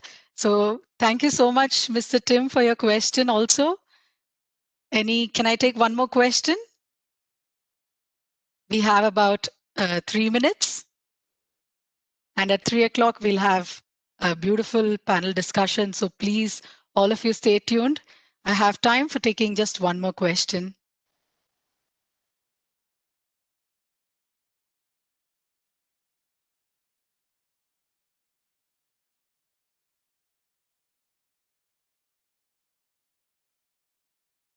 In the meanwhile, I'm seeing in the chat window, there has been high appreciations to all today, saying it's been lovely.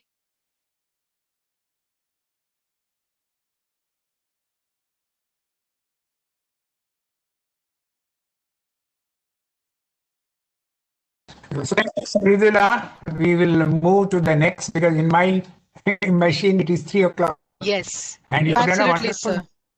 And you will continue answering, and you can introduce the next session. Sure, absolutely. Yes, so we have the panelists waiting. I'll Yes, be with ma'am. you. Yes. Just excuse me a minute. Sure, ma'am. Sure, ma'am. Absolutely.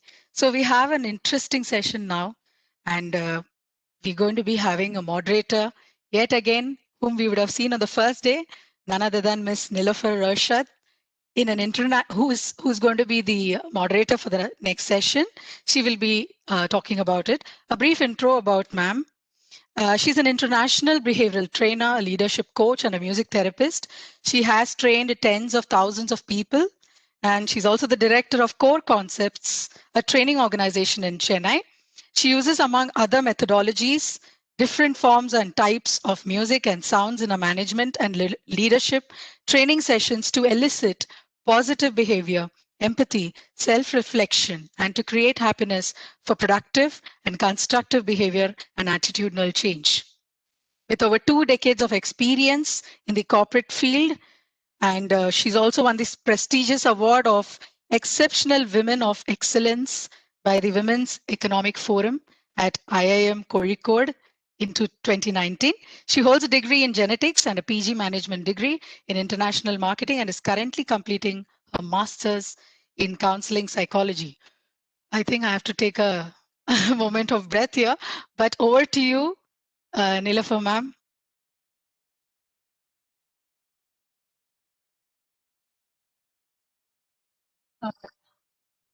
Good afternoon, everybody, and thank you very much, Pradula ji, for such a wonderful introduction. And thank you for.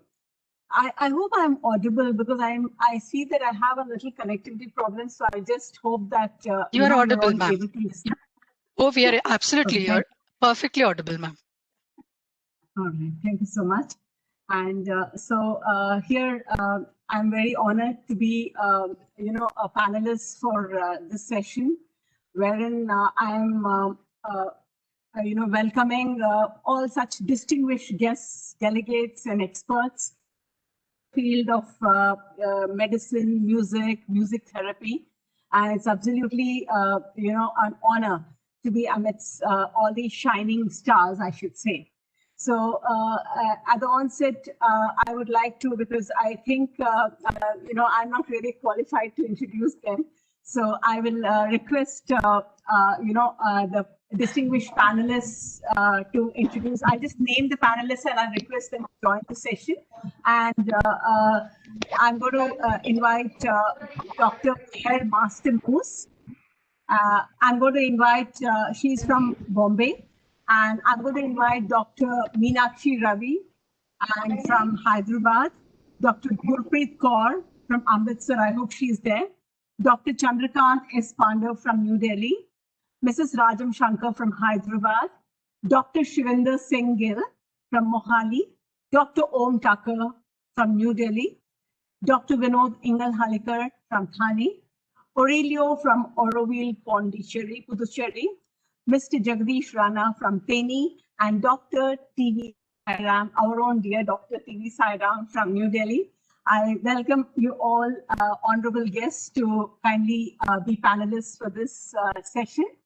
And welcome again. And I would just request you to kindly, throw light on yourselves, because, I'd request Dr. Meher Mastermoose to start off. Can I, ma'am, request you to kindly introduce yourself?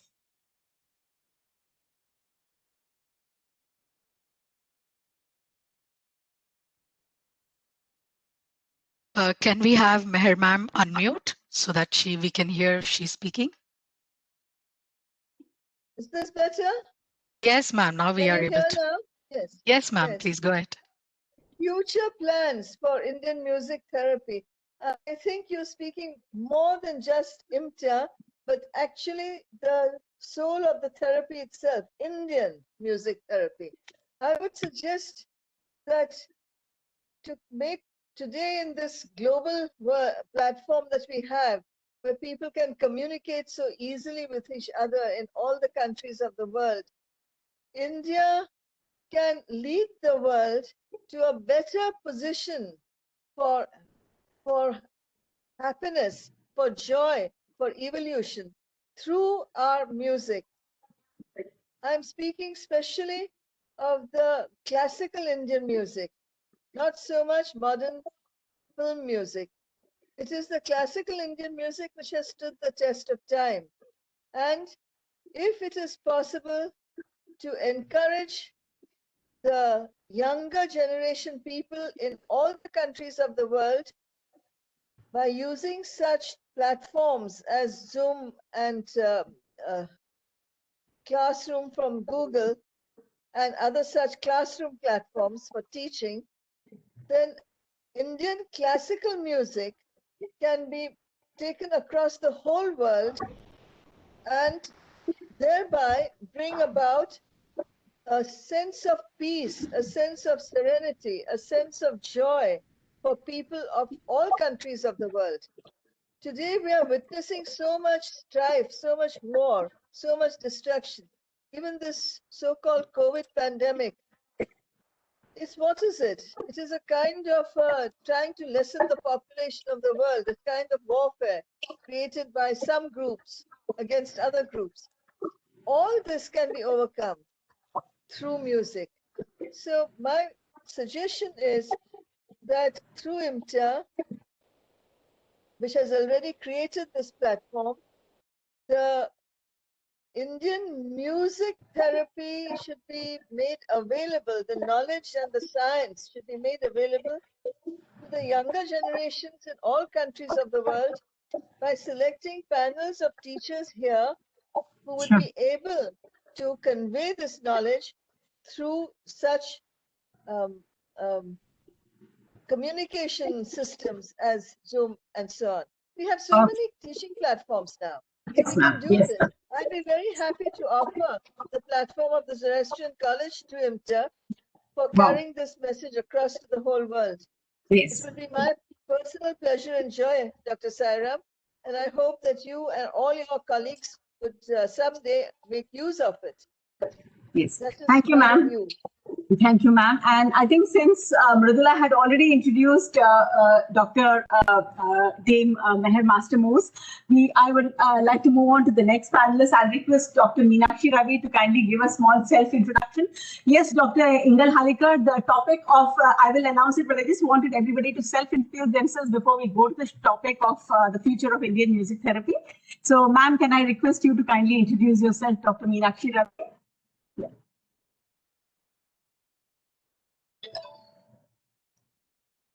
Ma'am, I think I have to just request you to unmute, ma'am.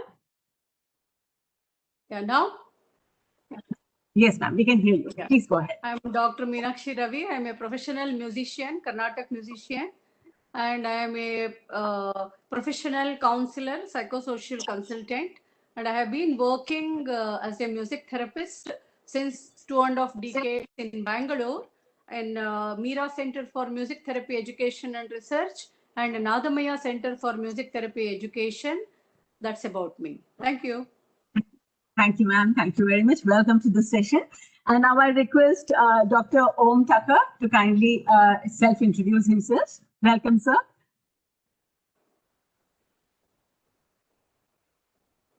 Can you listen?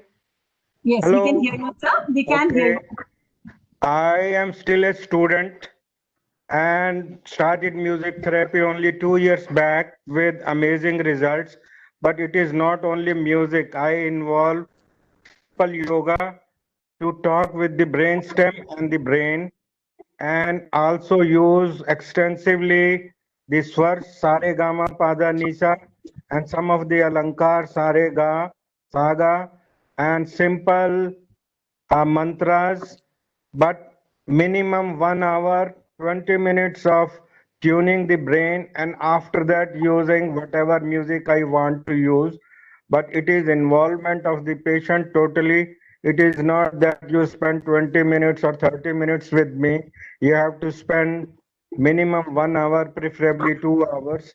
And then I use yoga just to communicate with the brain and not doing any extensive exercises or so. And I am very happy with the progress.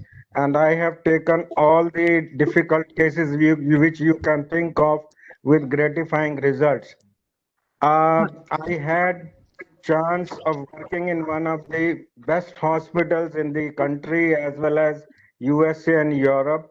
It is not that I wanted to go. It is by chance I reached there and I tried to learn, and that's why things have changed in me. And at this moment, I want to totally devote my time to managing difficult medical problems using music therapy and other holistic approach.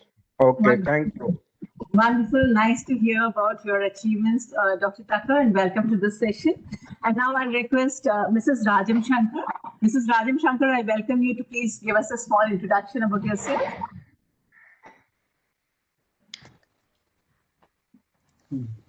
Namaskar to everyone. I hope I am audible. Yes, you are. Okay. So I have been an instructor, independently practicing Indian classical music therapist for over 25 years, collaborating with interdisciplinary medical and rehabilitation professionals, institutions employing classical music therapy intervention in both wellness and curative healing of children and adults through development disorders. A graduate in science, masters, and Sangeet Alankara in distinction in Carnatic music, have been classical music instructor, moderator, and examiner for senior level assessment for nearly 4 decades.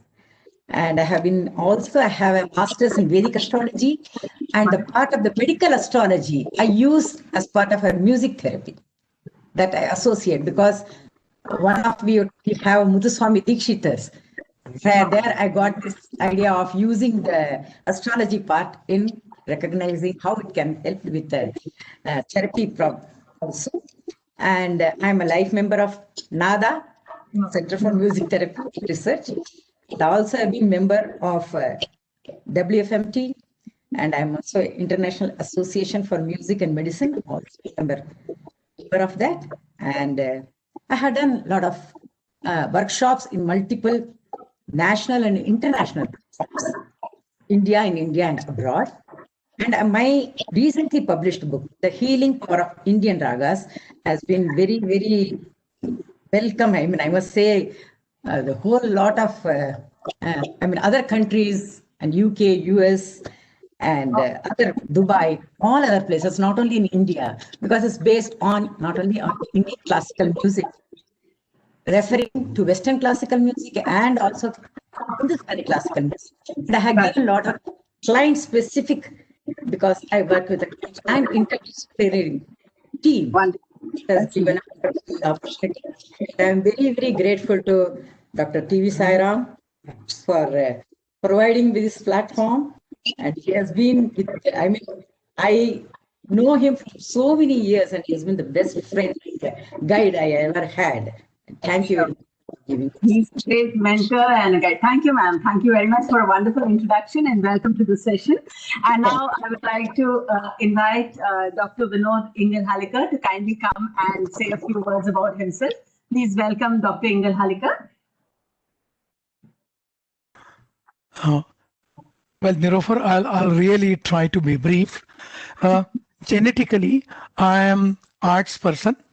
I belong to a musical family. I'm 4th generation musician in my family. My great grandfather was a court musician in Kolhapur and Kagal Sansthan. So North Indian classical music is in my family, and I have been trained in North Indian classical music. I have also been trained in a lot of Sanskrit and other things. I have done a diploma in music composing and music direction from University of Bombay Music Department.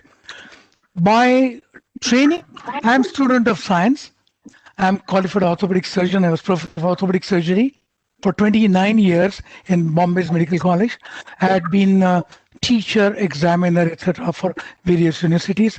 I have been visiting faculty abroad for orthopedic surgery.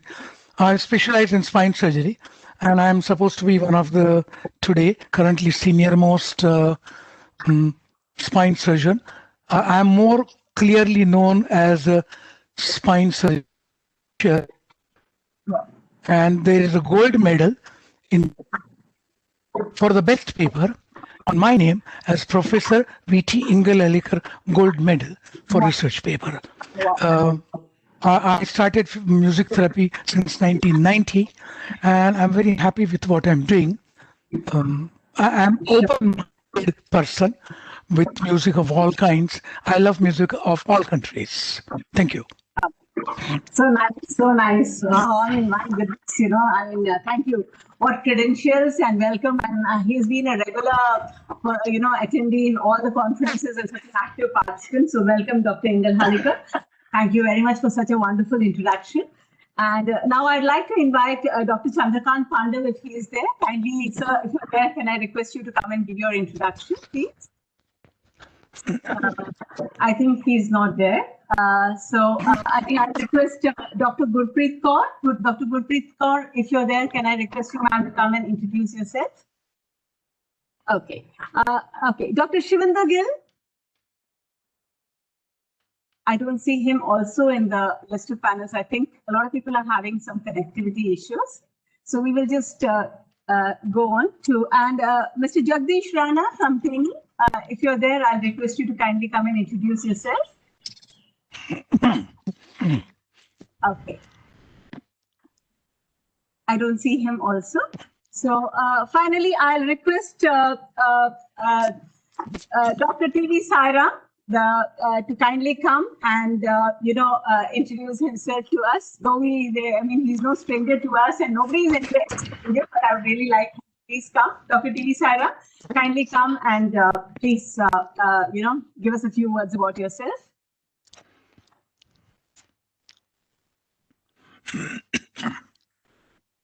Oh goodness, I hope he hasn't got logged out. Dr. T.V. Saira,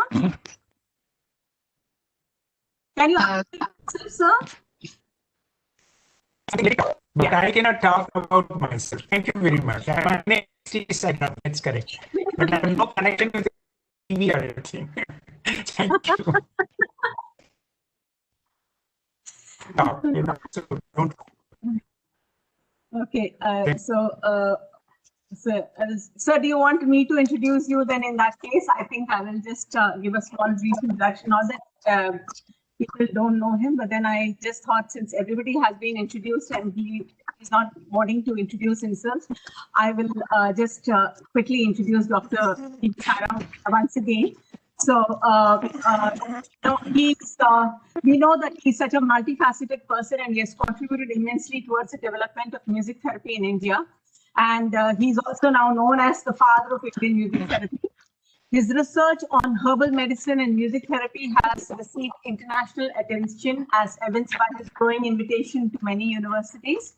He was formerly a member of the Indian Revenue Service for over 38 years. He has trained over 600 music therapists all over the globe in the past 16 years through his popular digital learning program in music therapy. His name was also nominated by the International Bibliographic Center, Cambridge, in their publication 2000 Intellectuals of the 20th Century. So he's one of the 2000 intellectuals of the 20th century. And he is the father of Indian music therapy, the founder president of Indian Music Therapy Association, and he's also the president of Nada Center for Music Therapy. So I welcome you to this August, panel, Dr. T.V. Saira. And now we will throw open our discussions on, we're going to be speaking on, the future plans, the future of Indian music therapy, the future of Indian music therapy, and what we feel about, because how it is going and how it's going to progress, because we have to understand that today the music's role and function in therapy and medicine is undergoing a rapid transformation based on neuroscientific research showing the reciprocal relationship between neurobiological functions of music in the brain and how musical behavior through learning and experience changes the brain and the behavior. So today, basically there are the research and a lot of clinical practice of music therapy is changing more from a social science model based on cultural roles to a neuroscience guided model on brain function and music perception. So this paradigm shift has potential to move music therapy from just an adjunct modality to a central treatment in modality in rehabilitation and therapy. So I would like to throw open this discussion asking some of you, the panelists, what do you feel about it and what do you think the future is this way? Is it going to become a central therapy modality in rehabilitation and therapy? So I would like to hear your opinion, please. You want us to volunteer and come out, or you will tell us to talk? So you can start, sir. Anyone has to say, because if there are 2-3 people, then we can, just take some time and each of us can give our opinion. So please go ahead, sir. One thing is that for whatever done, so far as health issues are concerned on one side and wellness issues are concerned on the other side. For wellness, I'm sure music will be used more and more and more and more. For treatment of disorders and diseases, music will have a role, but it will always have adjunct role, not as a primary role. So even if there is a paradigm shift, it would be in certain sectors of healthcare, like health maintenance or well-being, rather than the therapeutic or because as the diseases are understood more and more treatment modalities will be done. Everywhere in the medicine, a lot of changes are happening. And to an extent, holistic medicine or music therapy approaches, the meditation therapy approaches, yoga therapy approach, would get into it to an extent compared to say 2 decades ago or 3 decades ago. But I am not looking at it as taking a larger role or a central role. But it will be definitely more than what we see as on today. Yes. Thank you, sir. Yeah. Ma'am, Dr. Meenakshi, can I request you to give your opinion about this, ma'am?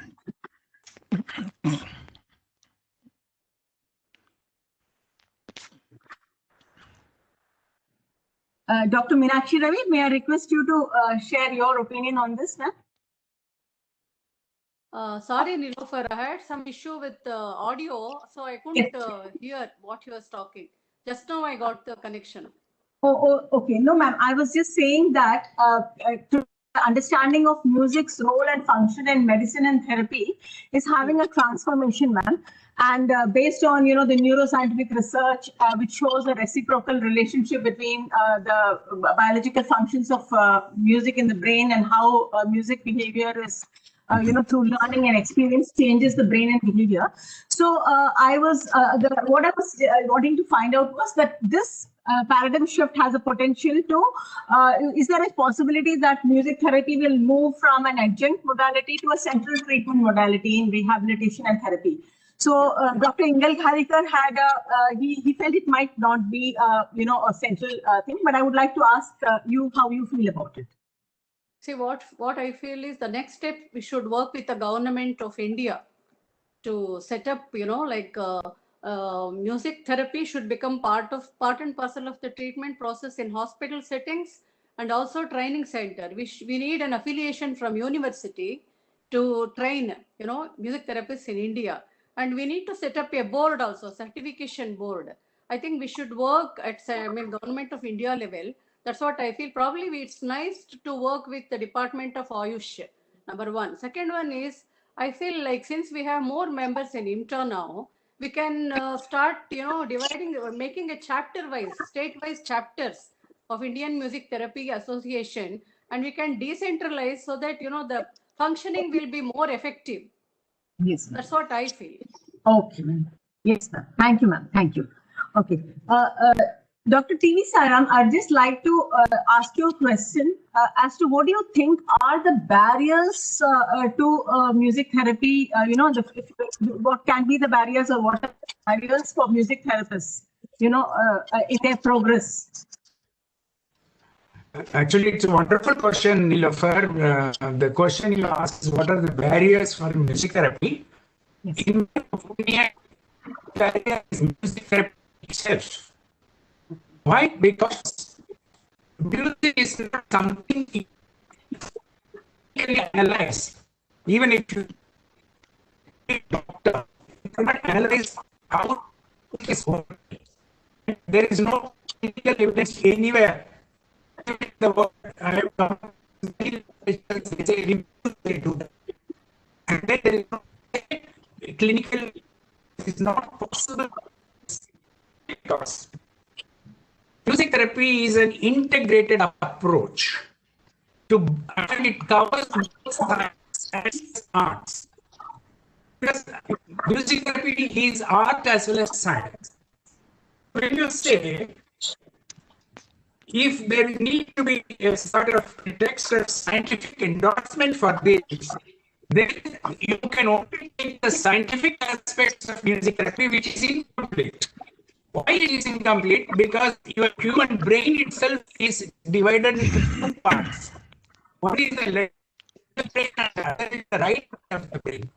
And even brain is still a mystery for many of the scientists. Nobody set up the brain functions. Also, they are having certain electronic equipment which helps when you sing a song, and what happens in the brain which starts the life yesterday. Dr. Chandra very beautifully talked about it. How one sort of analyze with all those costlier equipments, one can do it. But nobody knows how the mood changes from beta to alpha. We don't know that. So now when we say that music therapy is art and science, when we take only the scientific aspect, that is the cold-blooded scientific aspect, from the warmth in the heart of music therapy, then it becomes only analytical thinking. That is Cartesian. Logic will be there. Something like your binary logic, which is very, very scientific. But music is not. It has got an emotional understanding. It is creative. It is intuitive. And simply all these aspects you can't be ignored when you go and do postmortem for music therapy. The biggest handicap in music therapy, although many people propagate it, it's very easy to say, make a scientific endorsement, but this raga, that raga, and all, it is not possible. First of all, music therapy itself is a barrier, and the type of right now, you cannot even like to listen to it. One man's meat is another's poison. So that is the problem with music and music therapy. But what we can intently use it, we can test the patient for his musical preferences, as we are doing currently. And we can sort of administer by trial and error. That's what being done by music therapists all over the world. And no one in the world, many people think that Indian music therapists are very inferior and all because no research has been done in raga and all sorts of things I am finding. That is not a fact because no such research except in Mozart cases. And what sort of research they have done? They have done 1,000 samples. Out of the 1,000 samples, 600 samples says is more that is working. Then they say it is working. Only that much is the scientific aspect which has been studied. But without understanding that, many people see Indian raga, Indian system is very bad. Indian raga system is all anecdotes. Now they can't do something. Like many people have that sort of anything Indian is as an inferior sort of thing by many Indians. It's very unfortunate. Because instead of being an Indian production heritage, which Madam most explained it when she was saying that, I was hearing Vedic chant. Any difference of religion or region or anything, because music is like blood. Music is also one. So I hope I'm not overstated. Thank you very much. Thank you, sir. Nilofer, can I ask? Yes. Yeah. I was sitting here under the impression. May I share something on sound vibratory frequency? Every individual, Yes, Doctor, ma'am, just a minute. Soul has its own frequency. So if you want to be successful in treatment of patients, please ask the patient a simple question: what is your most favorite music? And play that. And that will pick up that patient. Whereas another one who playing that music will shy away from it and say, no, I don't like it, stop it. So it is a very individual and personal thing.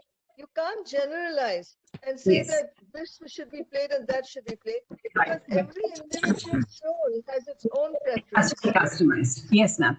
Yes. Yes. Thank you, ma'am. Dr. Ingalhalika, please continue. I'm sorry you were interrupted. Okay. No, I was sitting here looking at the title as Future of Indian Music Therapy. And I took Indian music therapy as a large meaning that tomorrow, say after 20 years, 40 years, 60 years, what will the music therapy like in India? I never thought it is going to be restricted to the only Indian music, traditional music uses.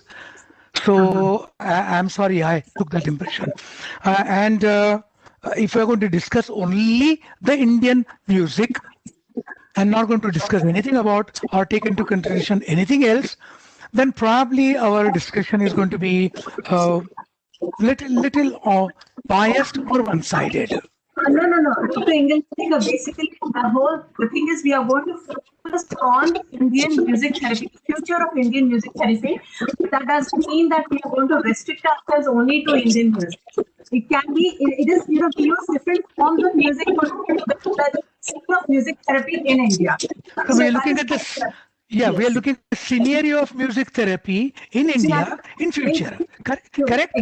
That's what, yes. That is what I had in my mind. Yes, you're right. So that's right. And thank you. And now I'd like to invite Srimati Rajan. I would like you to, request somebody to mute their mic. There is a little disturbance, here. I'm not sure which is. Can I request the panelists to kindly mute their mics? Durgesh, we request your assistance, please. You are the host. Ma'am, I'm continuously looking at it. I'm trying to unmute as soon as I get, mute as soon as I get. There is some background from the presenter itself, I think, sometimes.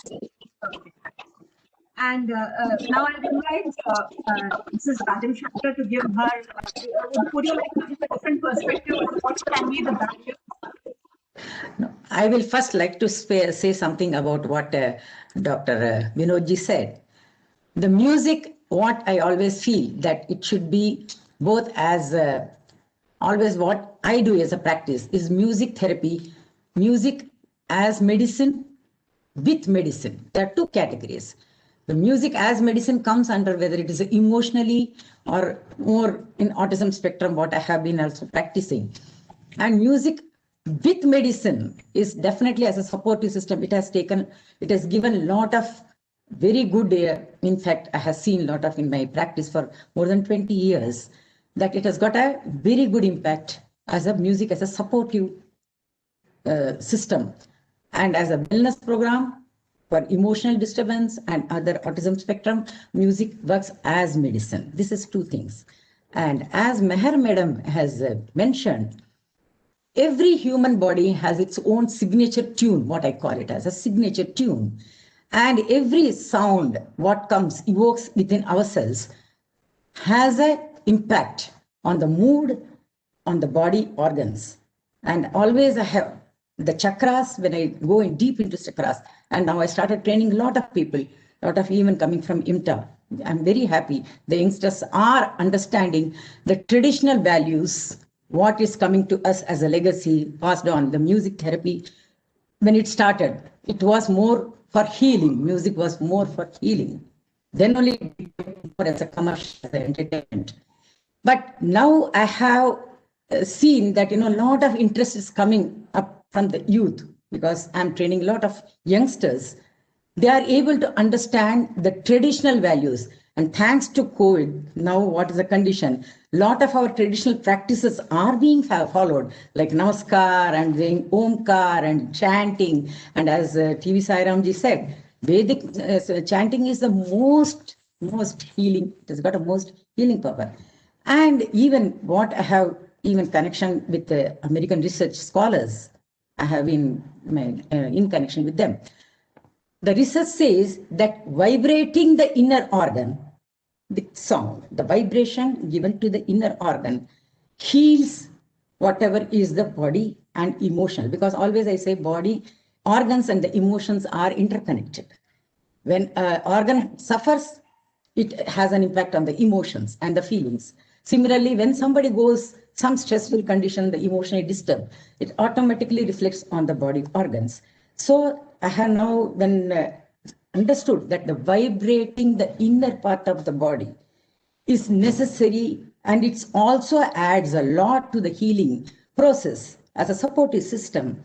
And working on the chakras, now I'm going deep into what Sangeeta Ratnakara, it has been written, the shlokas I'm taking out, and each chakra has got how it is associated with the emotions, how it is associated. Sangeeta Kalpadurmam says about how it is associated with the organs of the body and chakras and so many things. So go more detail into it. I'm very happy to tell you that more doctors are now my clients, and they are also getting trained because they are seeing a lot of science behind every one of our traditional practices everything, whether it is a music, whether it's a dance, whether it's an art form, or eating habits, anything what you see, is got a science behind it. Now it is coming into the picture. As Dr. Sri Sairam is also mentioning, that we need not have to prove something to everyone. It is there.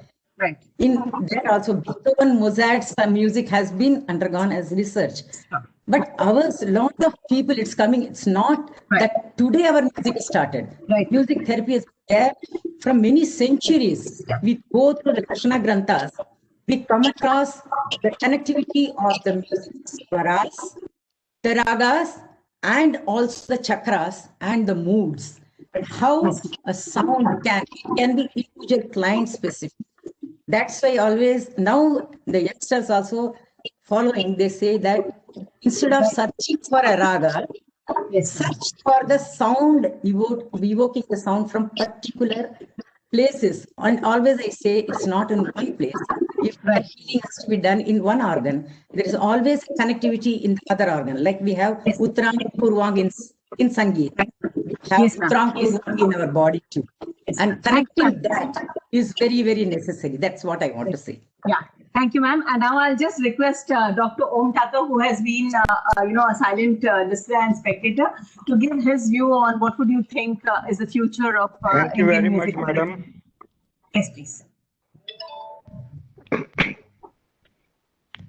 Yes, Hello, listen to me.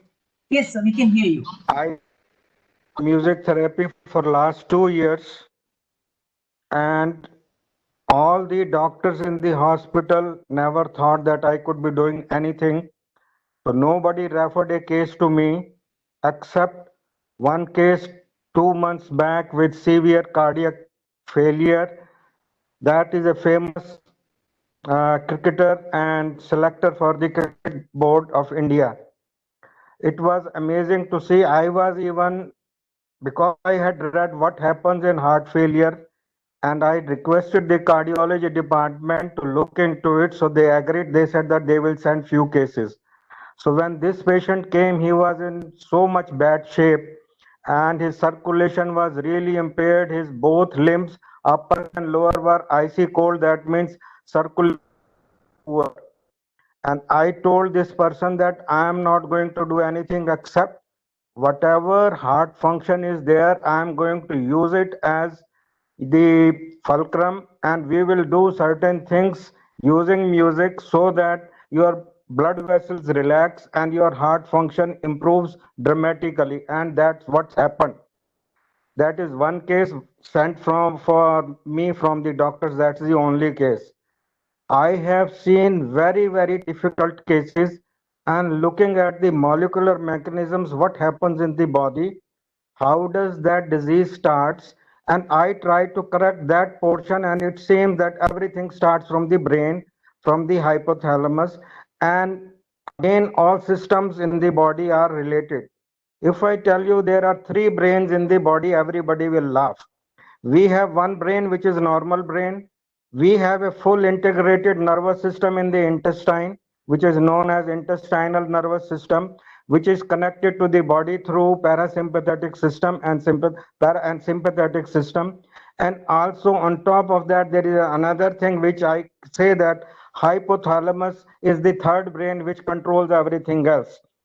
So now whatever I do, I first control the thought process in the patient, after that the hypothalamus, and then to improve the energy of the body, I use Sare Gama Pada Nisa for chakras. I have practiced this for 4 hours early in the morning on myself before I went into music therapy, and I could see what is happening.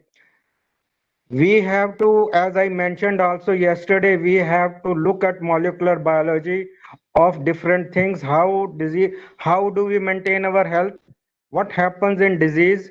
Do we have to stop the medicine? I don't stop any medicines. They continue their medicines, but I work from my side, and it has given tremendous, excellent results. There was one patient who is professor of neurology.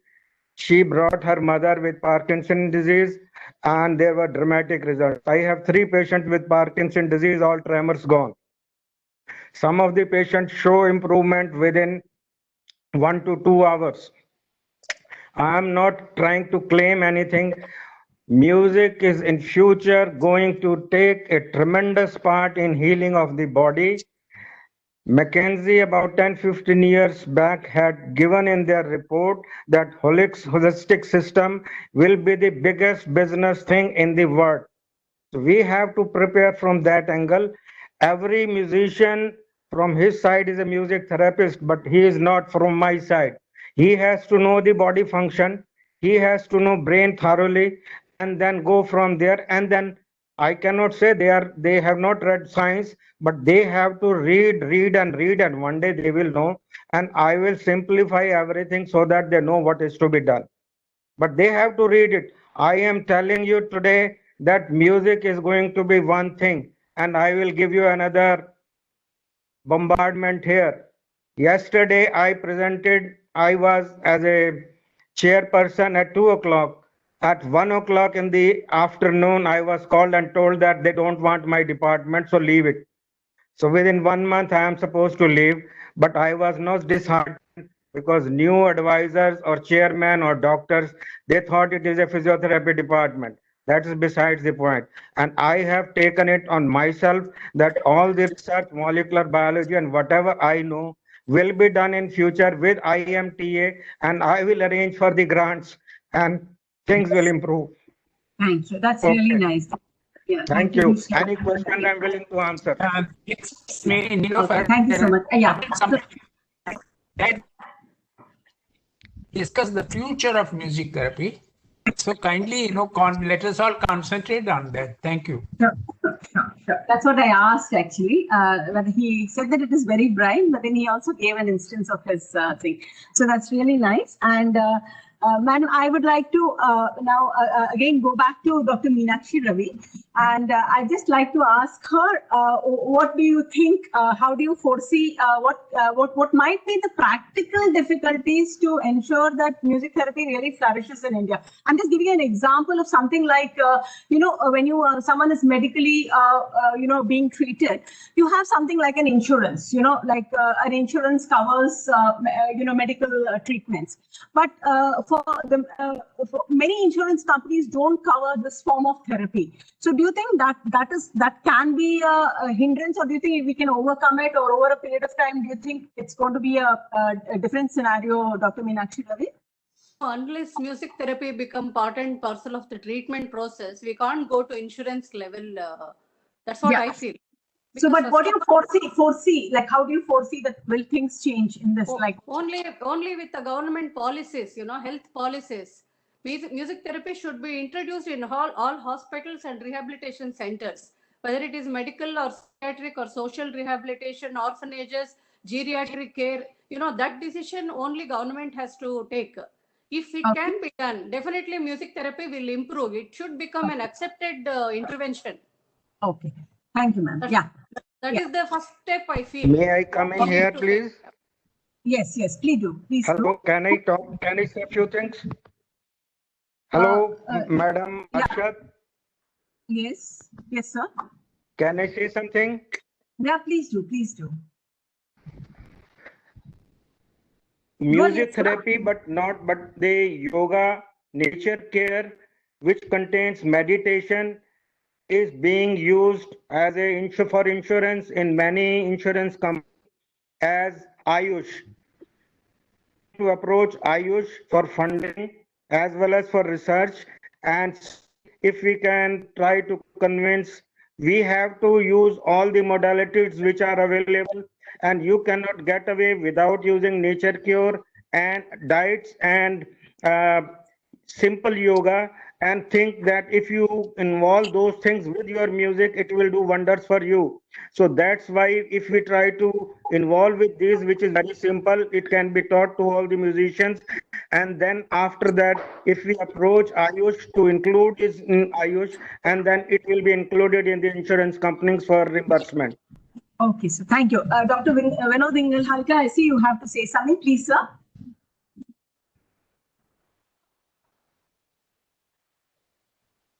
I think you're muted. You kindly unmute your mic. in United States, in certain European countries, the music therapy expenses are reimbursed. And they are reimbursed simply because the insurance companies have been convinced that this particular modality is useful to them. Um, I would like to make a comment here. When we treat a patient, or when I'm recommending a particular treatment to a patient, I have a responsibility. Um, the modality must be found to be useful, unquestionably, number one. Number two, it must not be that I am magician, therefore it works in my hand, but doesn't work in other's hand. That is not a claim. It must be so confirmed that every average practitioner should be able to give reasonably identical results safely. Only then such a therapy becomes a recommendable therapy, especially if you're going to charge money for music therapy. Somebody giving free advice is a different part of the story. But if I'm going to charge as a therapist, because I also have to survive, but if I'm going to charge, I have ethical responsibility to see that I treat him with something which is really established. And unless this has been done, government is not really going to. My yesterday's focus, even today's focus is same thing. We must concentrate on working on our Indian music. We can't just keep on claiming and bask in past glory. Struggle and work today. When we say we don't have to prove to anybody, no. If we want to have recognition, we have to prove it to somebody, XYZ. Only then, once you have insurance policy available, huge number of people will use it. The music, true Indian music, will be used extensively. And I'm very sure about it. I am proud of Indian music. I have nothing against Indian music because I'm trained in Indian music. These are my roots. But we need to work on it. And the future walking has to be towards this rather than discussing what we are doing today. Right. Okay. Can I request Dr. Meher Master Mose to kindly come in and give us your opinion about what you think will be the future of music therapy in India or Indian music therapy?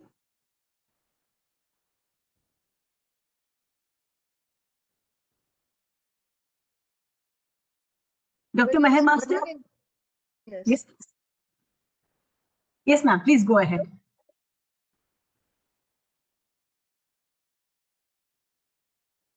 Ma'am, your yeah, now we can hear.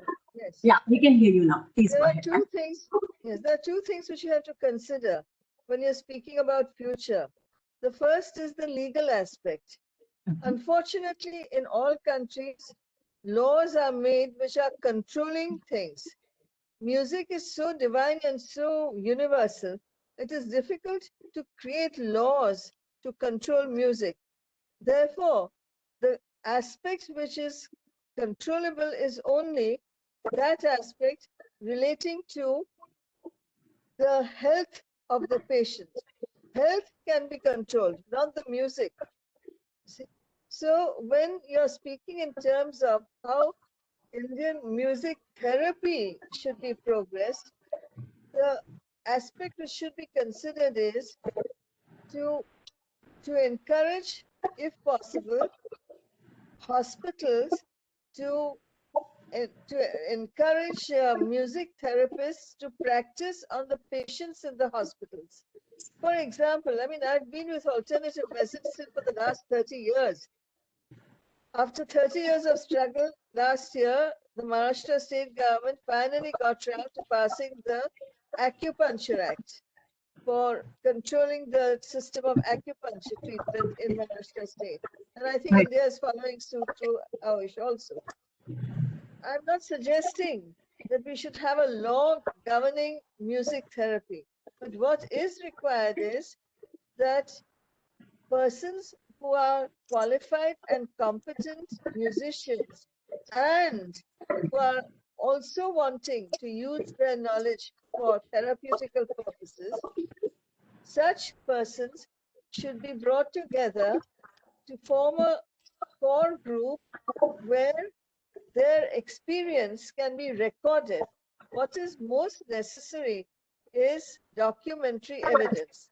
Therefore, if patients in hospitals are treated by such competent, qualified musicians who are therapists, and documentary evidence is recorded patient after patient, then this mass of documentary evidence within 1 or 2 years would itself provide a base on which one can approach either a state government or a municipal government or even finally the union government to enable the recognition of this system as a system for use in hospitals.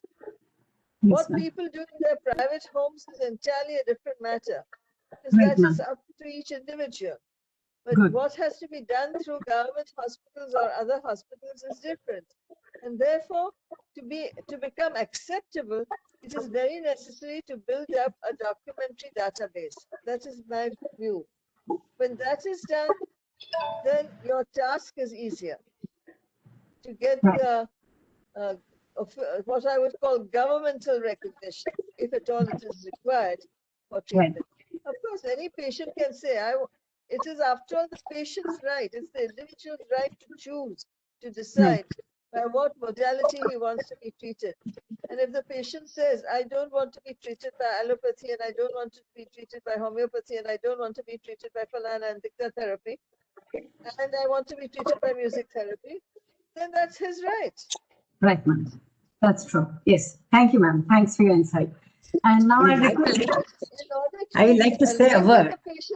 In order to enable the patient to make that choice within the framework of a government hospital, you need documentary database. Yes, very true. Documentary evidence is very, very important. Yes. Thank you, ma'am. Thanks for your insights.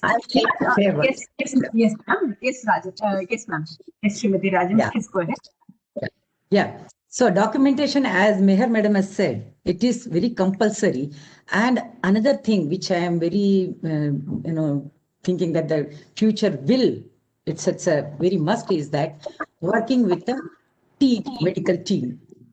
For at least as we have 2 to 3 years of post, like after doing their masters in particular form of music, and working in it as a team with the doctors, providing music therapy in the hospitals, and let the doctors also document the effect, the impact of what changes have brought the music therapy has brought. Because that is what my experience have been working with the doctors, documentation. And this is what is going to have the future of Indian classical music more recognized, because the documentation working with the medical faculties around and as part of the hospital, because many of the music therapists, what I'm coming across, they are not aware of the inner body organs.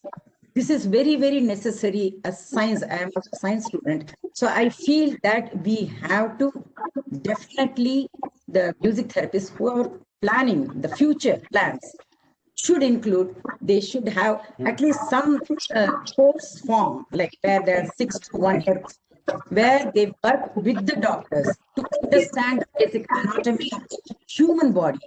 That is very, very necessary before thinking about graduating and masters, doing masters in the music, to understand the ragas, the swaras is must, the emotions, everything. But understanding the human anatomy is must. Psychology, understanding the psychology must.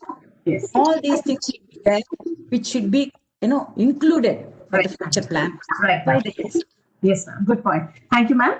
And I would like to direct one question to Dr. T.V. Sairam now. I want to ask you, see, it's very interesting. Now, everybody, documentation is very important. And we know that, through our various conferences with NADA and IMTA, that there are a lot of, medical professionals, there are a lot of music therapists, there are a lot of, people who have used music, and it has been documented. Now, Dr. T.V. Sairam, what I want to ask you is IMTA or, IMTA going to probably collaborate with the government, to ensure that we create a body which validates such findings and actually documents them, which is accepted universally.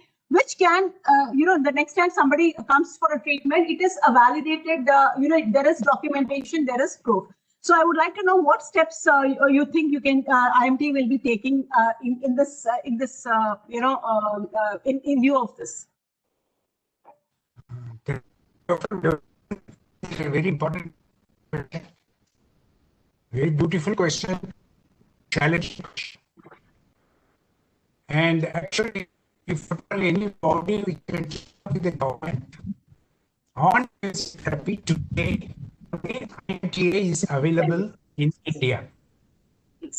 Why I am saying now we are 100 people strong body now. You all know in democracy, the number counts, not the quality.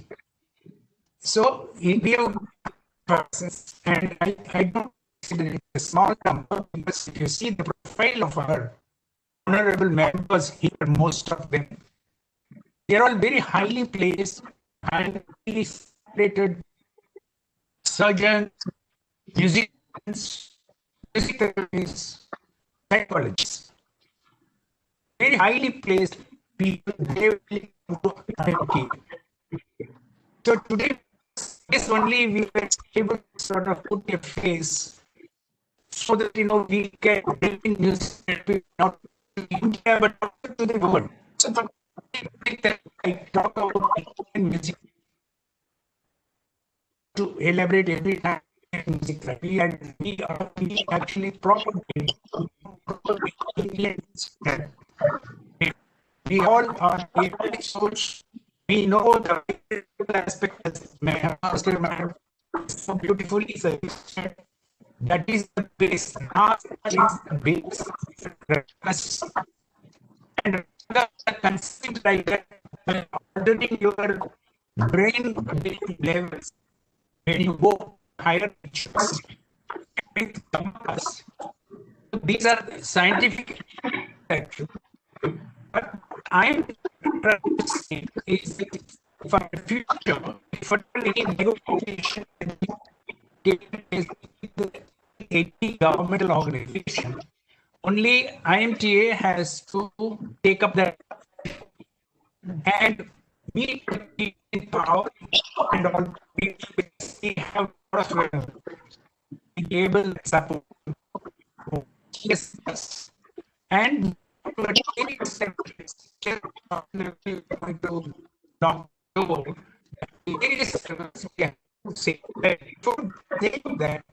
we must definitely have certain base, strong base, not only the we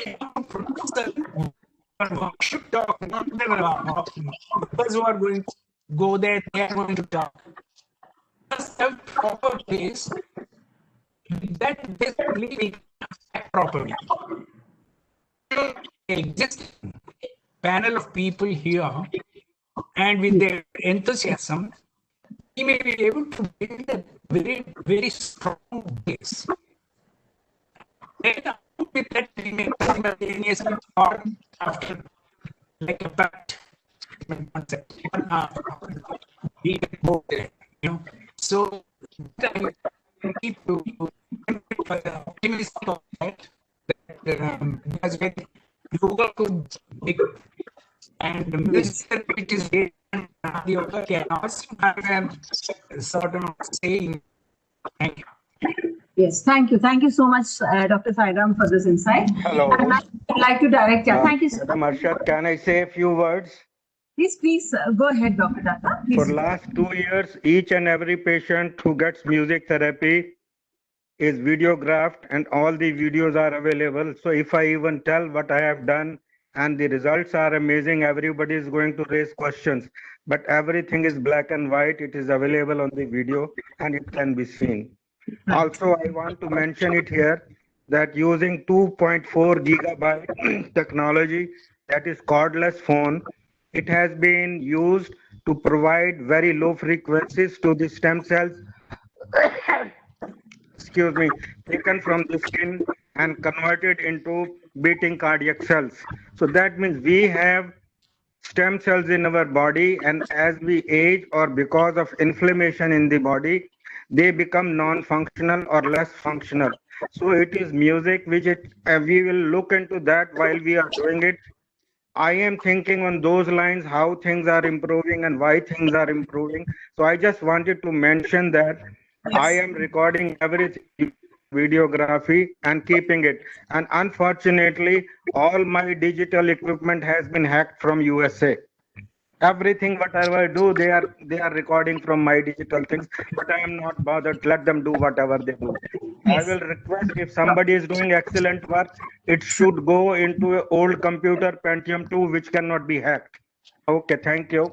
Yeah, thank you for the tip, Dr. Tucker. That's good information because we are all used to new MacBooks and other things. So that's a good information you have given us. And now I'd like to just ask Dr. Ingal Halikar, how about, because there are so many professional doctors who are using the process of music therapy and this music therapy in their, I know of orthopedic surgeons like yourselves, and there's one doctor from Calcutta also. I don't know whether he's here today. So he also actually had recorded and documented where he demonstrated where, without giving anesthesia to his patient, he was He's an operating. orthopedic surgeon from Kolkata, Sumanta Thakur. Sumanta Thakur, that's true. Yeah, he's known to, yeah. Yeah, and he had actually... he's doing good work, he's doing. Yes, great. He's And doing he good work. documented it also, doctor, and one of the he was actually playing music and the patient was smiling, and without anesthesia he had gone This through it. this is a very common scenario in the operation theater if its music is properly used. Okay. So my question is, Dr. Ingal Halikar, is now we have had real medical doctors record, and they have also, even yesterday we had, day before yesterday we had Shamili Das give something, you had given some insights and you have used it personally. So what I wanted to say is that now when we go to the process of authentication or validation or having a thing, how can the music therapists and the actual medical professionals, how can they collaborate or they can endorse each other's so that it can become a real backing for the that the government makes a law or says that yes, recognizes music therapy as an actual effective therapy. Okay. Now let me take you back to one point which from the present discussions context might look retro. When I give any treatment to any patient, I owe it to the patient not only ethically but even legally. If I give treatment to the patient which is not in vogue in terms of confirmation, then I'm legally bound responsible for those expenses. And therefore, anytime you go to any hospital, first thing in the hospital, except clandestinely, I cannot do the treatment which has not been approved by the hospital society, hospital board, whether it's a government setup, municipal setup, except in small private nursing homes where I can do what I want. But again, I am liable to the patient for what I am treating them with. If anything happens, I will not be able to defend it in the court. And on the contrary, I'll have a severe strictures which might lead even to the point of stopping my practice as a medico. So basically, I'm not talking about this fear. I'm talking about responsibility that nothing can be done, nothing needs to be done, should be done. Even when we want to do something which has not been approved, 4 or 5 different specialists of different types, including statistician, including biologists, biomolecular people, various people form a committee, what is called ethics committee. There's another committee called as a research committee. There's also a committee called publication committee. They all sit together. Each one of them asks questions. Then the researcher is supposed to answer all of them very, very correctly, which includes the possible effects, how. Then at the end of the point comes of funding. Nothing can be done without expenses, and especially if you want to study it. Just calling somebody to sing in the award to give a patient is a different part of the story. But if I want to do documentation, I want to do measure blood cortisol level, I want to do them functional MRI, all these do cost money. Even at government hospital, government spends money. It's not free. But for all this, we need to justify those expenses. And that is where we begin with basic clinical studies, confirm the clinical studies are good. After that, we will say, okay, now that the clinical studies have shown good result, can you allow us to do experimental parts of the story, like functional MRI of 10 patients? Every time we take a patient for the MRI, we are asked questions. Is this safe for the patient? The patient will ask us, is this safe? Whatever we say, for the whole lifetime, if he starts getting headache, he will say, you did my brain MRI, therefore I have this headache. It may be totally unrelevant, but what I'm saying is we are answerable. And these are the main difficulties before we go. So collaborating a hospital or medico, it's not that the hospitals or medicos are unwilling, because a lot of us are medicos ourselves. Right, right. No, no, sir. What I meant was right. What you said is absolutely valid. This, But what I'm saying is, we'll have to proceed in a very systematic manner, not hodgepodge manner, not with false claims, etc. And then get on with it, and this will take many years. This can't happen in 2 years' time. Now we collect evidence of 2 years' time. Yes, we can say that we have an evidence. Again, that has to be statistically properly worked out. And you know, you are a researcher. You know how stringently one has to look at everything before we say that it is true. But one has to begin it today, so that our next generation can have fruits of our struggle today. And Indian music truly gets its due place in music therapy. right, sir. No, I also, when I put this question to you, I meant when things had been proved, with proper ethics, legal, all the aspects in mind. I was just thinking of the future where yes, between experimented and this thing. So where, if a medical body endorses a music therapy body, and even then, and it probably, complements, and then, people. Sure. That we are really hoping that happens, because then tomorrow our music therapy can really get a true place on the shelf. Yes, thank you, sir. Thank you. And now I'd like to move to Dr. Meena. Yes. Yes, Dr. Thakur, would you like to say something? If you want to get funding from the government agencies, department has to be registered with ICMR to get that. So that means that our IMTA has to be registered as a research organization with ICMR, so that we can pull strings to get funds from some of the government agencies. But in the meantime, we should try our hands with different private organizations to fund us, so that we get some seed money and start doing something. Right, so thank you so much. Also, if you are doing research, as Dr. Vinod said, we have to have ethical committee and other committees to do that one. Right, sir. Right. Yes. Any comments, Dr. TV Sairam?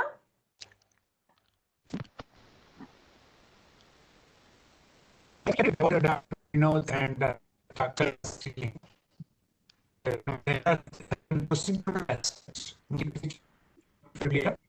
And we must at least which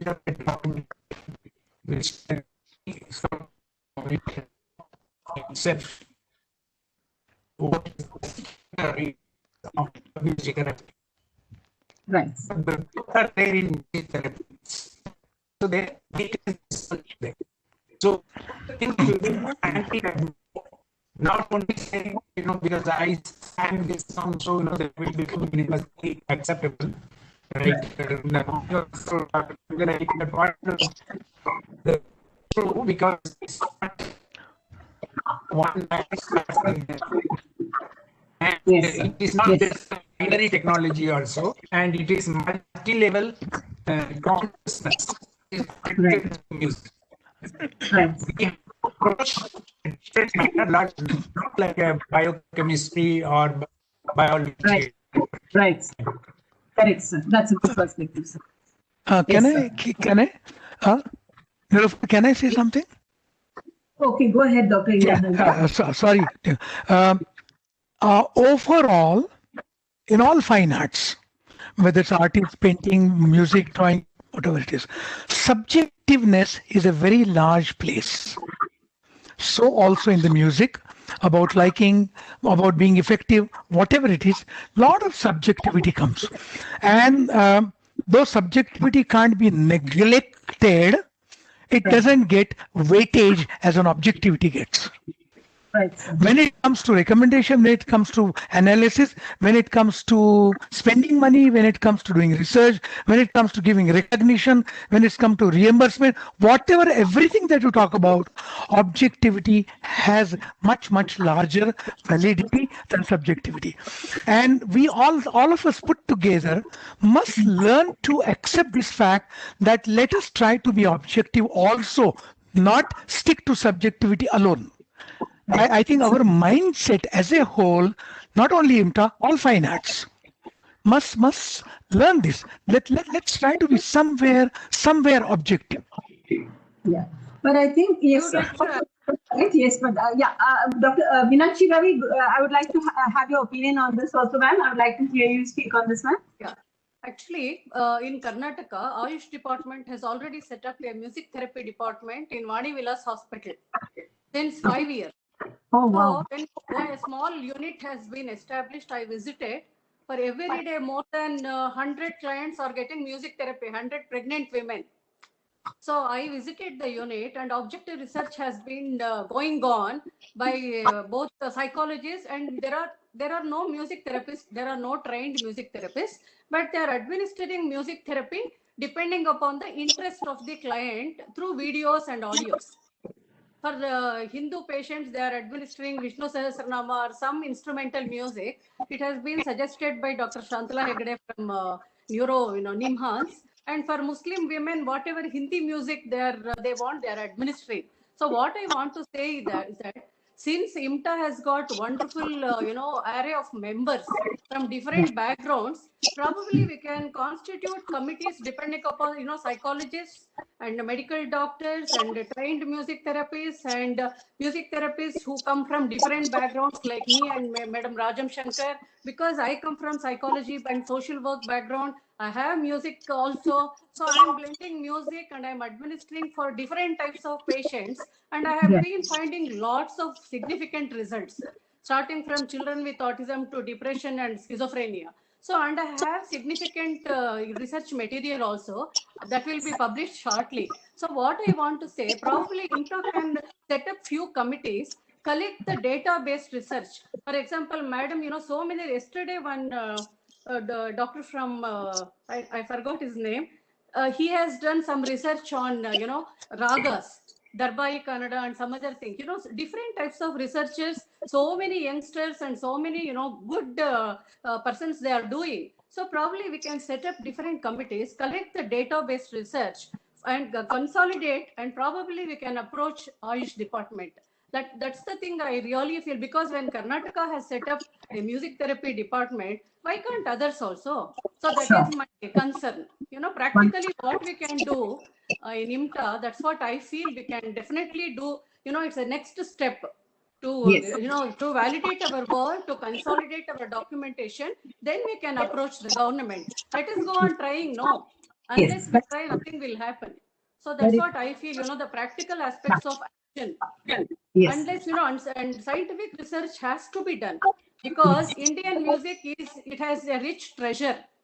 I am not against any Western music. I'm very, very open to universal music. But since India has got a very rich treasure of Indian ragas and laya, both talas and melody and literature, I think we should concentrate more on Indian music. Different forms of music. Because Indian music is diversified, we can use any music according to the client's need and interest. Right. So I think at least this conference should have one step ahead, action number one. At least even if we, climb one step, I feel it is worth it. And now IMTA definitely can do it. That's what I feel. Meenakshi madam, can I? Meenakshi, for this, all the research papers, they must be willing to get it properly scrutinized, which is something I think is the biggest obstruction. When the papers are already written, published, and publicly sort of talked about, later on to get it objectively analyzed, people are often unwilling, or they think it's not being done, or we're being sidetracked, etc., etc. We will try, sir. That is what I'm talking about, objectivity. Right, Dr. That's a good point. But actually, as Meenakshi ma'am says, that we can always validate innovation. We can make people understand that when we have to let people take us serious and we have to get a proper recognition and certification, it is important for people to experiment with our this thing and get the same results. So I understand, and I also like to share. Dr. Durgesh has shared that the Mahatma Gandhi Kashi Vidyapeeth has given approval to start a music therapy cell at its premises. And he also says that the Center of Women's Studies at the University of Lucknow has started a program on Garba Sanskara, where they have included 2 units of music therapy. And he's the faculty there. So it's very encouraging to note all these. So thank you. And I would like to now move to Dr. Meher Mastermost and ask her, what do you think should be the steps for us to ensure that the future of music therapy in India is, secure and recognized, and it is, it really gets abundant and it grows a lot, ma'am? I would like to suggest something very practical.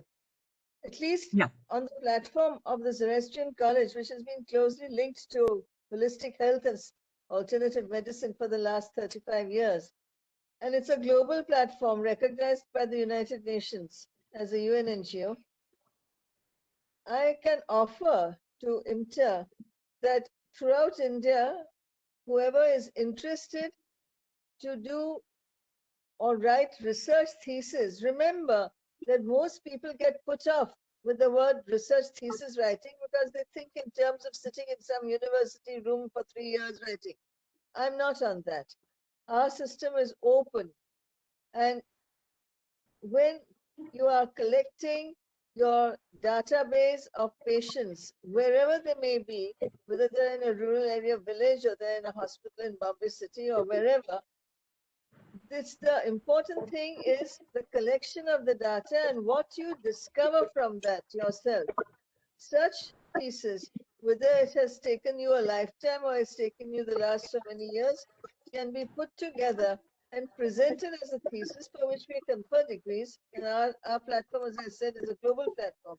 This way, IMTA would be able to take the music therapy system forward within India as well as at a global level, and through the UN, where there are frequent conferences held for the 17 sustainable goals, music therapy can be promoted as one of the methods for achieving some of the UN sustainable goals. By doing this in a practical way, and giving very practical examples and methods, within a short time, it would be possible for IMTA to put Indian music, I'm paying a special emphasis on Indian classical music, to be accepted as a modality globally, not only within India.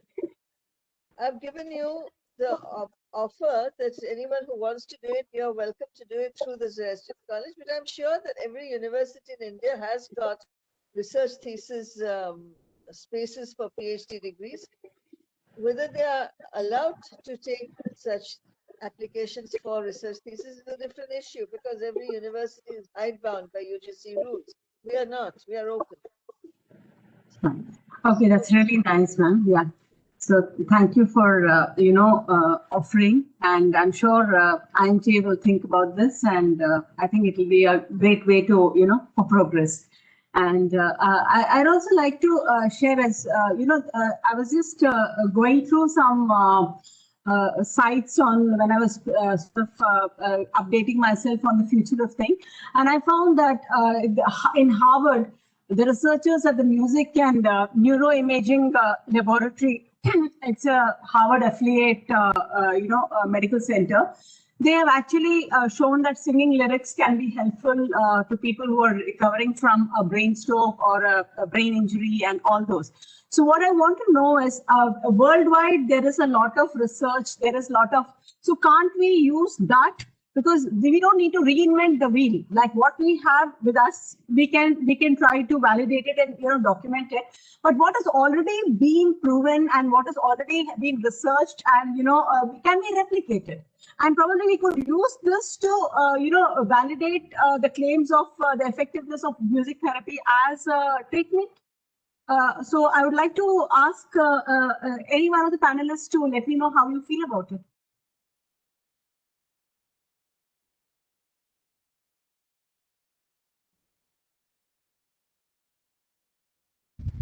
Hello.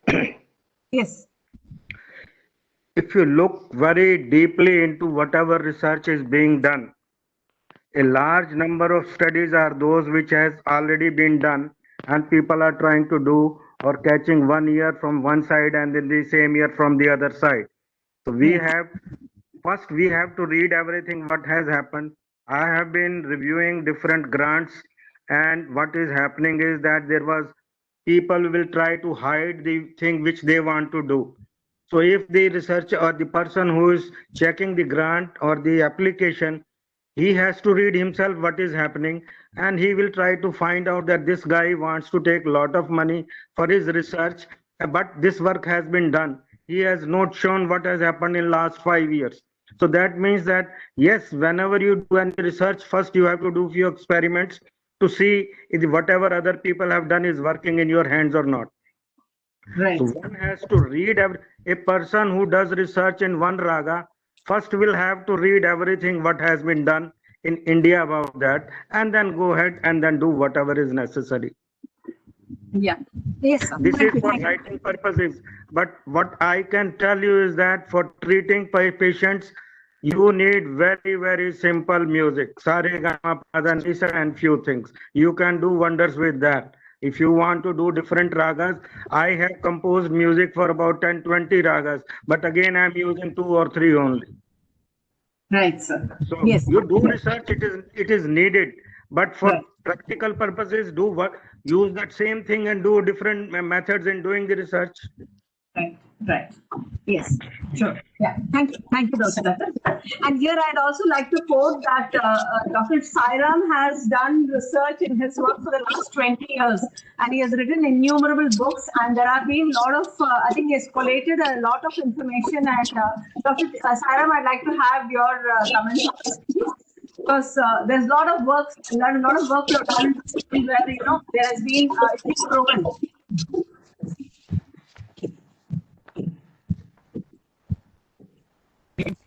Can you hear me? Yes, Neelu, what was the question actually? I'm sorry, I was diverted. Yeah, so no, I was just in response to the previous question, Dr. Tucker said that there is a lot of research matter available, but a lot of people are, they need to read everything to understand what has already been researched, and then, we probably apply it or, do research on a different, whatever thing which has not been researched. So in this context, I agree with him, and I also wanted to tell him that you have done a lot of research. The last 20-25 years, you've done a lot of research on music. You've written books, and you have cited, you have collated a lot of, findings, research findings, and things like that. So that can also be taken as, when we are. So I wanted to your comments on that here. No, whatever I have done, I don't have. Maybe bad. Maybe good, maybe and the person who finds it useful or useful. So I don't have comments on what I did. What I did in the world. Because on that basis I cannot comment. Completely said. And particularly in music therapy, what we started even 20 years back, we had very little information. Now the information explosion is there with coming of many young people. We have found that last 3 days I am listening to, I have got many notes which I have taken from my own students. So they are my gurus now. So now if I say that I did that or I did that, I will waste my time and there. So I don't want to go back. But right, I totally sorry, I didn't understand your question. No, Tell no, me. sir, I totally understand. I totally understand. I know I'm not asking. You forget about what was done. Now, what should be done, you tell. Yes. So what I was saying is that in your writings and your research work and your findings in books, they can be used as reference instead of a person reinventing the wheel. If there is already the work that has been done, that can be taken and cited and used, because there are certain proven methods that have been put into it. So People are doing it. I don't have to worry, or you don't have to worry, because many people are already doing it. Sometimes you may find in many websites they are using my material. Also acknowledge, I'm very happy, grateful that I am acknowledged also, because there are many who do never acknowledge. You know. So what I feel is that now lot more to be done, because whatever we have done is insignificant.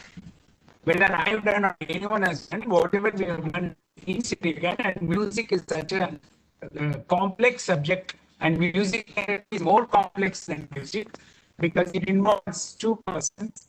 So we have to do a lot of hard work, a lot of challenges ahead, but that is why it is an exciting field, and I'm very excited about that. No final word is spoken. Thank you. Okay, thank you, Dr. Sairam. Okay, and I'd like Mrs. Rajam Shankar to give her views on this, please. As Sairamji said, and Thakkarji said, music what we had done is not now counted. What has to be done future? The research and what I'm really very happy that the youngsters and the new generation, they are doing fantastic work. They are doing a lot of work in what is, and moreover, the advancement in the technology has come into picture that is really helping. You know, we used to go there and find out where they are on one click. Literature and research work, what is happening all over the world, we can get it in our fingertips. We can get it through our fingertips. So it's quite easy, and I feel that a lot has to be done. It's like ocean.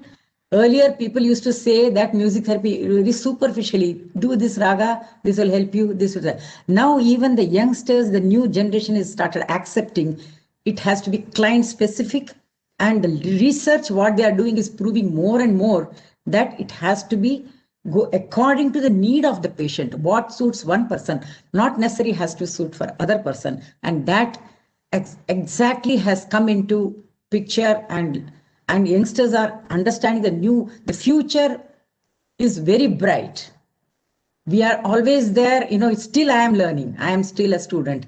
I am also ready to go for any research. If anybody wants me to be part of it, I am always available with my whatever is my little bit of experience, whatever I have gained. Very, very less. It's an ocean. As I told you, it's an ocean. Everything what we are doing is only what we are contributing is just a drop. Just a drop. And there is a whole ocean is to be researched and discovered, and a lot of things.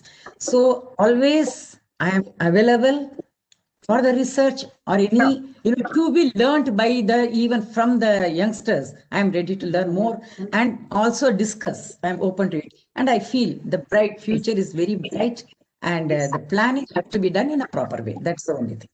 So thank you, ma'am. Thank you. Yeah.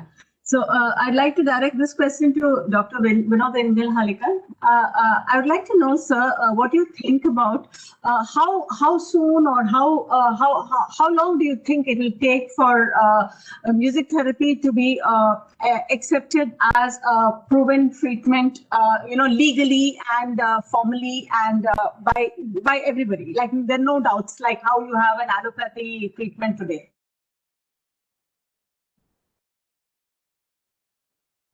So you're muted, sir. Can you please unmute your mic?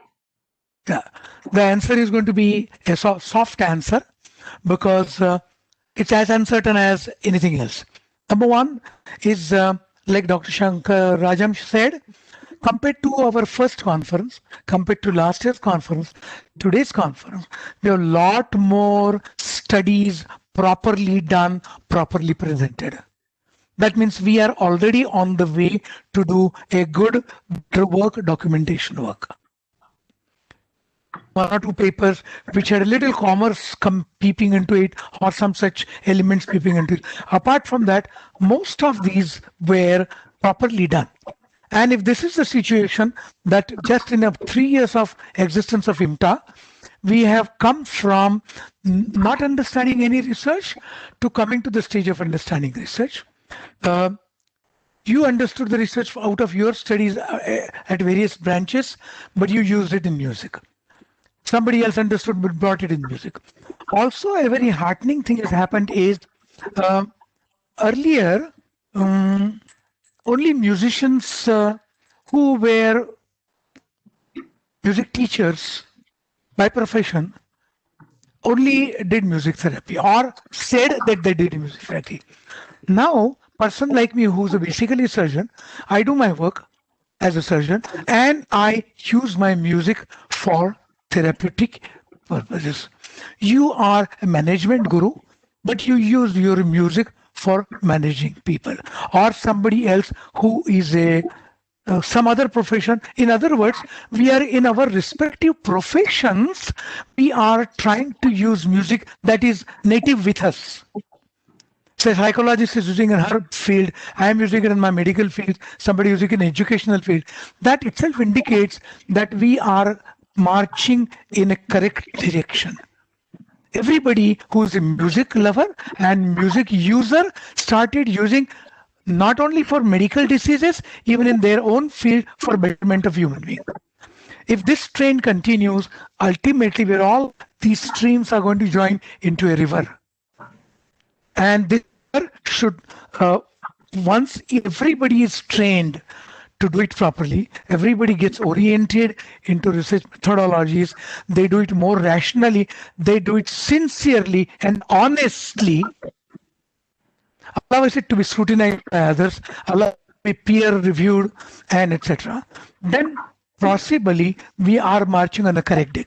Not only it is useful from getting weightage for research, but for it being truly useful to others, somebody else's properly done experiments are going to be useful to me. Somebody doing in Chennai good experiments and they tell me, look here, this is what I did. I am going to use it in my therapy. So from prayer of music therapy point of view, from utility, correct point of view, it's all going to be useful. And I think the earlier we abide by these, I won't call regulations because people take regulation as a bad word. Earlier I abide by these, myself put in restrictions, probably all of us are going to march better. We're going to march together in step, not get into each other's step. Probably we're going to do better. Once that is done, I expect systematically done things in 5 years' time, we should be able to tell the government with a broad chest and upheld head, look here, listen to us. And probably government will have no choice but to listen to us. And like Dr. Sairam said, today I don't see any other body which has that power except IMTA. And towards this, we must start from grassroots. We must equip our own people in basic statistics, basic methodology. What is the validity of a research? How do you write a research paper? How do you publish this? How do you do this? All this must be taught to our people apart from the music that they are being taught. And IMTA should do that. And I think in coming 10 years, probably I may not be there, being an ancient specimen born long ago. But you all You will be there, I will not be there. Don't worry. There. We both are in same path. Yeah. So, but the next generation, and apart, leave aside generation of music therapists, I think the generation of population, our population will truly get involved. Now, there's one more point I would like to say here. Over a period, is there any song, Bollywood, Hollywood, whatever, which is not raga based? You give me any song from anywhere, unless it's a Mishra raga or badly mixed, it has an Indian classical base. It has an Indian classical base. So whether it's a Bollywood song or a Bhangra or a Lavani or a Qawwali, it has a Indian classical base. So I have no reason to be vehement about classical purity, and I don't have to be Samaritan Puritanist. I'm using that music. You all are going to use the music, and why not? After all, it's our music. As I gather, only 5% of practitioners in India, music therapy practitioners, are probably using Western tunes, Mozart, etc. All of us using local Indian music, which base is nothing else but Indian music. Right, sir. So we are already doing it. We are already doing it. Only the genres are different, the formats are bigger, and ultimately, like we are using modern technology, we got to use modern tests, which is palatable to the current generation, which is going to accept what we give them. If I give them classical-based Bollywood songs and they learn to enjoy that, why not? Sure, definitely. That's a good point. Thank you. Thank you. Now I'd like to go to Mr. Dr. Tucker. Dr. Tucker, I would like to hear some comments from you as well on this.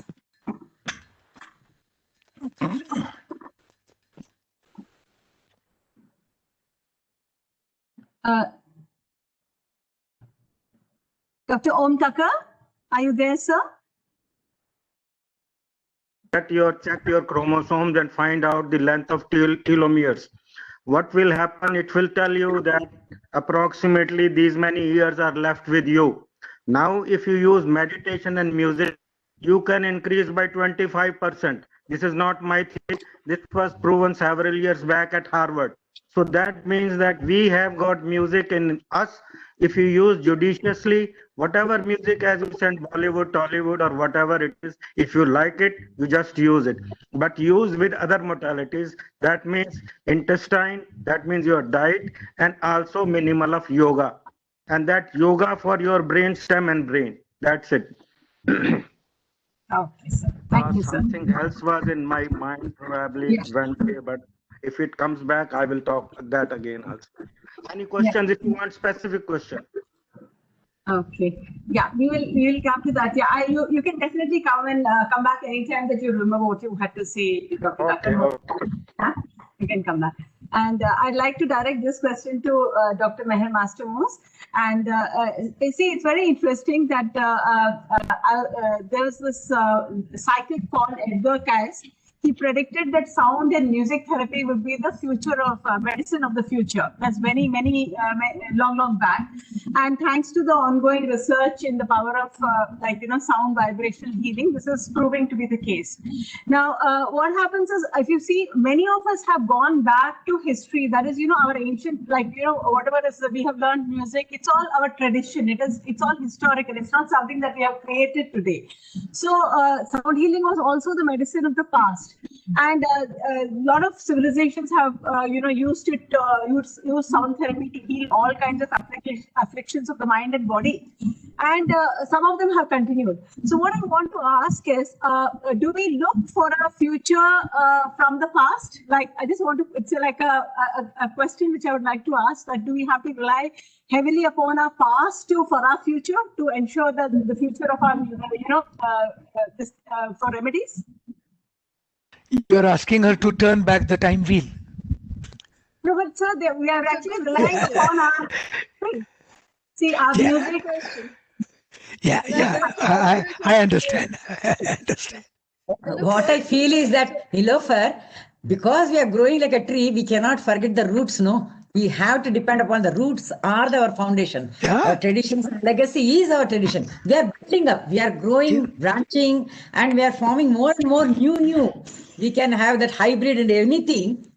Only how strong is our root, we can do the hybrid or whatever is extra we have to do. But we cannot forget our roots. Our roots are the strong. That is the strength of our music. IMTA, whatever IMTA is built on our traditional music only. That is what. Yeah. Our roots are so strong. No music in the world, nothing will shake it up. Nothing will shake our roots. Our roots are extremely strong, Indian roots. Yes. And as nothing will disturb them. All genre of music depends upon these 7 notes only, and we can find absolutely, all of them. Absolutely, completely. Yeah, either in 72 Medakatha Raga of Carnatic music or 10 thoughts of Hindustani music. Somewhere we are Absolutely, connected. absolutely. We are Everything is absolutely. Our roots, nothing can shake our May I roots. add something Right, to sir. our Thank you. discussion? Yeah, I just requested. Whatever our Rishi Munis Nilofer, have may written, I add something to your we have discussion? to read that, and if you have a problem, you will find that answer is there. You have to use your mind to catch that and do it, and then you can get it. Yes, sir. And you have to put old wine into new bottle and then try to use its new use, and you enjoy it. One more point I will tell you here, that I want to just give an example of a patient, but it is going to convey a very big message. 6 months back, I had a 98.5 years old lady who had a very massive brain stroke on right side. It was decided to dissolve that against all the hopes of the neurologists and other people. She showed remarkable improvement, and next I was involved with her 2 hours after the procedure, and next morning we again gave music therapy, and although she was semi-conscious or almost unconscious, but she was trying to copy me and trying to recite Gayatri Mantra.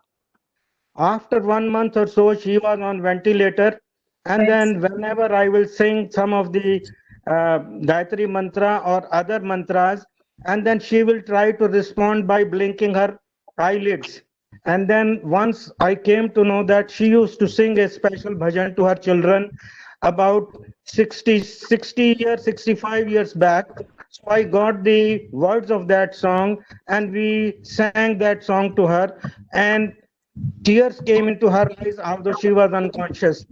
And all the recordings have been made, all these three, and it means that with music we can try to convey the message to the person who may be unconscious or diseased. You can do wonders to that patient. If positive message goes, maybe patient will get up much earlier. Yes, thank you, sir. Thank you very much. And now Thank I'll you. go back to my original question to Dr. Mehdi Mastermos. And ma'am, I'd like you to respond to it, please, what you feel about it. Just this, and say, in the in this conference, there was a paper presented on the Saraswati Veena and Tamil music therapy.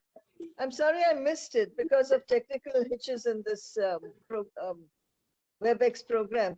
But it's my belief that vibrationary frequencies of the 72,000 nadis, which are in South Indian Carnatic music, and which can be reproduced through the Saraswati Veena in a special form. I had a friend, late Dr. Chandra,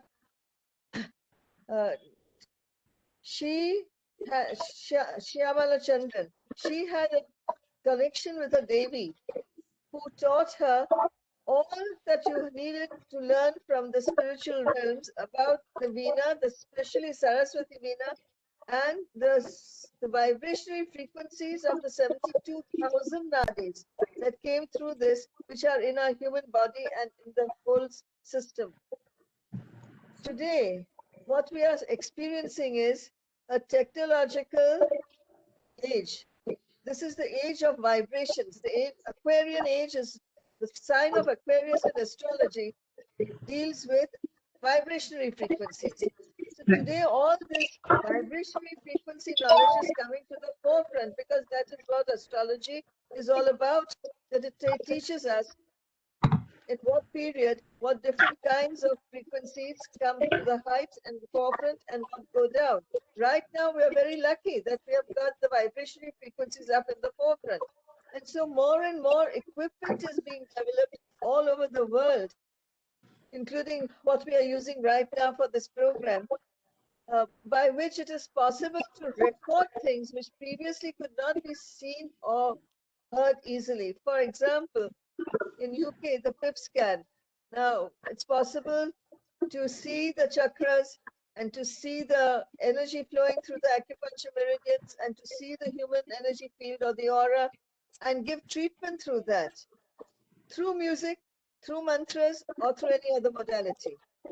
So in the present time period, what we are witnessing is the the revival of the ancient cosmic wisdom, which is possible because of the advancement of scientific technology, which is giving us the ability to record frequencies which previously could not be done in the last so many thousands of years. The time has come. Let us take the time in our hands. As there's an English saying, catch the bull by the horns and make it turn around. So this is our time. And all of us involved with music and music therapy should make use of this Aquarian age. Because today we have the wherewithal, we have the equipment, and the equipment will get better and better as time evolves. So that we do not need to depend on secondary modalities. All other methods of healthcare are based what I call secondary modalities. Eat the sun, because everything comes from the sun. Everything that is created on planet Earth comes through the vibrational frequencies of sound and colors of light from the sun. That's your direct modality. All these are the frequencies which you can intake and ingest, which will help. All others, whether it is herbal medicine, so you're taking the frequencies of light and sound from the plants, or it is Ayurvedic and Unani medicine, which takes it from minerals and other sources, or it is allopathic medicine, which takes it from any other sources. All these are secondary modality. Take the direct modality, which is the vibrational frequencies of sunlight, which are, and all colors of sunlight are based on sound, music vibration frequencies. So use the Saraswati Veena. Wow, wow, so nice. And how you connected the past to the future, and how the future assists us in understanding the past, which in turn assists us to grow so well. So thank you so much for this insight. It was really nice hearing you speak and how you connected the past with the future, and that is something really nice. Thank you, ma'am. And I'd like to go back to Meenakshi ma'am, and I would like to ask her give us some of her insights onto how you think the past music can be utilized to the fullest for our future, music, the future music therapy.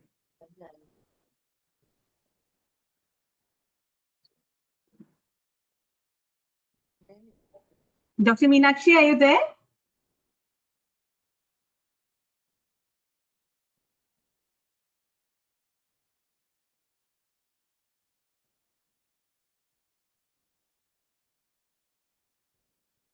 Okay, so I think she has probably got disconnected. So I'll take this to Dr. Sairam. So I'd like to understand how you feel about it and what your thoughts are on this. I was not attentive to your question. Can you repeat it? Yeah, no, just now we heard, I was just, my question was, I mean, various people responded to it. So it was that, we are, the sound and music therapy, basically it is, the sound healing was also medicine of our past. And, we have used, we continue to use sound practices through the centuries into the modern era. But now we also refer to the past, because the is where our basis. So how powerful it is. Past practices we are reviving to assist us in our future endeavors to make our music therapy more effective. So I just wanted your thoughts on this. I think whatever best, we must go for that. It's not the question of past or present or anything modern or anything like that. Because for human, the people who suffer, they want the best of treatment possible. So if we find in our past heritage, we have something like a sound healing or shamanic healings, we should take them. We should rather try to develop them and to the modern, in the modern context, so that, nothing to be sort of ignored, because we have got such a rich heritage, as Dr. Ingal Alikar said. We have a very rich heritage of sound, and also, as Meher Master said, vibrations, sound vibrations.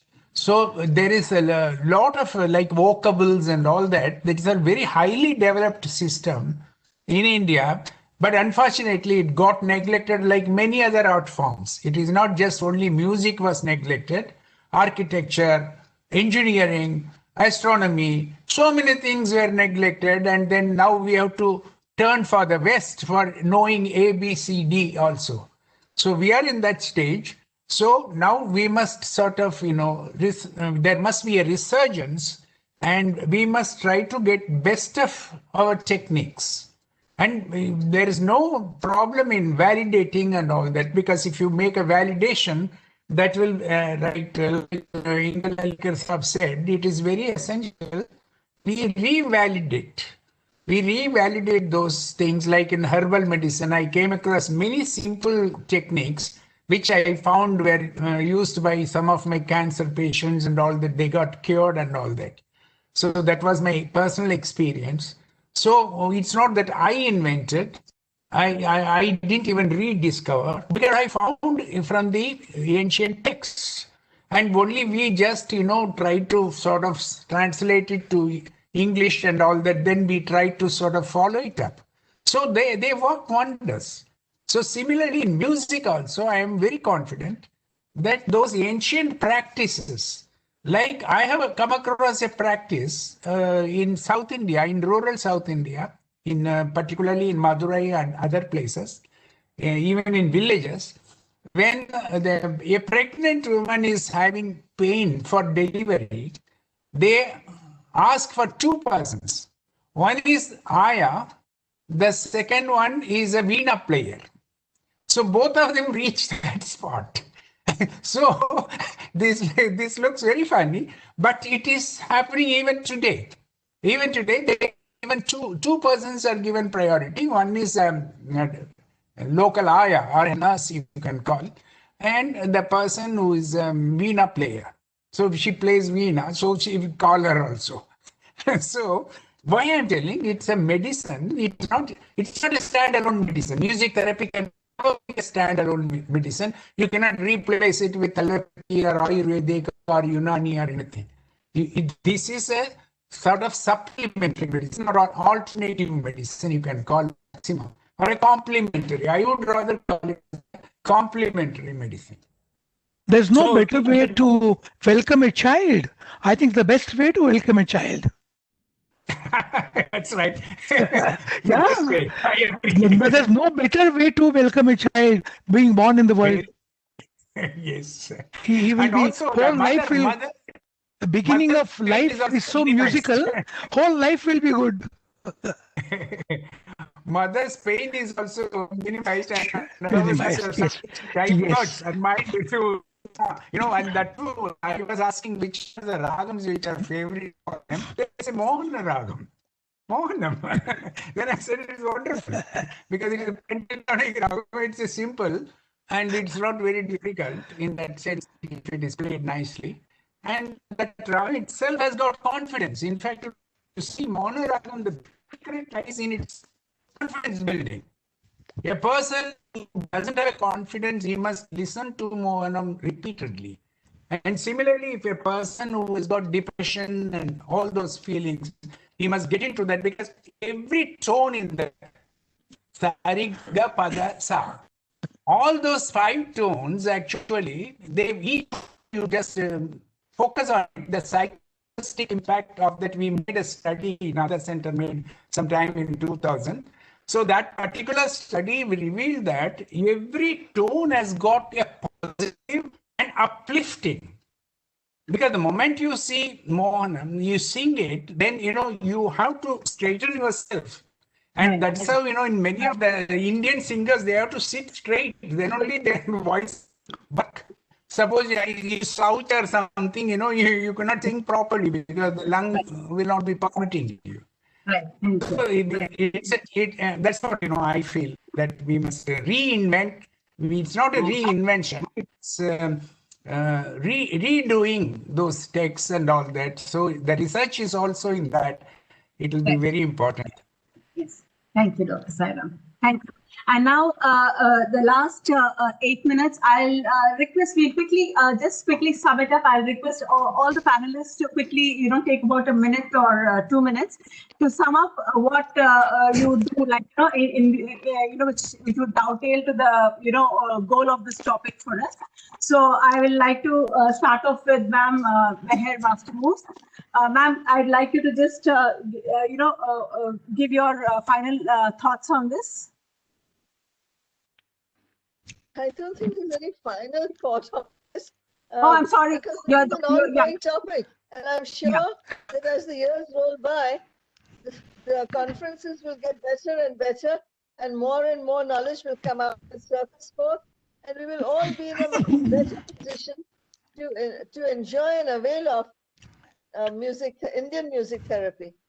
I think there's no final, no word final for this. Probably, if I say, what do you foresee, like, probably I just changed that saying, what do you foresee in the next few years on the music therapy scene?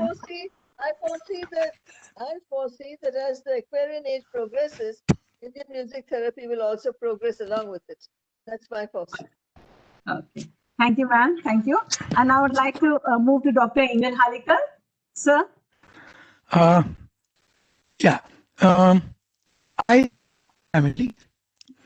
proud of my family, but I don't dislike my neighbors. I don't like people from other cities. Obviously, I'm not going to love them as much as I love my family, but I don't need to dislike them. I don't need to even go and hate them or brush them off. Therefore, I would suggest music is a music, and music is a universal language. It's something we say in one breath.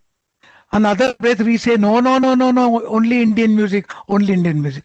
I think all music is good, all music is therapeutic, all genres are therapeutic, and therefore let's not feel inferior, or let's not feel that we are gaddar or unfaithful to our Indian classical music when we look at other musics or use other music, or what will others say to me if I use somebody else's music.